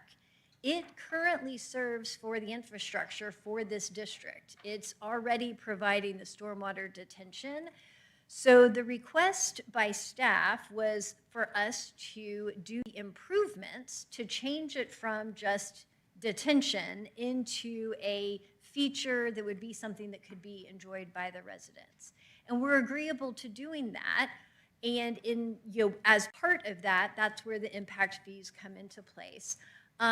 The property will be dedicated to the city, so that becomes city property, and the property owner is agreeable to do maintenance of the park that we are going to develop for 5 years, or until the city creates the bigger park, because the whole response to us was the Parks Department didn't want to come and just, maintain 1.5, 2 acres at a time. But at the time that the entire park is built, whether that's if that's before 5 years or at the 5-year park, then the city would take over that maintenance. So I am here before you asking for your support as we have requested. I think that while there have been statements that have been made, there have been opinions that have been shared, one of the universal truths is we're never going to please everyone. And I think one of the wonderful aspects about this country is the ability to express different opinions. And I know that there are a variety of opinions on just about any land use that comes before you. But what you have before you is factual data in the form of studies and actual evidence before you that absolutely supports the approval of this and establishes that this application satisfies the code criteria that you are to use when making your decision. So we appreciate the tremendous time and effort that the city staff has put in, that each of you, that the Planning Commission, and the public. This has definitely been one with a lot of engagement, as it should. North Point Mall was designed 36 years ago to be a regional destination, and the decision before you tonight is to solidify that vision and to make it a regional destination for the next future generation to enjoy. So thank you. If you have specific questions, as I indicated earlier, we have our full team, and we are happy to answer questions. Do we have any questions for the applicant at this time? Thank you very much. So we've heard public comment. We've had all the discussion. Do we have a motion? Yes, sir, Mr. Mayor. Thank you. I'd offer a motion this evening to approve MP-26-06-05/C-26-05/V-26-08 North Point Sports and Entertainment District as presented this evening with the following 3 additional changes. Number 1 is approximately 98.5 acres shall be zoned to MU and developer as follows. They wish to add in number 1 at the end of the sentence to say which conditions shall be subject to the conditions set forth herein. 3E of this same section, after for rent residential, subject to condition 1 above. So basically, as we said earlier, if condition 1 doesn't go, none of them go. Under hotel, we will offer 1 hotel 4-diamond star with accessories use shall be limited to restaurant, spa, fitness center, and conference space. Minimum 10,000 square feet of conference space shall be provided with a maximum of 35,000 square feet and shall include a minimum of 7,500 square feet. We should also add 1 hotel, maybe a 3-diamond, diamond program or higher, and shall order from a menu. A 4-diamond hotel shall include a banquet kitchen, full-service restaurant.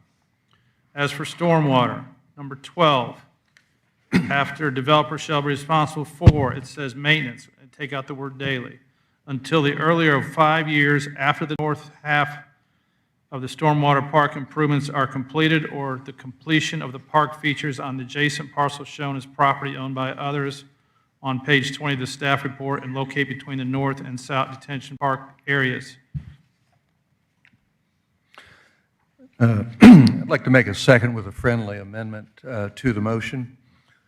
The friendly amendment being that as to the additional conditions, that all of condition 1 with its 2 subparts and condition 3E as presented in the additional write-up presented to council, made a part of the record, that those be placed into the conditions in the record in lieu of what's in the staff report.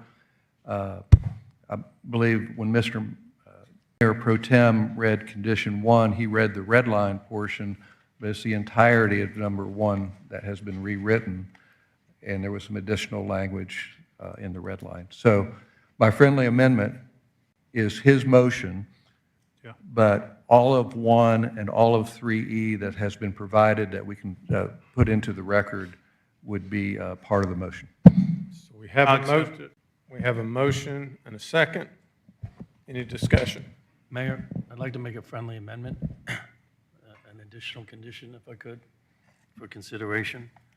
I'd like to add condition number 75 that requires any use of the incremental financing of the TAD that's in place, that any bonds that are associated to the use of those TAD revenues are general obligation bonds that require a referendum to the voters of the city of Alpharetta to approve. I did not accept that. It's not part of this hearing. So we have a motion and a second. Any other discussion? Yeah. We're up for discussion. Mayor Pro Tem. All right, I'm going to be brief. Everybody's had quite a bit to take in tonight. We talked about a 1989 presentation to the city by the North Point Mall project. 1990 was approved, 91 groundbreaking, 96 ribbon cutting. 30 years ago, there was 25,000 people in this town. Today, we rack in right around 67,000. I'm guilty. I brought my wife. We've had 2 children. That's 4 of us. I accept my share of the responsibility. I might have told a handful of people over the years how great it is here. That may have resulted in a few other folks showing up. But this project, without a doubt, is a game changer for this city. You can see every day, we've had some people up here talking about 400. I spent 16 years driving to Midtown every day and back, and I get it. We are in a position where economics are moving north of us. Commerce is moving north of us. It's the old saying. It's how my wife and I wound up here. We went to where we worked, and we drove till we could afford a house. And that had to put us at Park Creek when it was new over here off Old Milton. We've been up here 30-some years. We have a big problem on our hands if we allow this North Point Mall on the southmost eastern corner of our city to continue to decline the way it is. To catch it now is truly part of the vision that's been going on for the last 5 years. We've seen multiple projects that have come to us that were just frankly terrible. Would have been really easy to say, yeah, okay, own over the property if you want to put 600 apartments in the parking lot, or 750, I think was the ask, or 900 was the ask.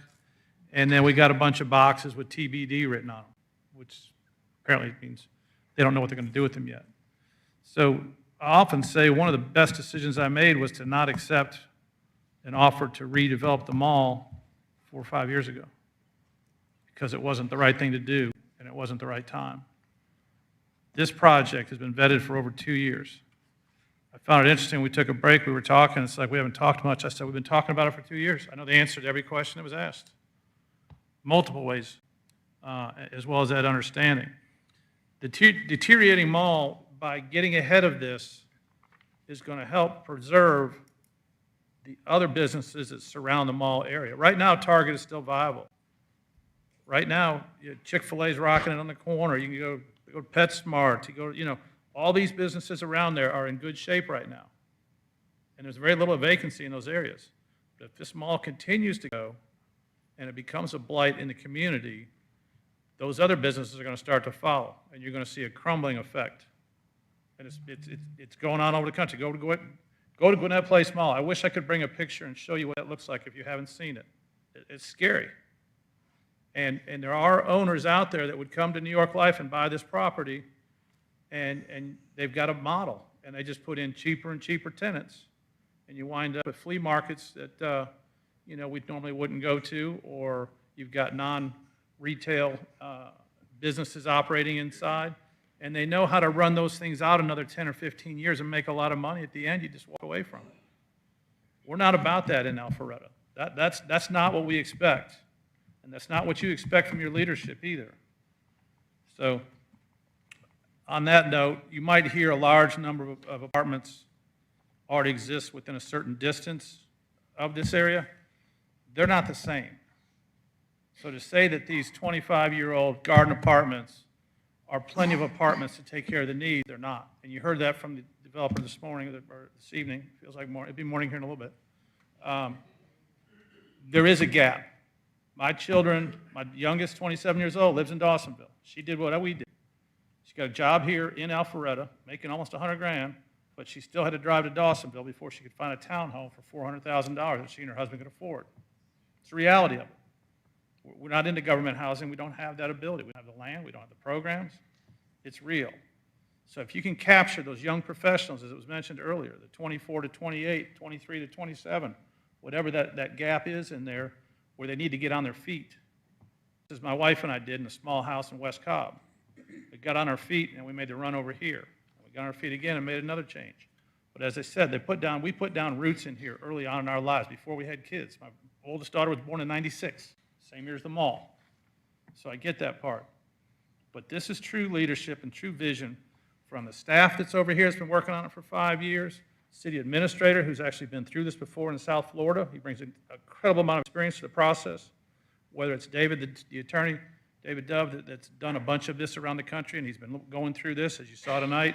He's told us what we can and can't do. This is not some loose cannon game. This is real. We're seeing an opportunity. This is one bite at the apple, as they say. This is an opportunity that cities all over the country would die for. I grew up in Toledo, Ohio. When I go back, which is rare, it's amazing for me to see what areas died because there was no vision to do something with the future of that area. And you talk about the one that Councilman Driscoll brought up, 6,000 jobs. That doesn't count the contractors that are going to be here for 7, 8 years building this thing. It's an economic shot in the arm. And for those people that think that a TAD is going to take more money out of the city that could be used for other things, you're missing a bigger piece of it. Because even while the TAD exists, we will be paying that bond payment. This mall and the area, everybody around it that will be continue to grow will have an opportunity to pay more taxes through the sales tax program. That money will come back. I don't have them in front of me, but I've sat through enough presentations to see how it works and how it plays out. And I promise you, we've not been asked for any money yet. That's another important thing. We've not been asked for anything. We put the TAD in place a year in advance because that's how long it takes to get it pretty much put together through Fulton County and Fulton County Schools. So I'm going to finish on this note. I think, again, that this has been an amazing run these last 5 years. We've been focused on this vision to make sure that this thing doesn't just become a blighted part of our community. And if and when it does, while we wait until we see what we want next. I've heard many people say, let's just hold on, let it stay open for a little while longer. Or I want to go over there because it's air conditioned. I heard a number like 60 grand a month is the air conditioning bill. For people to go over there, and I'm guilty, I'll go buy something small and do a lot of walking around in the summertime. That's not viable. That's not the future. And I think this program has the amazing ability to do exactly that. And that's why I support this project. Councilman Dorito. Thank you, Mayor, and thank you, Mayor Pro Tem, for your comments. And I actually respect his comments and actually agree with a lot of what he said. Because I'm not opposed to redeveloping the North Point Mall area. There's a lot of information. This is a I won't use the word massive because it looks like I'm trying to trash the project, but it's a significant project for the city. It's a significant decision for the city. This will change Alpharetta for decades, if not forever. This is the largest development application before your city government in Alpharetta's history. And with that said, many applications in the past, as Mayor Gilvin pointed out that I was on the council back in 2003, I've been around a long time in this city. I've seen a lot of applications come before us. I've seen the development of the city from a very small, quaint town to what it is today. Many residents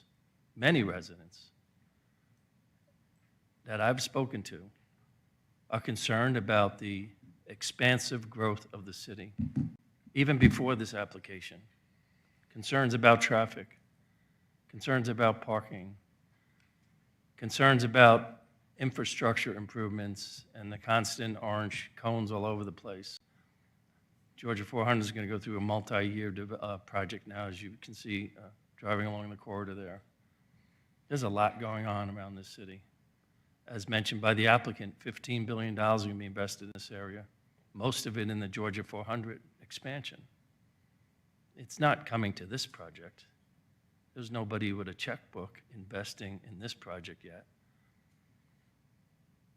I asked about the financing, which I won't ask about, but the tax allocation district, which I supported, was to incentivize and attract investment to revitalize the North Point Mall area.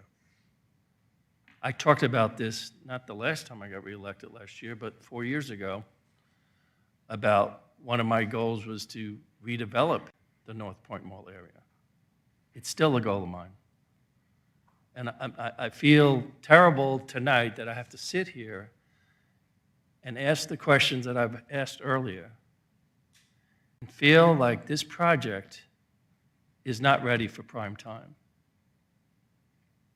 I listened intently to the people in favor of it and against it. In fact, in the last, and I have a pile here if anyone wants to see them, but we've received 250 somewhat emails in the last 3 days. The last 3 days. And this project, as pointed out by Mayor Pro Tem, has been discussed for a little while now. The public has spoken, and the vast majority of those, over 90%, are opposed to this project. I can count on two hands how many emails we received that was in favor of this project. This is a representative government. We're blessed to be able to debate this. I respect everyone's opinion up here. I hope we don't leave here tonight being annoyed at each other if we on two sides of the issue, because this is the way government should work. We should air our dirty laundry in public. We should show you how government operates, how the sausage mill is. This thing may have been discussed for 2 to 3 to 4 years, whatever, pick it.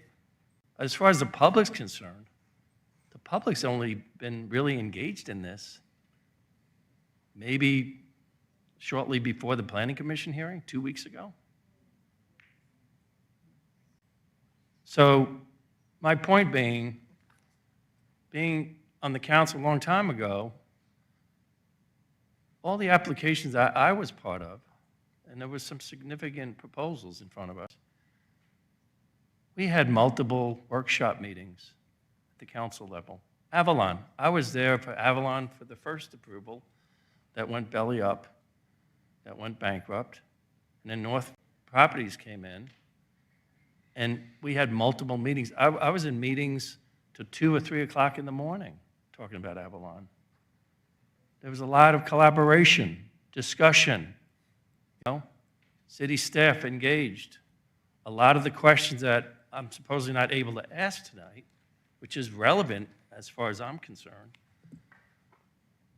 were discussed in those meetings. In fact, North American Properties donated that section of West Side Parkway that we ride through today before they even got approval on their project. They contributed that land so that we could finish off West Side Parkway, that section. Up to this moment in time, the applicant, from everything I've looked at, even their presentation tonight, what are they giving the city? We have a TAD we set up. I'll predict that they're going to ask for money from the TAD.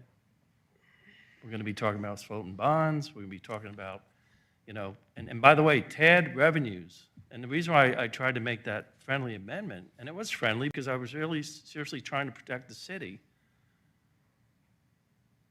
They could, the city, whoever's on this council dais, whenever this happens, when they go to float bonds to help provide for the 13, 14 intersection improvements and the lane extensions and the sidewalks and the, some other amenities within the development. It could go toward the development, it could go toward fire equipment, police equipment.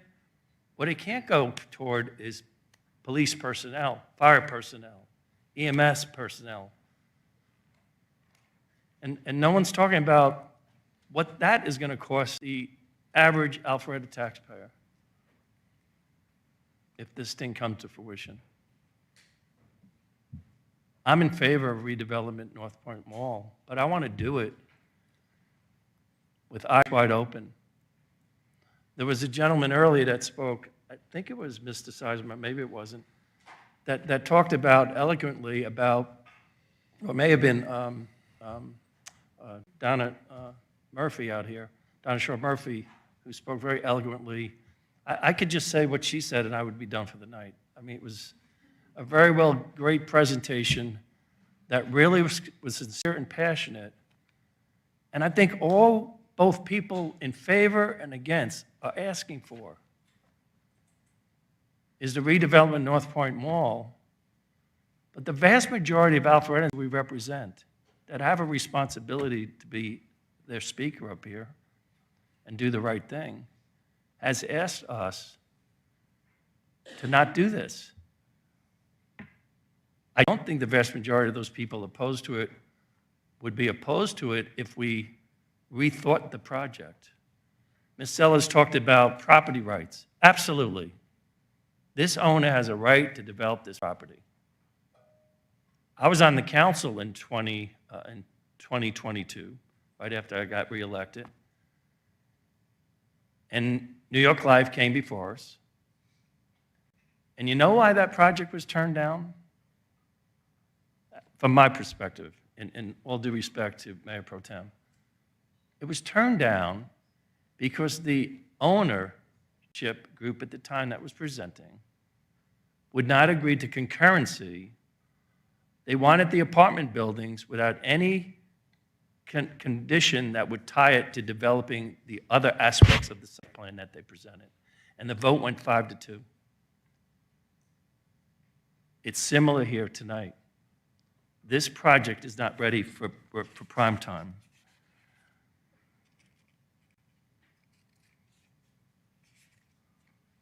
I think this proposal is an overreach, being cloaked as progress. I want to see this developed. The impact on our public safety alone, that will cost all taxpayers money. Do you know what adding a police officer to our police department the first year? I think the average cost is $180,000, $185,000. You know why? We got to give them an equipped police car, training, the first year's salary and benefits, their uniforms. It's not cheap. We're down 15 officers today that we can't fill. We're struggling filling. How many police officers will we need during an arena event or a performing arts center event or a combination of both?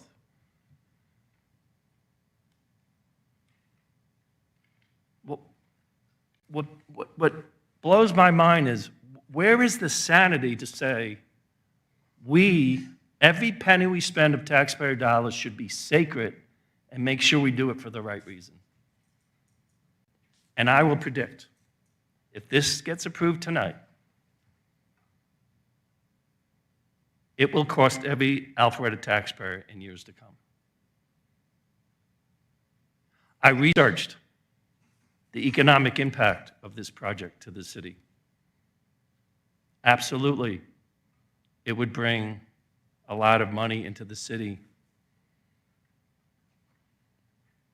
But no one's talking about the expense side of the balance sheet. What will it cost the city? What will it cost in the character of the city? Is it worth bringing the NHL here? For full disclosure, before I saw the Planning Commission packet, I was leaning in favor of this. I was talking to colleagues about, I'm like, this is going to be a unique thing for the city of Alpharetta. Look at the economic boost it will bring to us.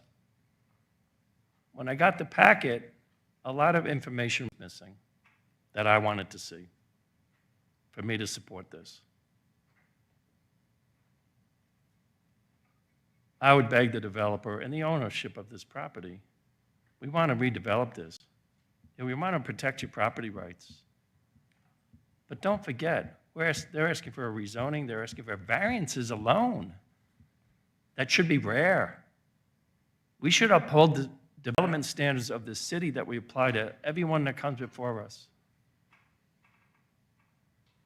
The economics of the city are sound and strong right now, just by the reflection of the amount of applications we have of redeveloping areas with townhomes. How many people have seen all that, right? My daughter's out there, my wife's out there. You know how much headache I get from them? Why are you approving more townhomes? Because of property rights. But you know what we do in those applications? We make sure they fit the community, that there's a reason, there's a business case for it, to allow certain variances, setback approvals, things of that nature. And I sit here, I can go through a lot of other arguments because the more I looked at this, since the Planning Commission meeting, and I went to the CZIM, the second one, I wasn't at the first one, I was on a family vacation, but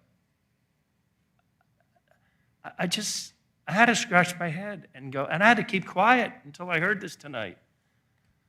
I couldn't express these opinions out in the public because I have to be the jury on behalf of all the people I represent. These gentlemen employed by the city doing an unbelievable job for us, right? I got to protect their jobs too. I don't want to put the city in debt over a project that is missing substantial evidence that we need 4 20-story buildings, a 14-story residential building.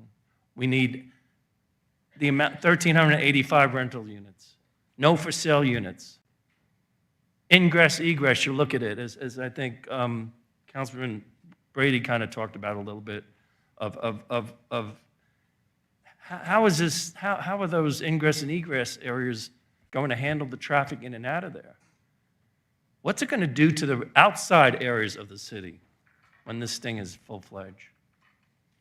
And I'll close with this. My personal belief, and I've said this to city staff and my colleagues, NHL is not coming here. And to contingent approval of this magnitude on outsourcing the zoning decision to an unrelated third party, I don't know if it meets the Georgia Code on the zoning procedures. I don't know if it meets the anti-gratuity clause of the Georgia Constitution. In fact, some people in Wynwood out there know we've been discussing the silt issue over there, right?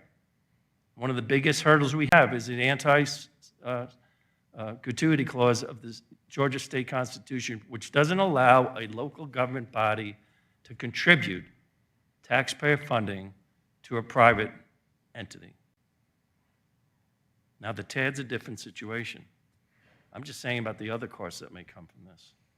And so anyway, with all this said, and I know it's been a long night, and I appreciate you all listening. I appreciate you outreaching. I've listened. I have all your emails. I've listened to your phone calls. I've spent a significant amount of time on this to get to this decision tonight, and I cannot support this application. Councilman Brady.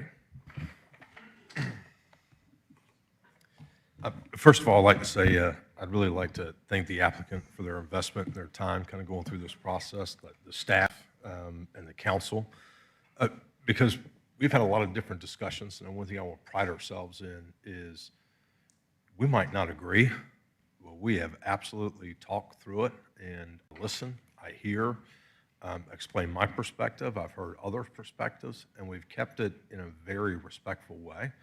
I want to thank the community for being here because you guys did exactly the same thing. That's what I think what makes Alpharetta so great is the sense of community and the community that we are. We sat here tonight, everybody, for hours. So we're almost at midnight kind of going through this, but the reality is people opposed it, people are in favor of it, but look how we handle ourselves, first and foremost. That's why I want to kind of say thank you to everybody. For me, I've had a really tough time with this one, a really tough time. So I want to kind of explain my methodology, so how I kind of got there.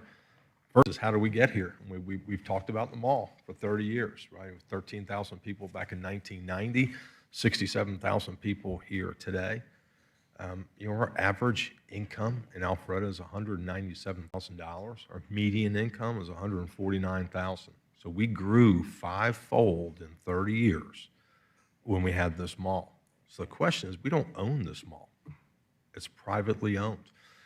Why it's such a problem is probably looking back at ownership or management. I'm just going to call it out because I'm going to call balls and strikes. I'm going to call it what it is. I'd love this mall to be a great mall. I'd love this mall to be a thriving mall. Perimeter did a lot of changes to it. Cumberland did theirs. Lenox and Phipps did a lot of theirs. I mean, they're close, about 8 miles apart. Question, there wasn't reinvestment, there wasn't CapEx. When you look at a market like Alpharetta, we have significantly increased. Now, we can look at other malls. We can go to Gwinnett Place Mall. We can go to North DeKalb Mall, who has had a lot of kind of problems there. But look at the reasons why. The why is because they've had significant demographic changes, existential forces, either competition, someone built a mall kind of close to it, and they didn't do anything either. Those demographic shifts, you look at Gwinnett Mall, Mall of Georgia is now really that, right? Basically, those buyers and the socioeconomics in that area moved north. It's just fact. Look at all the things that drove that. It's the same thing with North DeKalb Mall. Those demographics changed. Now, going in and looking at that is, okay, now we come back to kind of the applicant and kind of where we are today.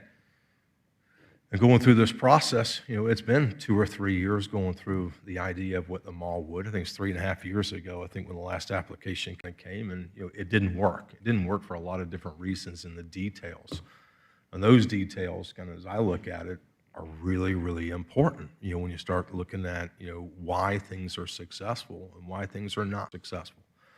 And I pride our mayor all the time. He's always done this. I've said it several times. He says, we get one chance to get it right up here. That's why we ask a lot of questions. This is why we dig into the details, not to be argumentative. It's just to challenge the thought, to challenge the concept, to make sure it can last, not for a few years, for a few decades to come, because our future depends on that. Our success of our city depends on that. So that was my methodology. I started to go through this. So the applicant came forward, met with the applicant several times and talked about it. One of the first things I said is, explain to me really what is the identity and what is the character of this particular concept that you're putting forward. And it was a conceptual site plan that we kind of saw, and we talked through that because I didn't know if it was a shopping zone, because we still have department stores with Dillard's kind of there, and different ones and some retail, or is it sports, or is it office, or is it housing? Because we have all those different elements. And I know all those go into mixed use, but I was trying to understand, how do those all interact and how do those all kind of complement each other? And when you look at the balances between it, then I kind of backed up and I said, you know what? I'd love to look at this as a case study. It's the best case study I could look at. And, the applicant kind of said, absolutely. Let's learn from the lessons, I think you said, from the Battery. And the Battery is best in class when it comes to sports and entertainment, just like Avalon is best in class when it comes to mixed use and shopping retail. I mean, absolutely just best in class on a national basis. So I go to the Battery and I start looking at the Battery, and you got 1.5 million square foot of office. You got, 531 on multifamily versus 1,385 here versus, I think we have 750 in office. I started to understand 406 in hotel versus 650 in hotel here. So the idea is if we have a case study for the most successful application done in a sports entertainment that we have, we can start kind of comparing where those kind of work in this application. And one of the things I really kind of got there was to kind of understand, well, why do we have so much multifamily here, right? Because it's been the history of Alpharetta. We don't really want that much multifamily. If we do apply it, we want to be very careful how we apply that on the corridor of 400 and make sure it's insulated in some mixed use, that it doesn't tax kind of our school systems, the public safety, and everything else that we look at from land planning. So for me, it's a land planning exercise. I really dig into the land planning of it. So when I look more at the design, I'm still having issues with the design and how clunky the design kind of is. That's why I kept on asking about, well, the blue highway for all the bikes and up and down. Avalon doesn't have a loop of bikes flying up and down it. And it's just real. Those might seem silly to you and those details, but when you're shopping there and I'm shopping there with my family and I walk out of a store and I walk 20 feet trying to walk to my car, I don't want to be hit by someone on a bike or an electric bike that's using it as a 15-foot blue highway going through, where I want to be walking with my family and feel safe. It's a detail that can be kind of changed, but take those details and go forward, where I cannot find enough parking here to be able to satisfy what really all the needs at the peak would be. And you talk about the battery, you can't park, right? It's difficult to get in and out. Those are the things that influence your experience at the end of the day. And your experience is what I kept asking for. What kind of experience are we going to have in this particular application, this development? And then understanding why we're putting so much multifamily all concentrated into one. How are those cars going to stack up and back out? And how they kind of, why only in one area? And I can't figure that out. And really what it is I couldn't understand how much detail went into this design, because all we're looking at is conceptual site plans. I haven't seen a lot of renderings. I haven't seen a lot of elevations, not to the detail that we usually see in an application. But I understand we're looking at the NHL and kind of moving forward.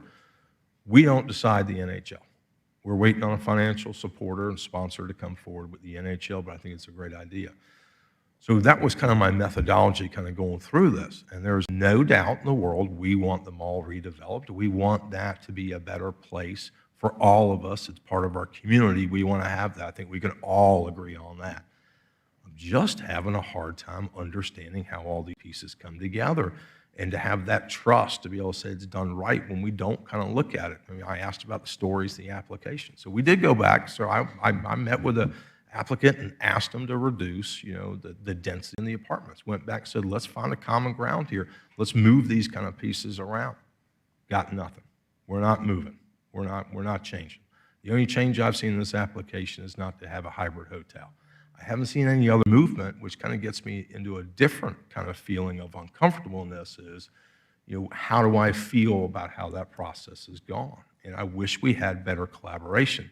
Either it takes time and we shift more time to look at the application, or we make a decision on what it is today. And I believe in making decisions, but a little bit of that methodology just has me in a really tough position of, is it the right plan going forward? Is this the right plan? Is all these pieces working well together? What's going to happen when we turn around 6, 8 years from now and we have parking problems and we have too many cars backed up, too much multifamily, all those in there? And that's why I want to make sure we do it right. And that's why I'm having such a tough time with this application. But I feel I haven't gotten there. So I just want to explain myself, explain my methodology of kind of how I got there, because details matter to me. And I want to be thinking about those details. So thank you, everyone, for being here tonight. Appreciate it. Councilwoman Reeves. My turn at the mic. I was really nervous all day, you all. This is like the biggest vote I'm probably going to have the whole time I'm on city council. And I was an elected official on the school board before. This is a really big one. At least I'm not moving people's children from one school to another. That's actually worse. But, I won't repeat some of the things that I've heard. Parking bothers me. The battery comparison, I don't think you could look at this as somebody who has to judge it and not compare the numbers for the battery to here. So I did the same thing. The process has been, I remember seeing the calendar for the process in the spring. And I looked at, first it was one CZIM meeting, and then it was two. And I'm like, let's see, June 10th and July 8th. Well, let's see. I think I'm still a little bit on school calendar, and I'm like, nobody's going to be in town. I mean, I just thought to myself, well, June 10th, maybe yes, but a few days after the 4th of July, I thought that's going to be a heavy lift to get, everybody in town. And so it really doesn't surprise me that everyone, who is finding out just now, that they're so surprised. I don't think that necessarily our community needs to kick themselves because some of this has gone along at a pace that I did not anticipate. And I don't think it's just because I'm a new city council person. I pay pretty close attention to what's going on. I came to most of the meetings last year. But the pace of this and the communication, boy, I think we could have done such a better job. Everybody wants something done at the mall. You can't be an elected official in Alpharetta and not hear from your constituents, from your neighbors, from your spouse, from everybody, oh my gosh, we can do a better job at the mall. But, it is private property. And, I look at all of the investment that the city of Alpharetta has put into the entire area surrounding the mall. We just voted on a $16 million extension to the Alpha Loop. You look at the Alpha Loop, you look at the Greenway, you look at that brand new lovely entrance to the Greenway on North Point Parkway. You look at all of this investment in roads and other things that the city of Alpharetta has done to really elevate this area. And there's nothing that can convince me that this is not one of the premier commercial properties in the southeastern United States. It's the two exits on 400 have been talked about a lot. It was built for traffic. I will give the applicants that. It actually is the area that was built for traffic. But in all that, you would think that the person who owned the mall would look around at our community. Several people have mentioned, how some of the demographics of our community and how well people do here. There's a lot of disposable income here. There's a lot of disposable income. And there are people that still shop at the mall. And so what a crushing disappointment that New York Life could not see that we were worthy of investing in. Instead, we have this application. And the applicant did a really lovely job, and there's so many attractive pieces to this. It's a little bit like the shiny object, It looks really, really cool. It really does. But does it fit with Alpharetta's character? So when you're looking at changing land use, you're like, it's not only changing land use. In fact, one of our commenters commented, it's a lot of variances. They're not small variances. They're big variances. And so you look at it and you say, this is a change in land use, and is this kind of density in character with our community? Will we still be Alpharetta? I totally embrace the change. Been here since '89, and I've liked the changes that we've been doing, but 20-story buildings seem so out of place. I went to go look for something that looked like a 20-story apartment building. I had to go down to Hammond Road. So, we don't have anything like that up here. And I'm not sure everybody wants everything like that up here. And when I ran for school board, I was a really angry parent. I was going to say a different word, but I decided not to. I was a really angry parent, and I wanted parents to have a much better say in the school system. And I think over my 24 years in the school system, I hope I accomplished that. I try really hard to be that representative voice for my community. And when I ran for this seat, I knocked on a lot of doors, and I talked to a lot of people, 6 months before the election. And gosh, if you don't know what you're going to say, what you think about the mall when you walk door to door, you better not run for anything in Alpharetta, because you get asked by everybody, what do you think should happen at the mall? I think redevelopment should happen at the mall. I don't know almost anybody who doesn't think redevelopment should happen at the mall. The question is what?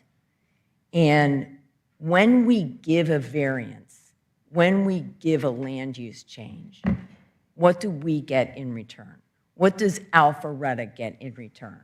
maybe get a cool hockey arena. Maybe not, but we maybe get a cool hockey arena.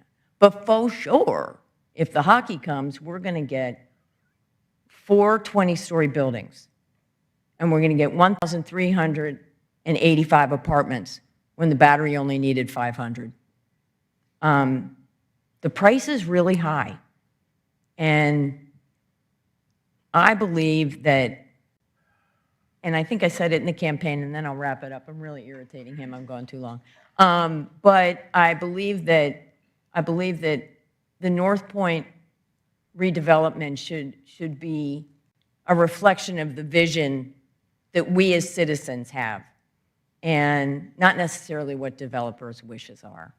And I'll stand by that. And in that vein, I've got, like everybody else, I got a boatload of emails I got in the last couple of days that are against and a few that are in favor. I read every one of them, and I take everybody's comments to heart, and like others have said, can't please everybody, but I really do want to be as true to what I can as possible. And I don't think this is in the best interest of Alpharetta. Councilman Driscoll. Well, Mayor, I'll make sure I keep it under 42 minutes or so for you this evening. Yeah. No, so obviously myself and Councilman Reeves, we've been here since January in the seat that we've had.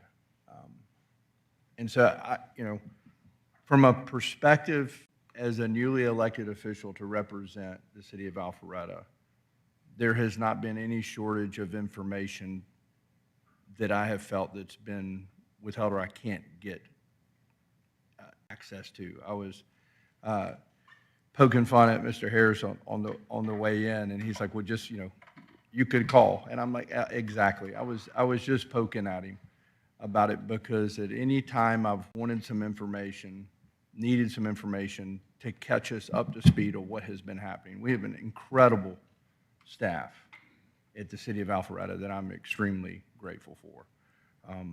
Our current council we can sit here and agree to disagree, but when this vote is had, we will walk out here representing the city of Alpharetta. And the next vote that we come to, you're not carrying any angst over from it. And I truly respect that about this council, because we're going to sit here and we represent the city of Alpharetta the way that we feel that we should represent you.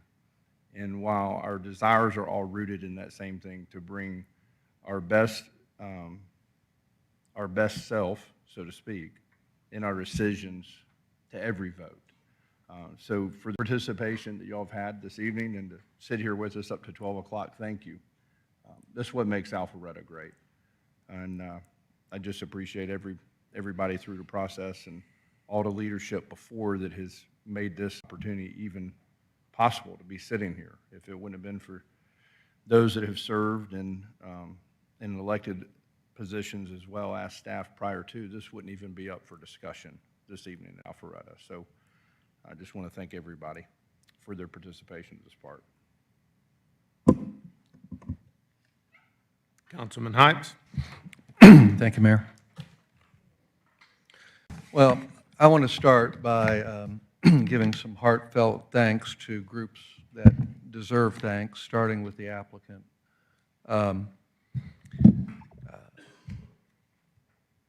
I appreciate the access that I was given to argue with you about this project. I appreciate the give and take that we had, and there were too many hotels in your original project. We have 4,051 or something like that, close to it, hotel rooms we need to fill every single night in the town, and you're adding to inventory. And so that was a hot button for me, and I feel like you heard some of our hot buttons. You didn't hear all of them, but you heard that one, you heard some others. You all made some concessions that were important to work as partners with us, and I appreciate it. I want to thank the best community development staff in the state of Georgia. They're really good. And they know their stuff, they know their details. They think both linear and globally. Again, when I needed information about aspects of the project, we have the preeminent experts in community development to answer our questions or get us information. I want to thank the mayor and council. The mayor and the mayor pro tem have gone above and beyond on exploring this opportunity. There's been talks with the NHL. There's been, there's been site visits, along with staff who I didn't recognize as public safety, and their hours spent over at the Battery. And the due diligence that our city has done to vet this project and to anticipate how this project needs to be crafted, and then to have the applicant hear what those requirements are to make it a successful project. But, the council has been great. We've all leaned in, almost every one of us have leaned into something slightly different on this project. We have all brought a different perspective, which I have greatly valued. Done a lot of thinking on this project.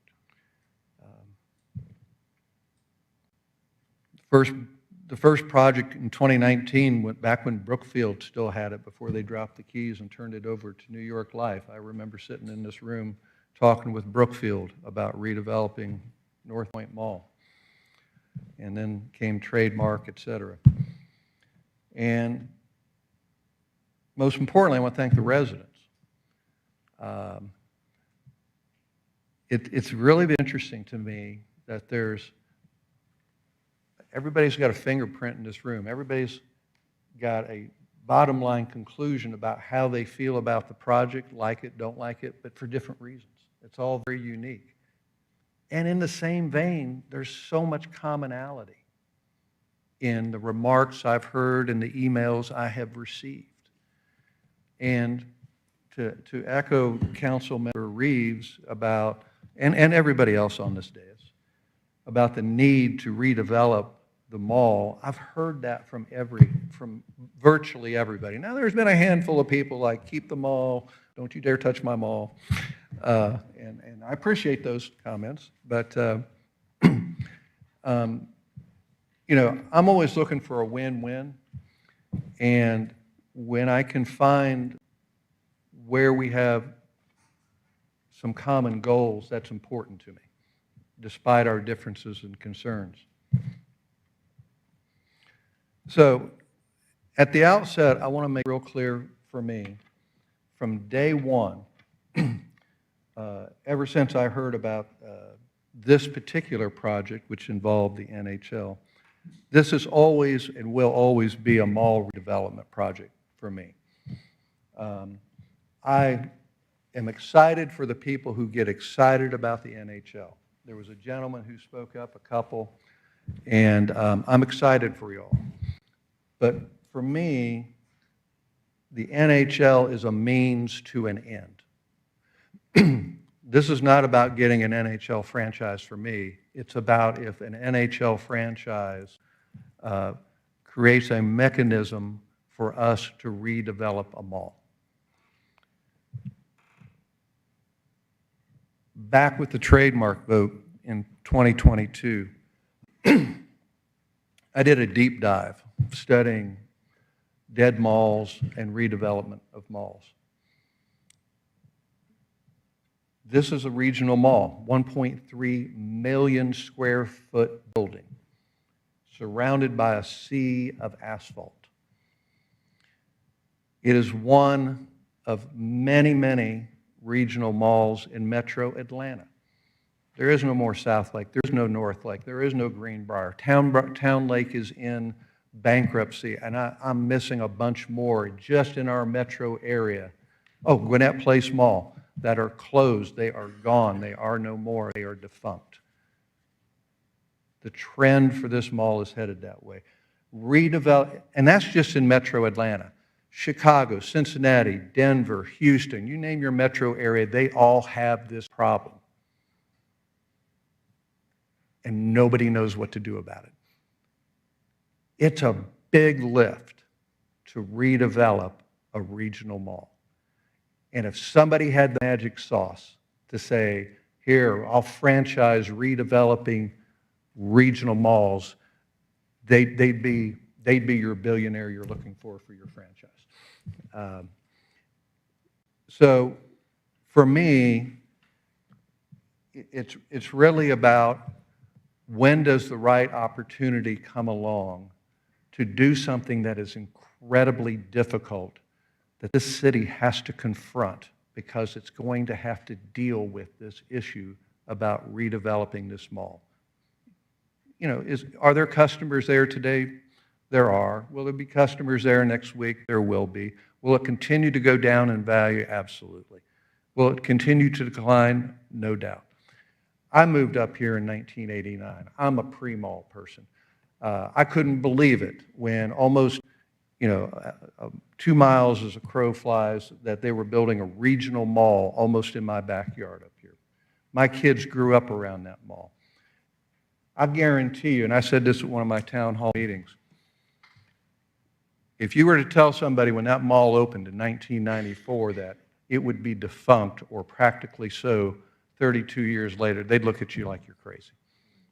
They'd look at you like you're crazy. Nobody would have made that investment back then if they knew what that shelf life was. And speaking of that, I wanted to address at this point in my remarks, I have been discussing this with the public. We touched on mall redevelopment, but not this plan, in a town hall meeting in February this year. We specifically talked about this at a town hall meeting in, what's 2 months after that? April and June and August. Attempts have been made to get the word out, to engage the public, to hear what you have to say, to determine, what's the best course of action. Tonight's vote is a vote to approve or deny a proposed mall redevelopment project. And we're not sitting here at the dais trying to design it or redesign it. Those conversations have been had.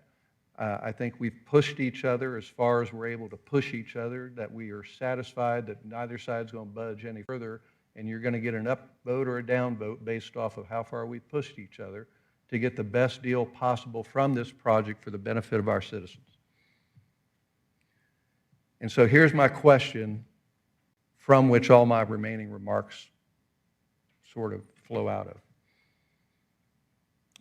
Will Alpharetta be better with or without this particular mall development?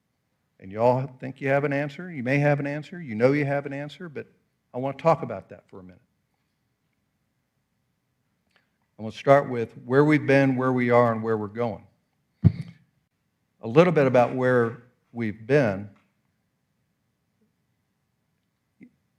If you pull up the metropolitan Atlanta statistical area from 1970, this is all on Wikipedia, by the way, and other things, you'll find out that that Alpharetta and the Fulton County line was the very northern end of the Atlanta statistical metro area. I believe it was the case in 1980. You fast forward to today, as it has grown and grown and grown and grown, it goes up to the foothills of the North Georgia mountains. It goes up to Dawsonville, the metro area. We were the exurbs when I moved here to Atlanta in 1983, came up here in 1989 to Alpharetta. We're in the middle of a metro area now. literally, statistically, in every other way. So that when I moved here in 1989, I moved as far out as I could, like Councilman Merkel's kids did up in Dawsonville, so I could commute and work in Buckhead. I just try and get as far away as I can and still commute. Found this beautiful neighborhood. That's way up there so people can commute here to work. That's a significant change in terms of when we talk about the impact of either, the mall or what might be coming with this project or a competing project. Traffic is a big concern. We don't generate the traffic. The traffic comes down from the fastest growing county in the United States of America, which is Forsyth County to the north of us, and then you throw in Pickens and Dawson and Hall County. They're all coming down here to one of our 4 exits to get onto 400. There's your traffic. So it's a point for discussion about where we are in the metro area. I love the idea that we were at one time Mayberry. I love the idea that we had 3,000 people here, and you can go in that hallway or that room across the hallway here and find a police car with a bubble top light on it. And that was our one police car here. If you talk to my friend Rex Grizzly, who was born here in 1949, he can tell you about when this was a town of 900 people in 1950, 3,000 in 1980. Well, we became one of the fastest growing cities in the country in the 1990s and the 2000s. We tried to plan for that with our land use plan. Much of that information was in the packet, it was put up there, but the point about the land use plan that affects my decision is we have always pointed in the direction that we're moving through the land use plan. Now, I went back to the 2035 land use plan adopted January 9, 2017, prior to my coming on council in 2018, along with the mayor who took his seat in 2018. And in that plan, North Point is expected to receive the most intense and concentrated development in the future. That's what our citizens signed on to in terms of the direction we were going to go. When we did the 2040 comprehensive land use plan and signed off on October 25, 2021, the focus area for housing said concentrate density at North Point. For office and retail vacancies for focus areas, it said develop incentives for the North Point area, redevelopment plan for the North Point Mall. Under community vision for housing, strategy 1.5, prioritize high-density development to locate in the North Point area and limit high-density development in other areas of the city. We had a lot of really smart people working on that comprehensive land use plan. I'm looking at some people in this room who signed that comprehensive land use plan. This was the agreement of our community about what we plan to do in the North Point area, and we've acted consistently with that. The more recent update, which we just passed in May 19th of this year, under the housing strategy, it again says prioritize high-density development in North Point. Under land use, says plan for regional draw uses such as university or entertainment in North Point. Part of my thinking is, are we acting consistently with what the community said collectively, this is what we want to do at North Point?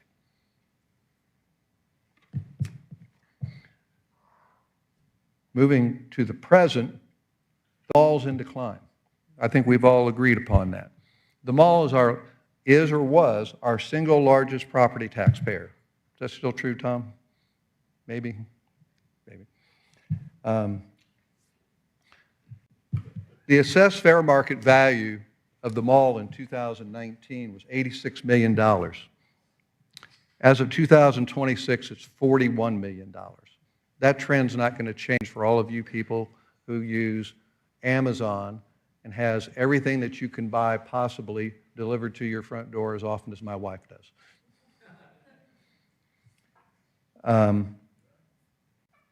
When I ran for office 3 years ago, or not, excuse me, when I ran for office back in 2018 and subsequent elections, I had 3 primary goals, and I have stuck with those goals consistently. 1 was to keep Alpharetta safe. 2 was to redevelop North Point Mall, and 3 was to make us a walkable city and extend our trail system. I have stuck to those 3 things. Redevelop North Point Mall is a priority. I was elected to do that because I said that's what I was going to do. I made it one of my goals and a platform on which I ran for office. But like others up here, I don't just accept anything that comes forward. I think the gentleman over here from New York Life was seated about that exact same spot when we were deciding the trademark application in 2022. I have never hidden my dislike for that project. It was going to be a total of 900 apartments in 1/3 of the parking lot around the mall, and it was going to retain about 2/3 of the mall and lop off one end of it, 1/3 of it. And we were told that if we build 900 apartments, that will revitalize the mall. That didn't even pass the smell test with me. But the other thing, as was pointed out by a fellow council member, was they could build up to 600 apartments before they could build the final 300 apartments, they had to start building the rest of the mixed use. They could have literally built 600 apartments and walked away, taken the cash flow, and never built the final elements of the mixed use in only 1/3 of the parking lot. And I've sat in with meetings with the mayor who pleaded, what are you going to do with the rest of this property? And like, we don't know. We're working on this end right here. That's all we know. And that was unacceptable. And when people ask this question that comes up so often, why did you deny 900 apartments, but you're open to 1385? Well, if you spread 900 apartments on 1/3 of a 100-acre property and spread it over the entirety of the property, the density then goes up to 2,700 apartments is what we denied, because it was only on 1/3 of the property. This is a holistic solution to redeveloping the mall in terms of what's been presented. And I'm committed to a holistic solution to redeveloping the mall.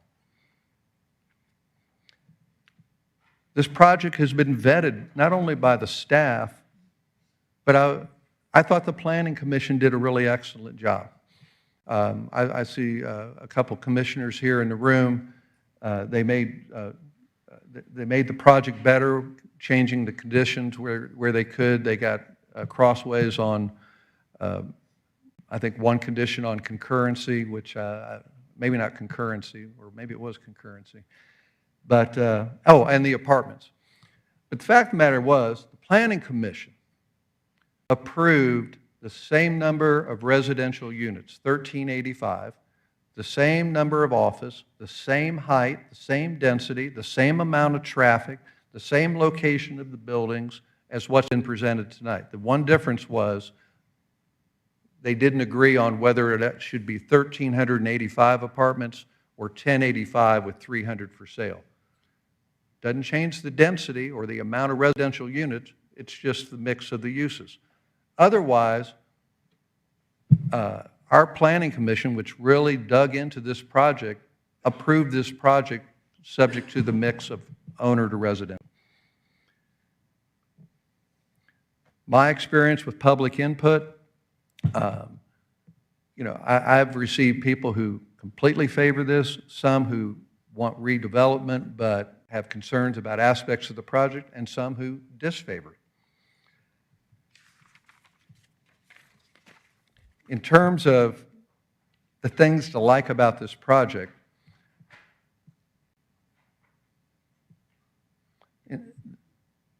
I think it's important that the applicant is doing something for our community. It means a lot to me.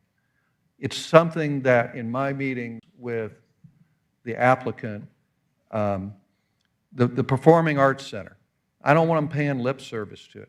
If we were to build a Performing Arts Center here, and close your ears on this, Mr. Perry, if we were to build a Performing Arts Center here in Alpharetta, it would cost somebody, potentially $100 million if it was a true concert hall. And then there would be carrying costs associated with running that hall year to year. I had the privilege of going to Carmel, Indiana, and seeing the finest municipal performing arts center in the country, the Palladium. It's amazing. I want something like that for our community. We just don't have the money. When they have the ability to provide a performing arts center for our performing arts, our theater, our symphony, our, whatever dance we have, something that it comes from the grassroots of our community up, we're a better community for that. And I thank you for including that in the project. I thank you for including the community ice in the project, the cooler clothes. We know we have residents who want community ice. It means a lot. The park space, this is a 26-acre park. This is almost as large as the park that we just found under some brush behind Brookside along the Greenway that people just thought was a dirt trail that we now realize through Brookside that they're going to turn that into a usable park for our residents. Guess what? We just found 100 acres of asphalt where they're going to turn asphalt into 26 acres of park. That means a lot to me. It means a lot to me that they're retaining 2 department stores. I was bummed when I heard that, potentially the department stores were going to leave. A lot of my guys close at Dillard's. It's the best men's store in the city of Alpharetta. I don't know what I'd do without Dillard's. But so we're going to have choices, which makes us a very unique sports entertainment complex. And then there are the concerns. And I want to address those concerns. The concerns are, what if the NHL doesn't come? Well, if the NHL doesn't come, all of this has just been a long evening about nothing. Because if the NHL doesn't come, they have no new zoning rights whatsoever. It's still a planned shopping center. This project only happens if the franchise is awarded to the North Point site. And then things happen. And then only if a myriad of other financial things happen and happen properly. Apartments, 1,385 apartments. There are tables in the packet which show how many apartments have been built on other similar type projects, which are essential for someone to tear down a mall, chip up all the asphalt, and build something from it. On my research, for properties of 75 to 125 acres, the average number of apartments was 1,850. The median number was 1,525. This is 1,385. For comparison, 7 miles up the road, the Gathering has 1,800 apartments approved. I hear, as a concern, we build too many apartments in Alpharetta. These are the facts. We did a housing study, which we went through in May of this year. Alpharetta has 6,955 apartment units. Now, an apartment building is 10 units or more on a particular property per the housing study. Those apartments are in 22 different apartment properties. 13 of those properties with 4,576 apartment units were built prior to the year 2000. So if you moved here sometime in the 80s or 90s, you moved here when there were way more apartments per population than there is now. In fact, the ratio was 60-40 owner to renter. From 2000 to 2011, there were 2 properties that were built with 813 units. Then we got to 2012. From 2012 to 2018, there were 1,171 apartment units built in 5 properties. The fastest, greatest number of apartments built in the shortest amount of time in Alpharetta. In 2019, after I came on council, after the mayor took the center seat over here, there have been 2 properties built with apartments, 395 units. And out of those 395 units, 140 of those over at Northwind Summit were approved in 2017. So y'all can do the math pretty quick. Since I've been on council, there's only been 255 apartments in one property that have been both approved and built since 2019. So for those who think we're building apartments like crazy, that we are overbuilding our city with apartments, that we're providing apartments for people who need apartments, that's what you think, but these are the numbers.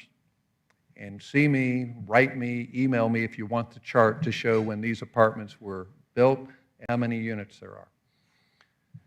So when we hear the need for apartments for people of a particular income level or age, it's because of numbers like this. We haven't built apartments since I've been on council, practically speaking, and since Mayor Gilvin has been our mayor.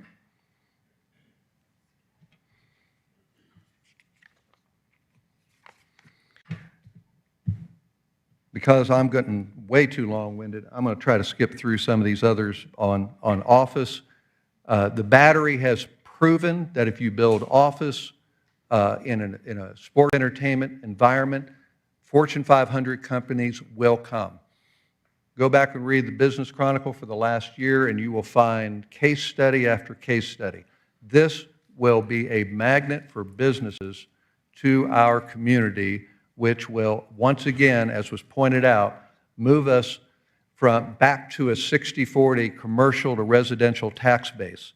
That's traditionally what Alpharetta has been since we became an economic power, economic center in North Fulton County, was 60-40. Right now, because of the decline of office and the stagnation in the residential market in terms of caps on our property taxes, it's 51-49 is that ratio. This is the right move to set us apart, to do what we do best, and also provide all of the amenities for our citizens paid for by the commercial tax base, not on the backs of residents. We love trails, we love parks, we love streets that are well-maintained, we love paying our police officers, and the way you do it without paying it out of your home property tax, you have the commercial tax base do it. When it comes to building heights, it's an aesthetic, and we're just going to have disagreements on this. You know, I heard the reference to the apartment buildings down at Hammond. I did a quick look. You know, that's a 24-story and a 33-story apartment building if you're using that as a comparison to a 20-story building. The 33-story building is 375 feet tall. The maximum height for these buildings will be 240 feet. That's a 65% taller building than what we're talking about here if you're trying to use that by way of comparison. It's not comparable. These buildings are designed with next to the arena to provide scale so they don't stand out by themselves, but rather they're in proportion to the buildings around them. I was struck when I was in Savannah this weekend. I looked across the river at the hotel across the river, next to the convention center, right across next to the hotel. The hotel by itself would be tall. Standing next to the convention center, it's in proportion. That's what the whole point of massing and scaling is when you build a project like this. I remember when Liberty Hall was built. People were up in arms about Liberty Hall. That building's too tall. That isn't the character of our downtown. People love Liberty Hall now. They claim it as their own. Change is tough, I get it. But every time we've changed in this town, we've embraced it as our own and said, yes, that's ours. You stand on top of, up on the roof, you can see Sawney Mountain and you can see Stone Mountain. I challenge you to think about what you're going to be able to see 20 stories up on a luxury hotel at the restaurant up on top when you look at North Georgia mountains and the Atlanta skyline. I haven't heard anybody say that they hate the King and Queen building. This is our opportunity to be proud, to claim something. We've never been timid in this town about, being afraid of our own shadows when it comes to growing. We didn't get here where we are as the best city in Georgia because we were afraid.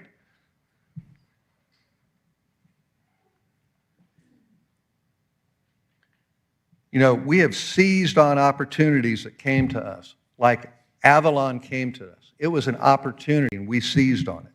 And we didn't let that opportunity get away. This is an opportunity. We resurrected a downtown broken asphalt parking lot around the old city hall and turned it into the city center. We can resurrect a mall and turn it into something beautiful. We created beauty from blight when we took an old gas station and built Liberty Hall in its place. So here's where we get to drawing all these things together. There's two possible outcomes from this vote. There's a future of Alpharetta with this project, and there's a future of Alpharetta without this project. Let me talk first about what we've all been talking about for weeks and months. With this project, a dying regional mall property gets redeveloped. Private investments create something productive in an exciting, some would say exciting way, out of something that's dying.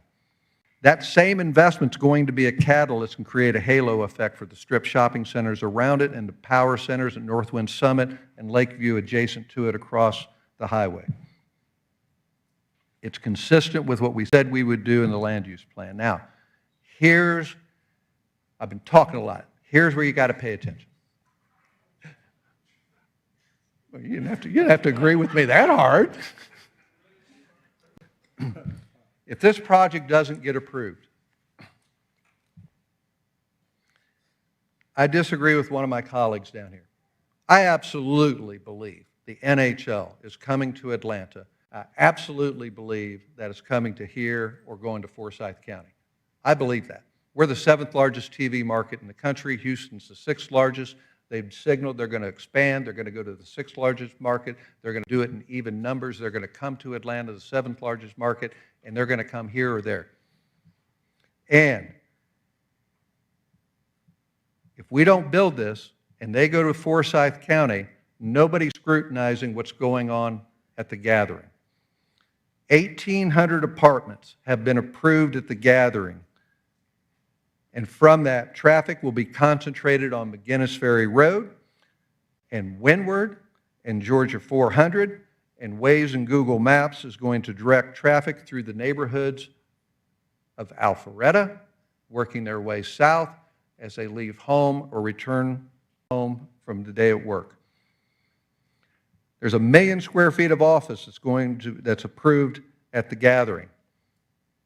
Traffic's going to be concentrated up in Windward. It's going to travel south through our neighborhoods in Windward. And they're going to return at the end of the day, after they go through the neighborhoods, to and from work. There's 600,000 square feet of retail at the Gathering. The same issue. Everybody going there is going to affect our neighborhoods, our residents in Windward, traveling through those neighborhoods. The office, by the way, very important. The office, by the way, if this happens at the Gathering, they will have no qualms about truly cannibalizing our businesses.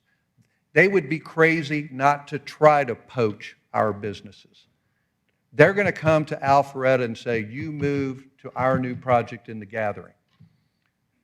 We have no control over that. We can't we can't control that.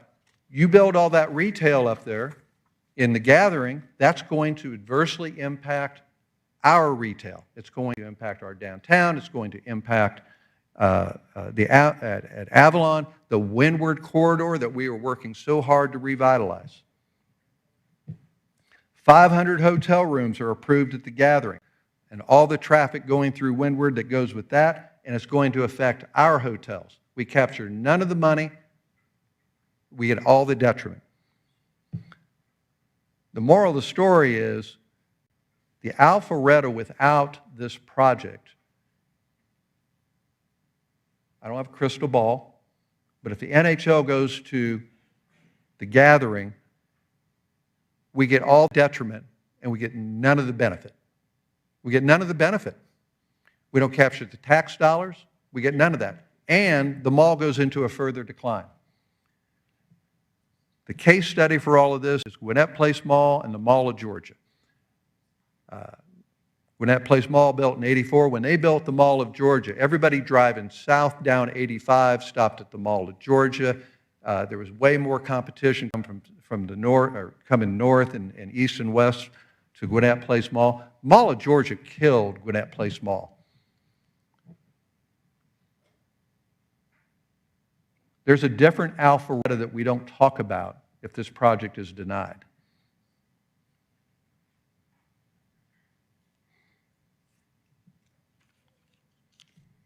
And then last, and that is, if this project is denied, and if we take to heart every single concern that has been expressed by our residents, because you can't please everybody, ask yourself, what's going to be acceptable for the investment that it's going to take to remove that mall, chip up that asphalt, and then build something that you can live with. What does that look like? It's not single-family homes, not unless you're going to sell them for about $15 million a piece. You know, it's going to be office. It's going to be residential. It's going to be dense. It's going to have all of the concerns that everybody here expressed tonight, but we'll get none of the benefits. So I support this because I've peeled away the onion and I've seen that what we're left with is an opportunity. The NHL wants to potentially come to Alpharetta, and that can be a catalyst for a successful mall redevelopment project. And if they don't come here, and if we deny this, then I have serious concerns what it's going to do for our city and our neighborhoods up along Windward.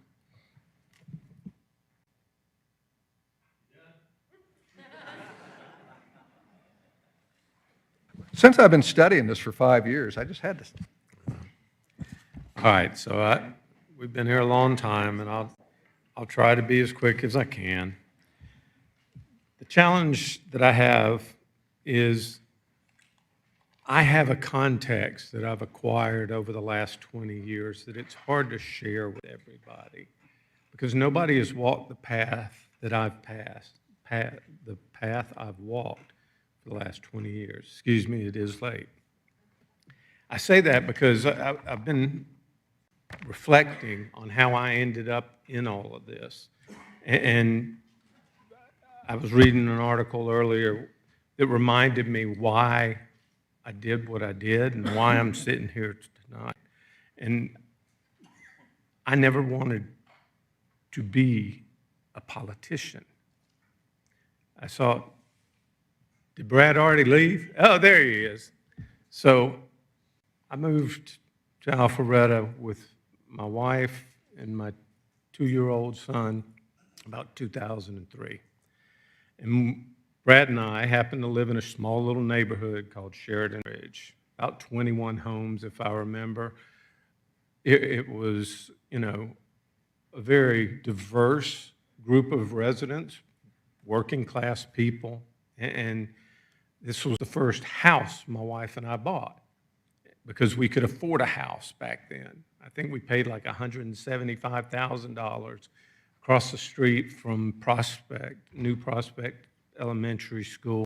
I was a real estate agent at that time, and it was a great place to raise my family. And we did fine for, I don't know, maybe about 6 months in our house. I was, you know, redoing stuff.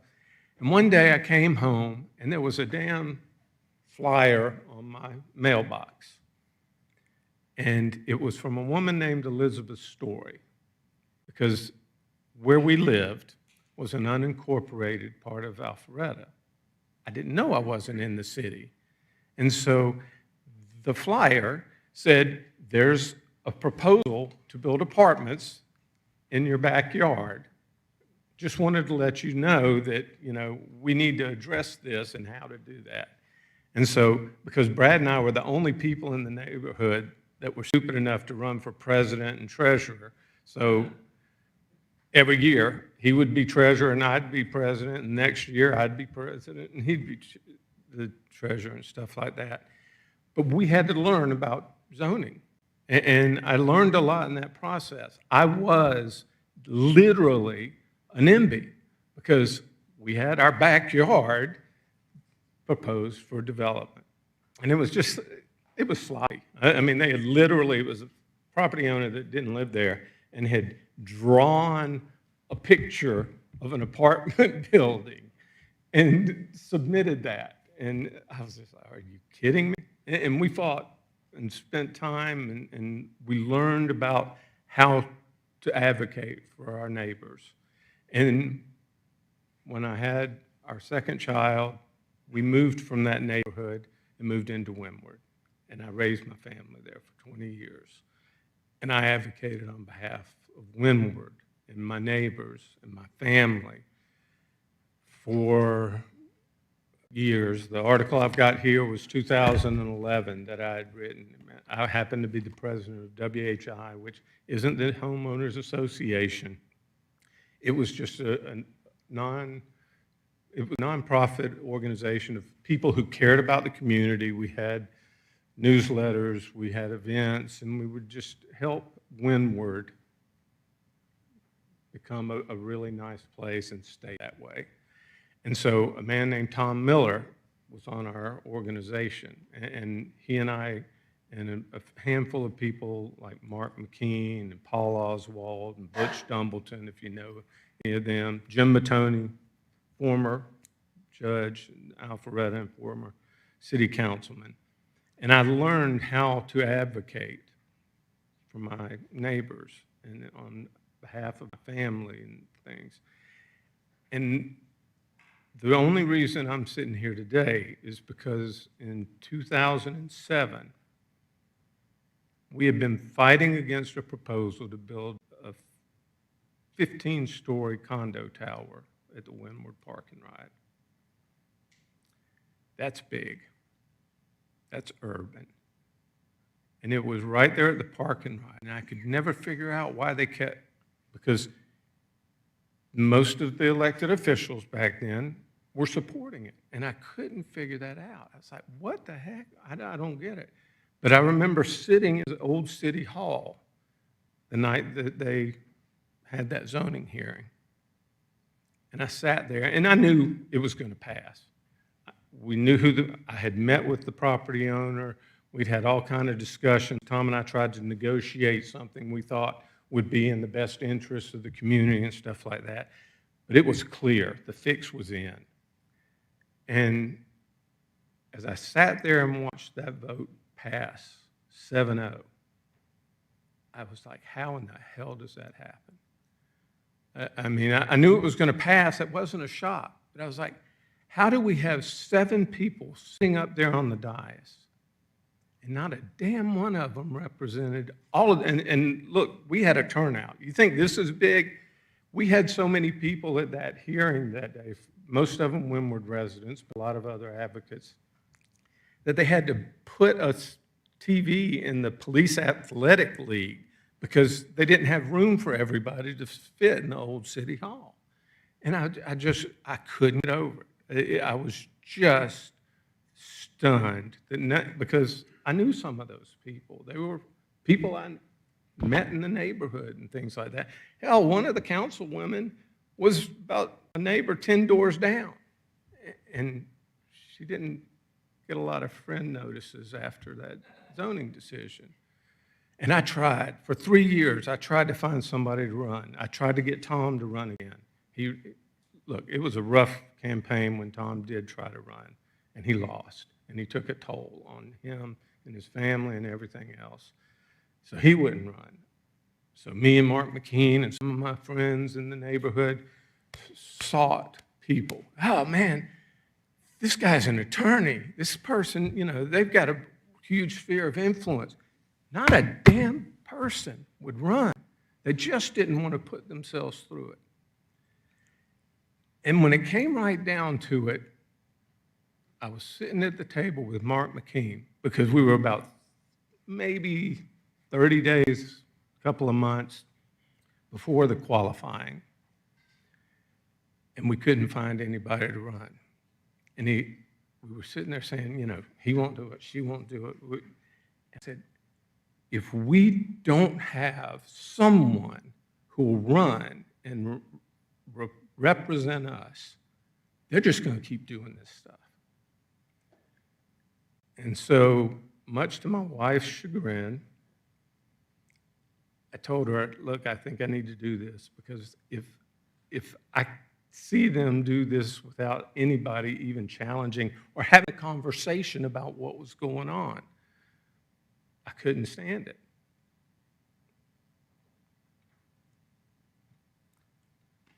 So I was sitting in my car with my daughter on sign-up day,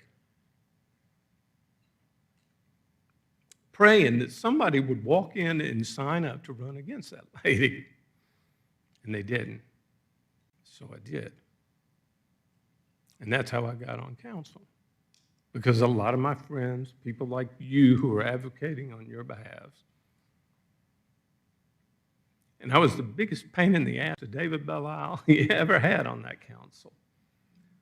Because I fought like hell against the density. Thompson Street would not look like the Thompson Street you see now if I hadn't lost so many 6-1 votes. I mean, all those, like the condos or the townhouses you see on DeVore Road now. That one's one I really remember because I was fired up about that because we had already done some other apartments and things. And so, and I was a blogger back in the day when blogs were still something.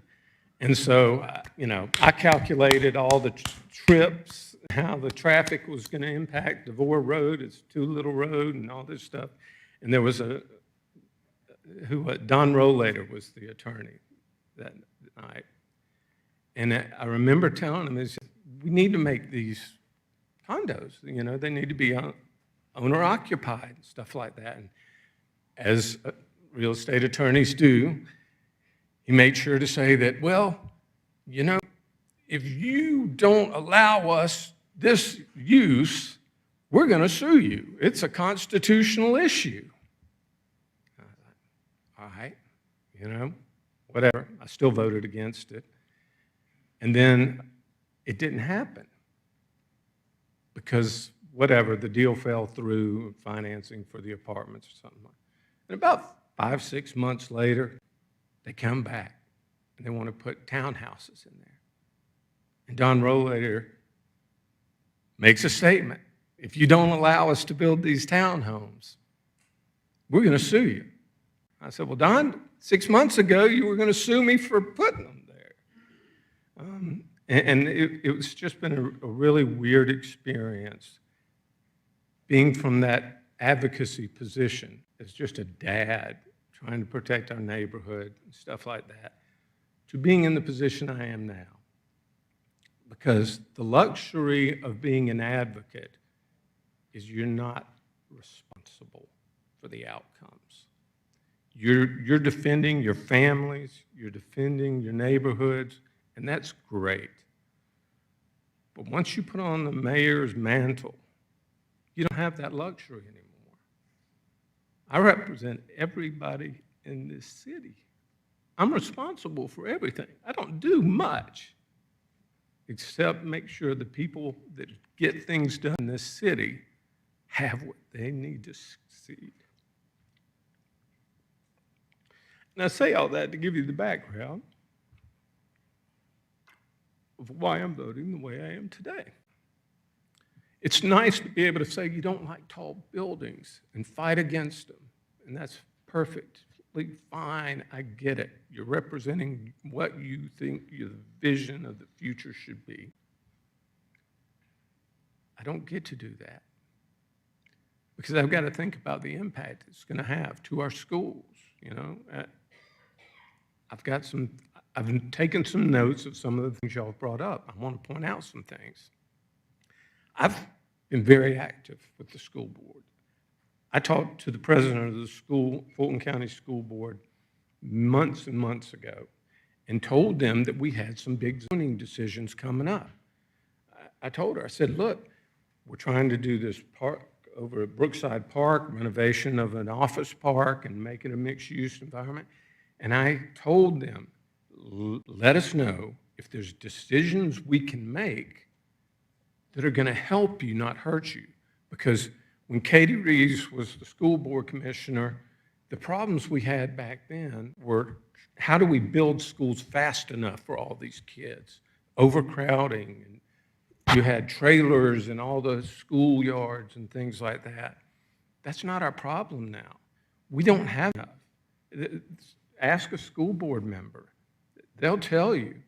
Their challenges right now are, if we aren't able to get more students into those buildings, there's going to be either some closures, which have already happened in other parts of Fulton County, or there's going to be redistricting. And believe me, that's painful, because I remember a few years ago, 3 or 4, whenever they had last redistricting threat, I got as many, if not more, emails about that. I'm the mayor. I have nothing to really influence the redistricting, but I'm responsible for it. These people came to me, but because I had great relationships with the school board and with Superintendent Looney, we were able to stop that. But if we don't change the demographics of our city, it's going to happen. They can't. The only way the school system can continue to subsidize schools that are underperforming is either keep throwing money at it or change the districting and things like that. Those are the things that I have to think about as we're having these discussions. I also have to think about, what about, like as Councilman Heights mentioned, my biggest fear in this whole process is that we have got an incredible opportunity right now. I know you don't like, many of you don't like the details. I understand that, and I respect your wishes and your beliefs. The challenge I see is we have, whether you like them or not, New York Life is a solid company. You know, we were taught, I think I had heard somebody mention Prospect Park and some of the old projects. Taubman Mall, if you remember that. There have been, the only reason we have Avalon is because previous developers had tried to build big, huge stuff on that land, and then the economy turned sour, and it went south. And it sat there rotten as the doorstep to our city for over 6 years before the recession came out enough that we could get it started again. When I look at Alan Rubenstein over there in New York Life, they have $455 billion of resources to put behind the project that they're offering to us. That means something to me, because whether we like the details of what they're proposing or we have quibbles about it, by God, if we can approve something that is good for their business, I don't have to worry about it going bankrupt and going belly up and having to do this all over again 6, 8 years from now. That means something to me. Another thing that means something to me is Jamestown is an incredible organization. They've done incredible things in Metro Atlanta, in New York City, all over the world. They're talented. They will do what they say they're going to do. I know you may not agree, and that's fine. I get it. But I'm telling you, from the mayor's perspective, by God, when we walk out of here, I want to be confident that what we've agreed and what we've approved is going to happen. It's not a dream. It's not something that's going to cause us to go back to start all over again with somebody else. That's huge for me.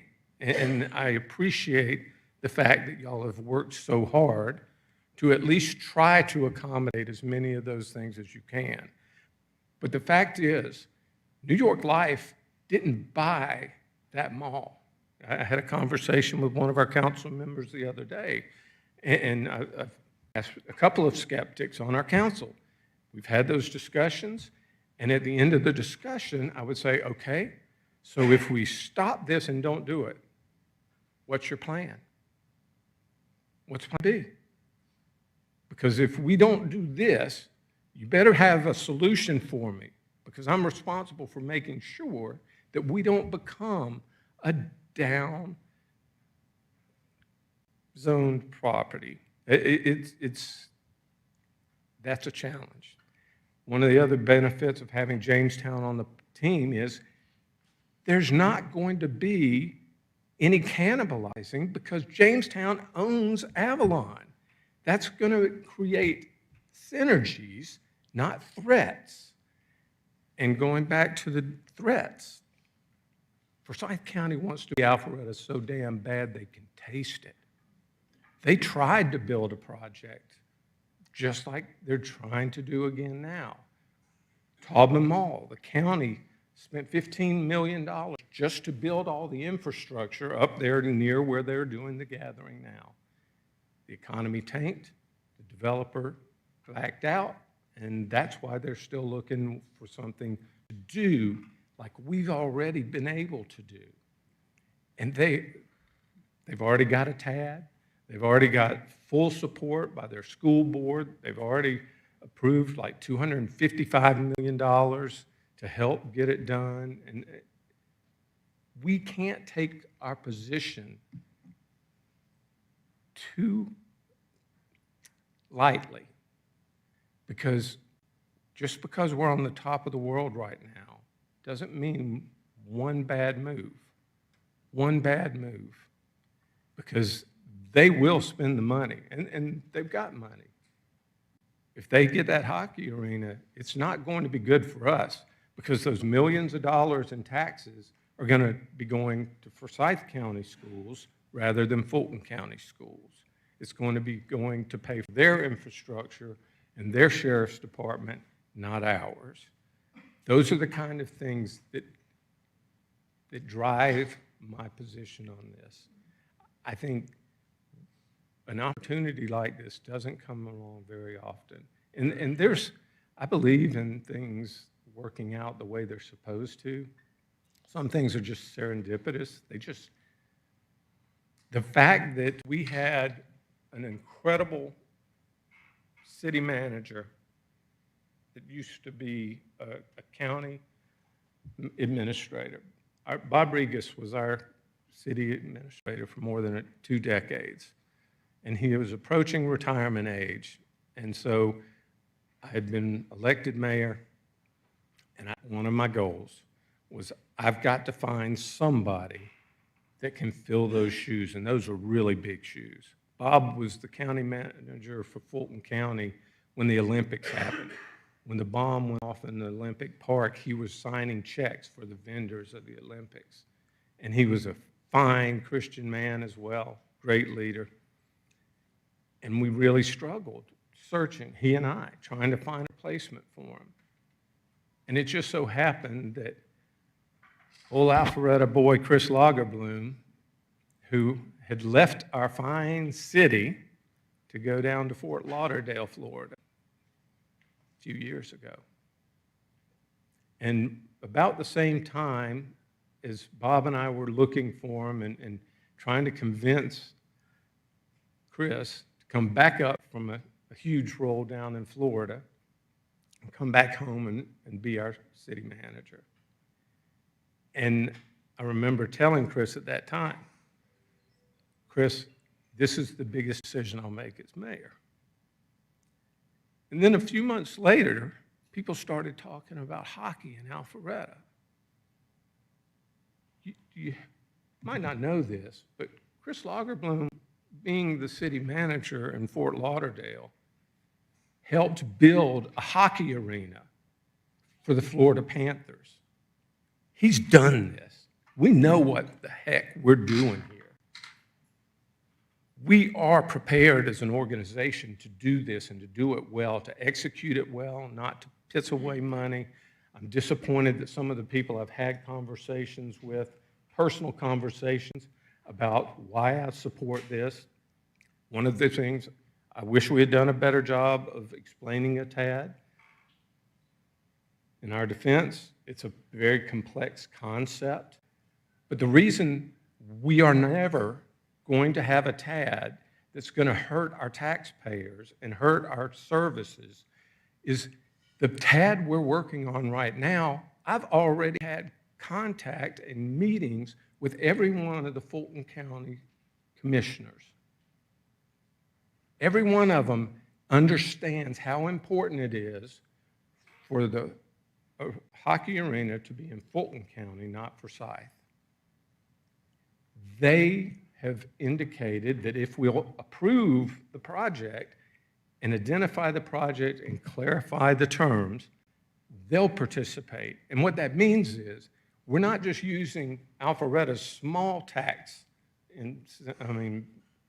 receipts to fund anything in that quarter.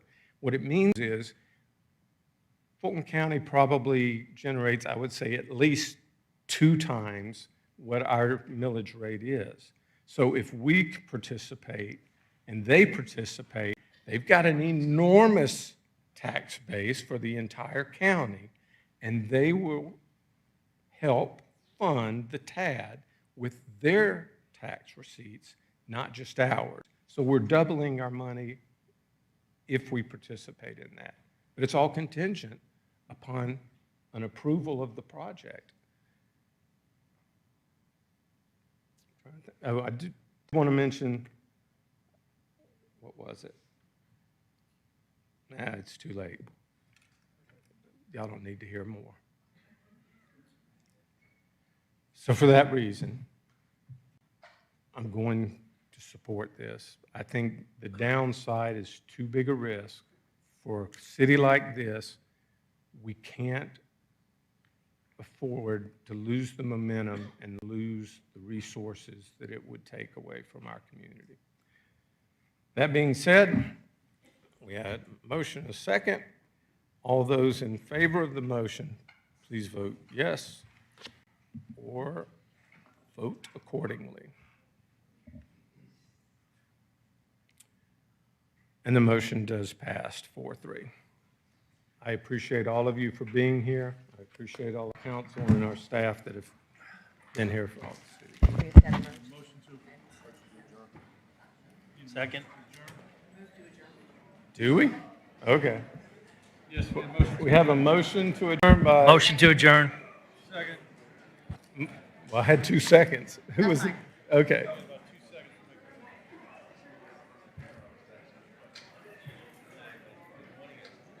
We are adjourned.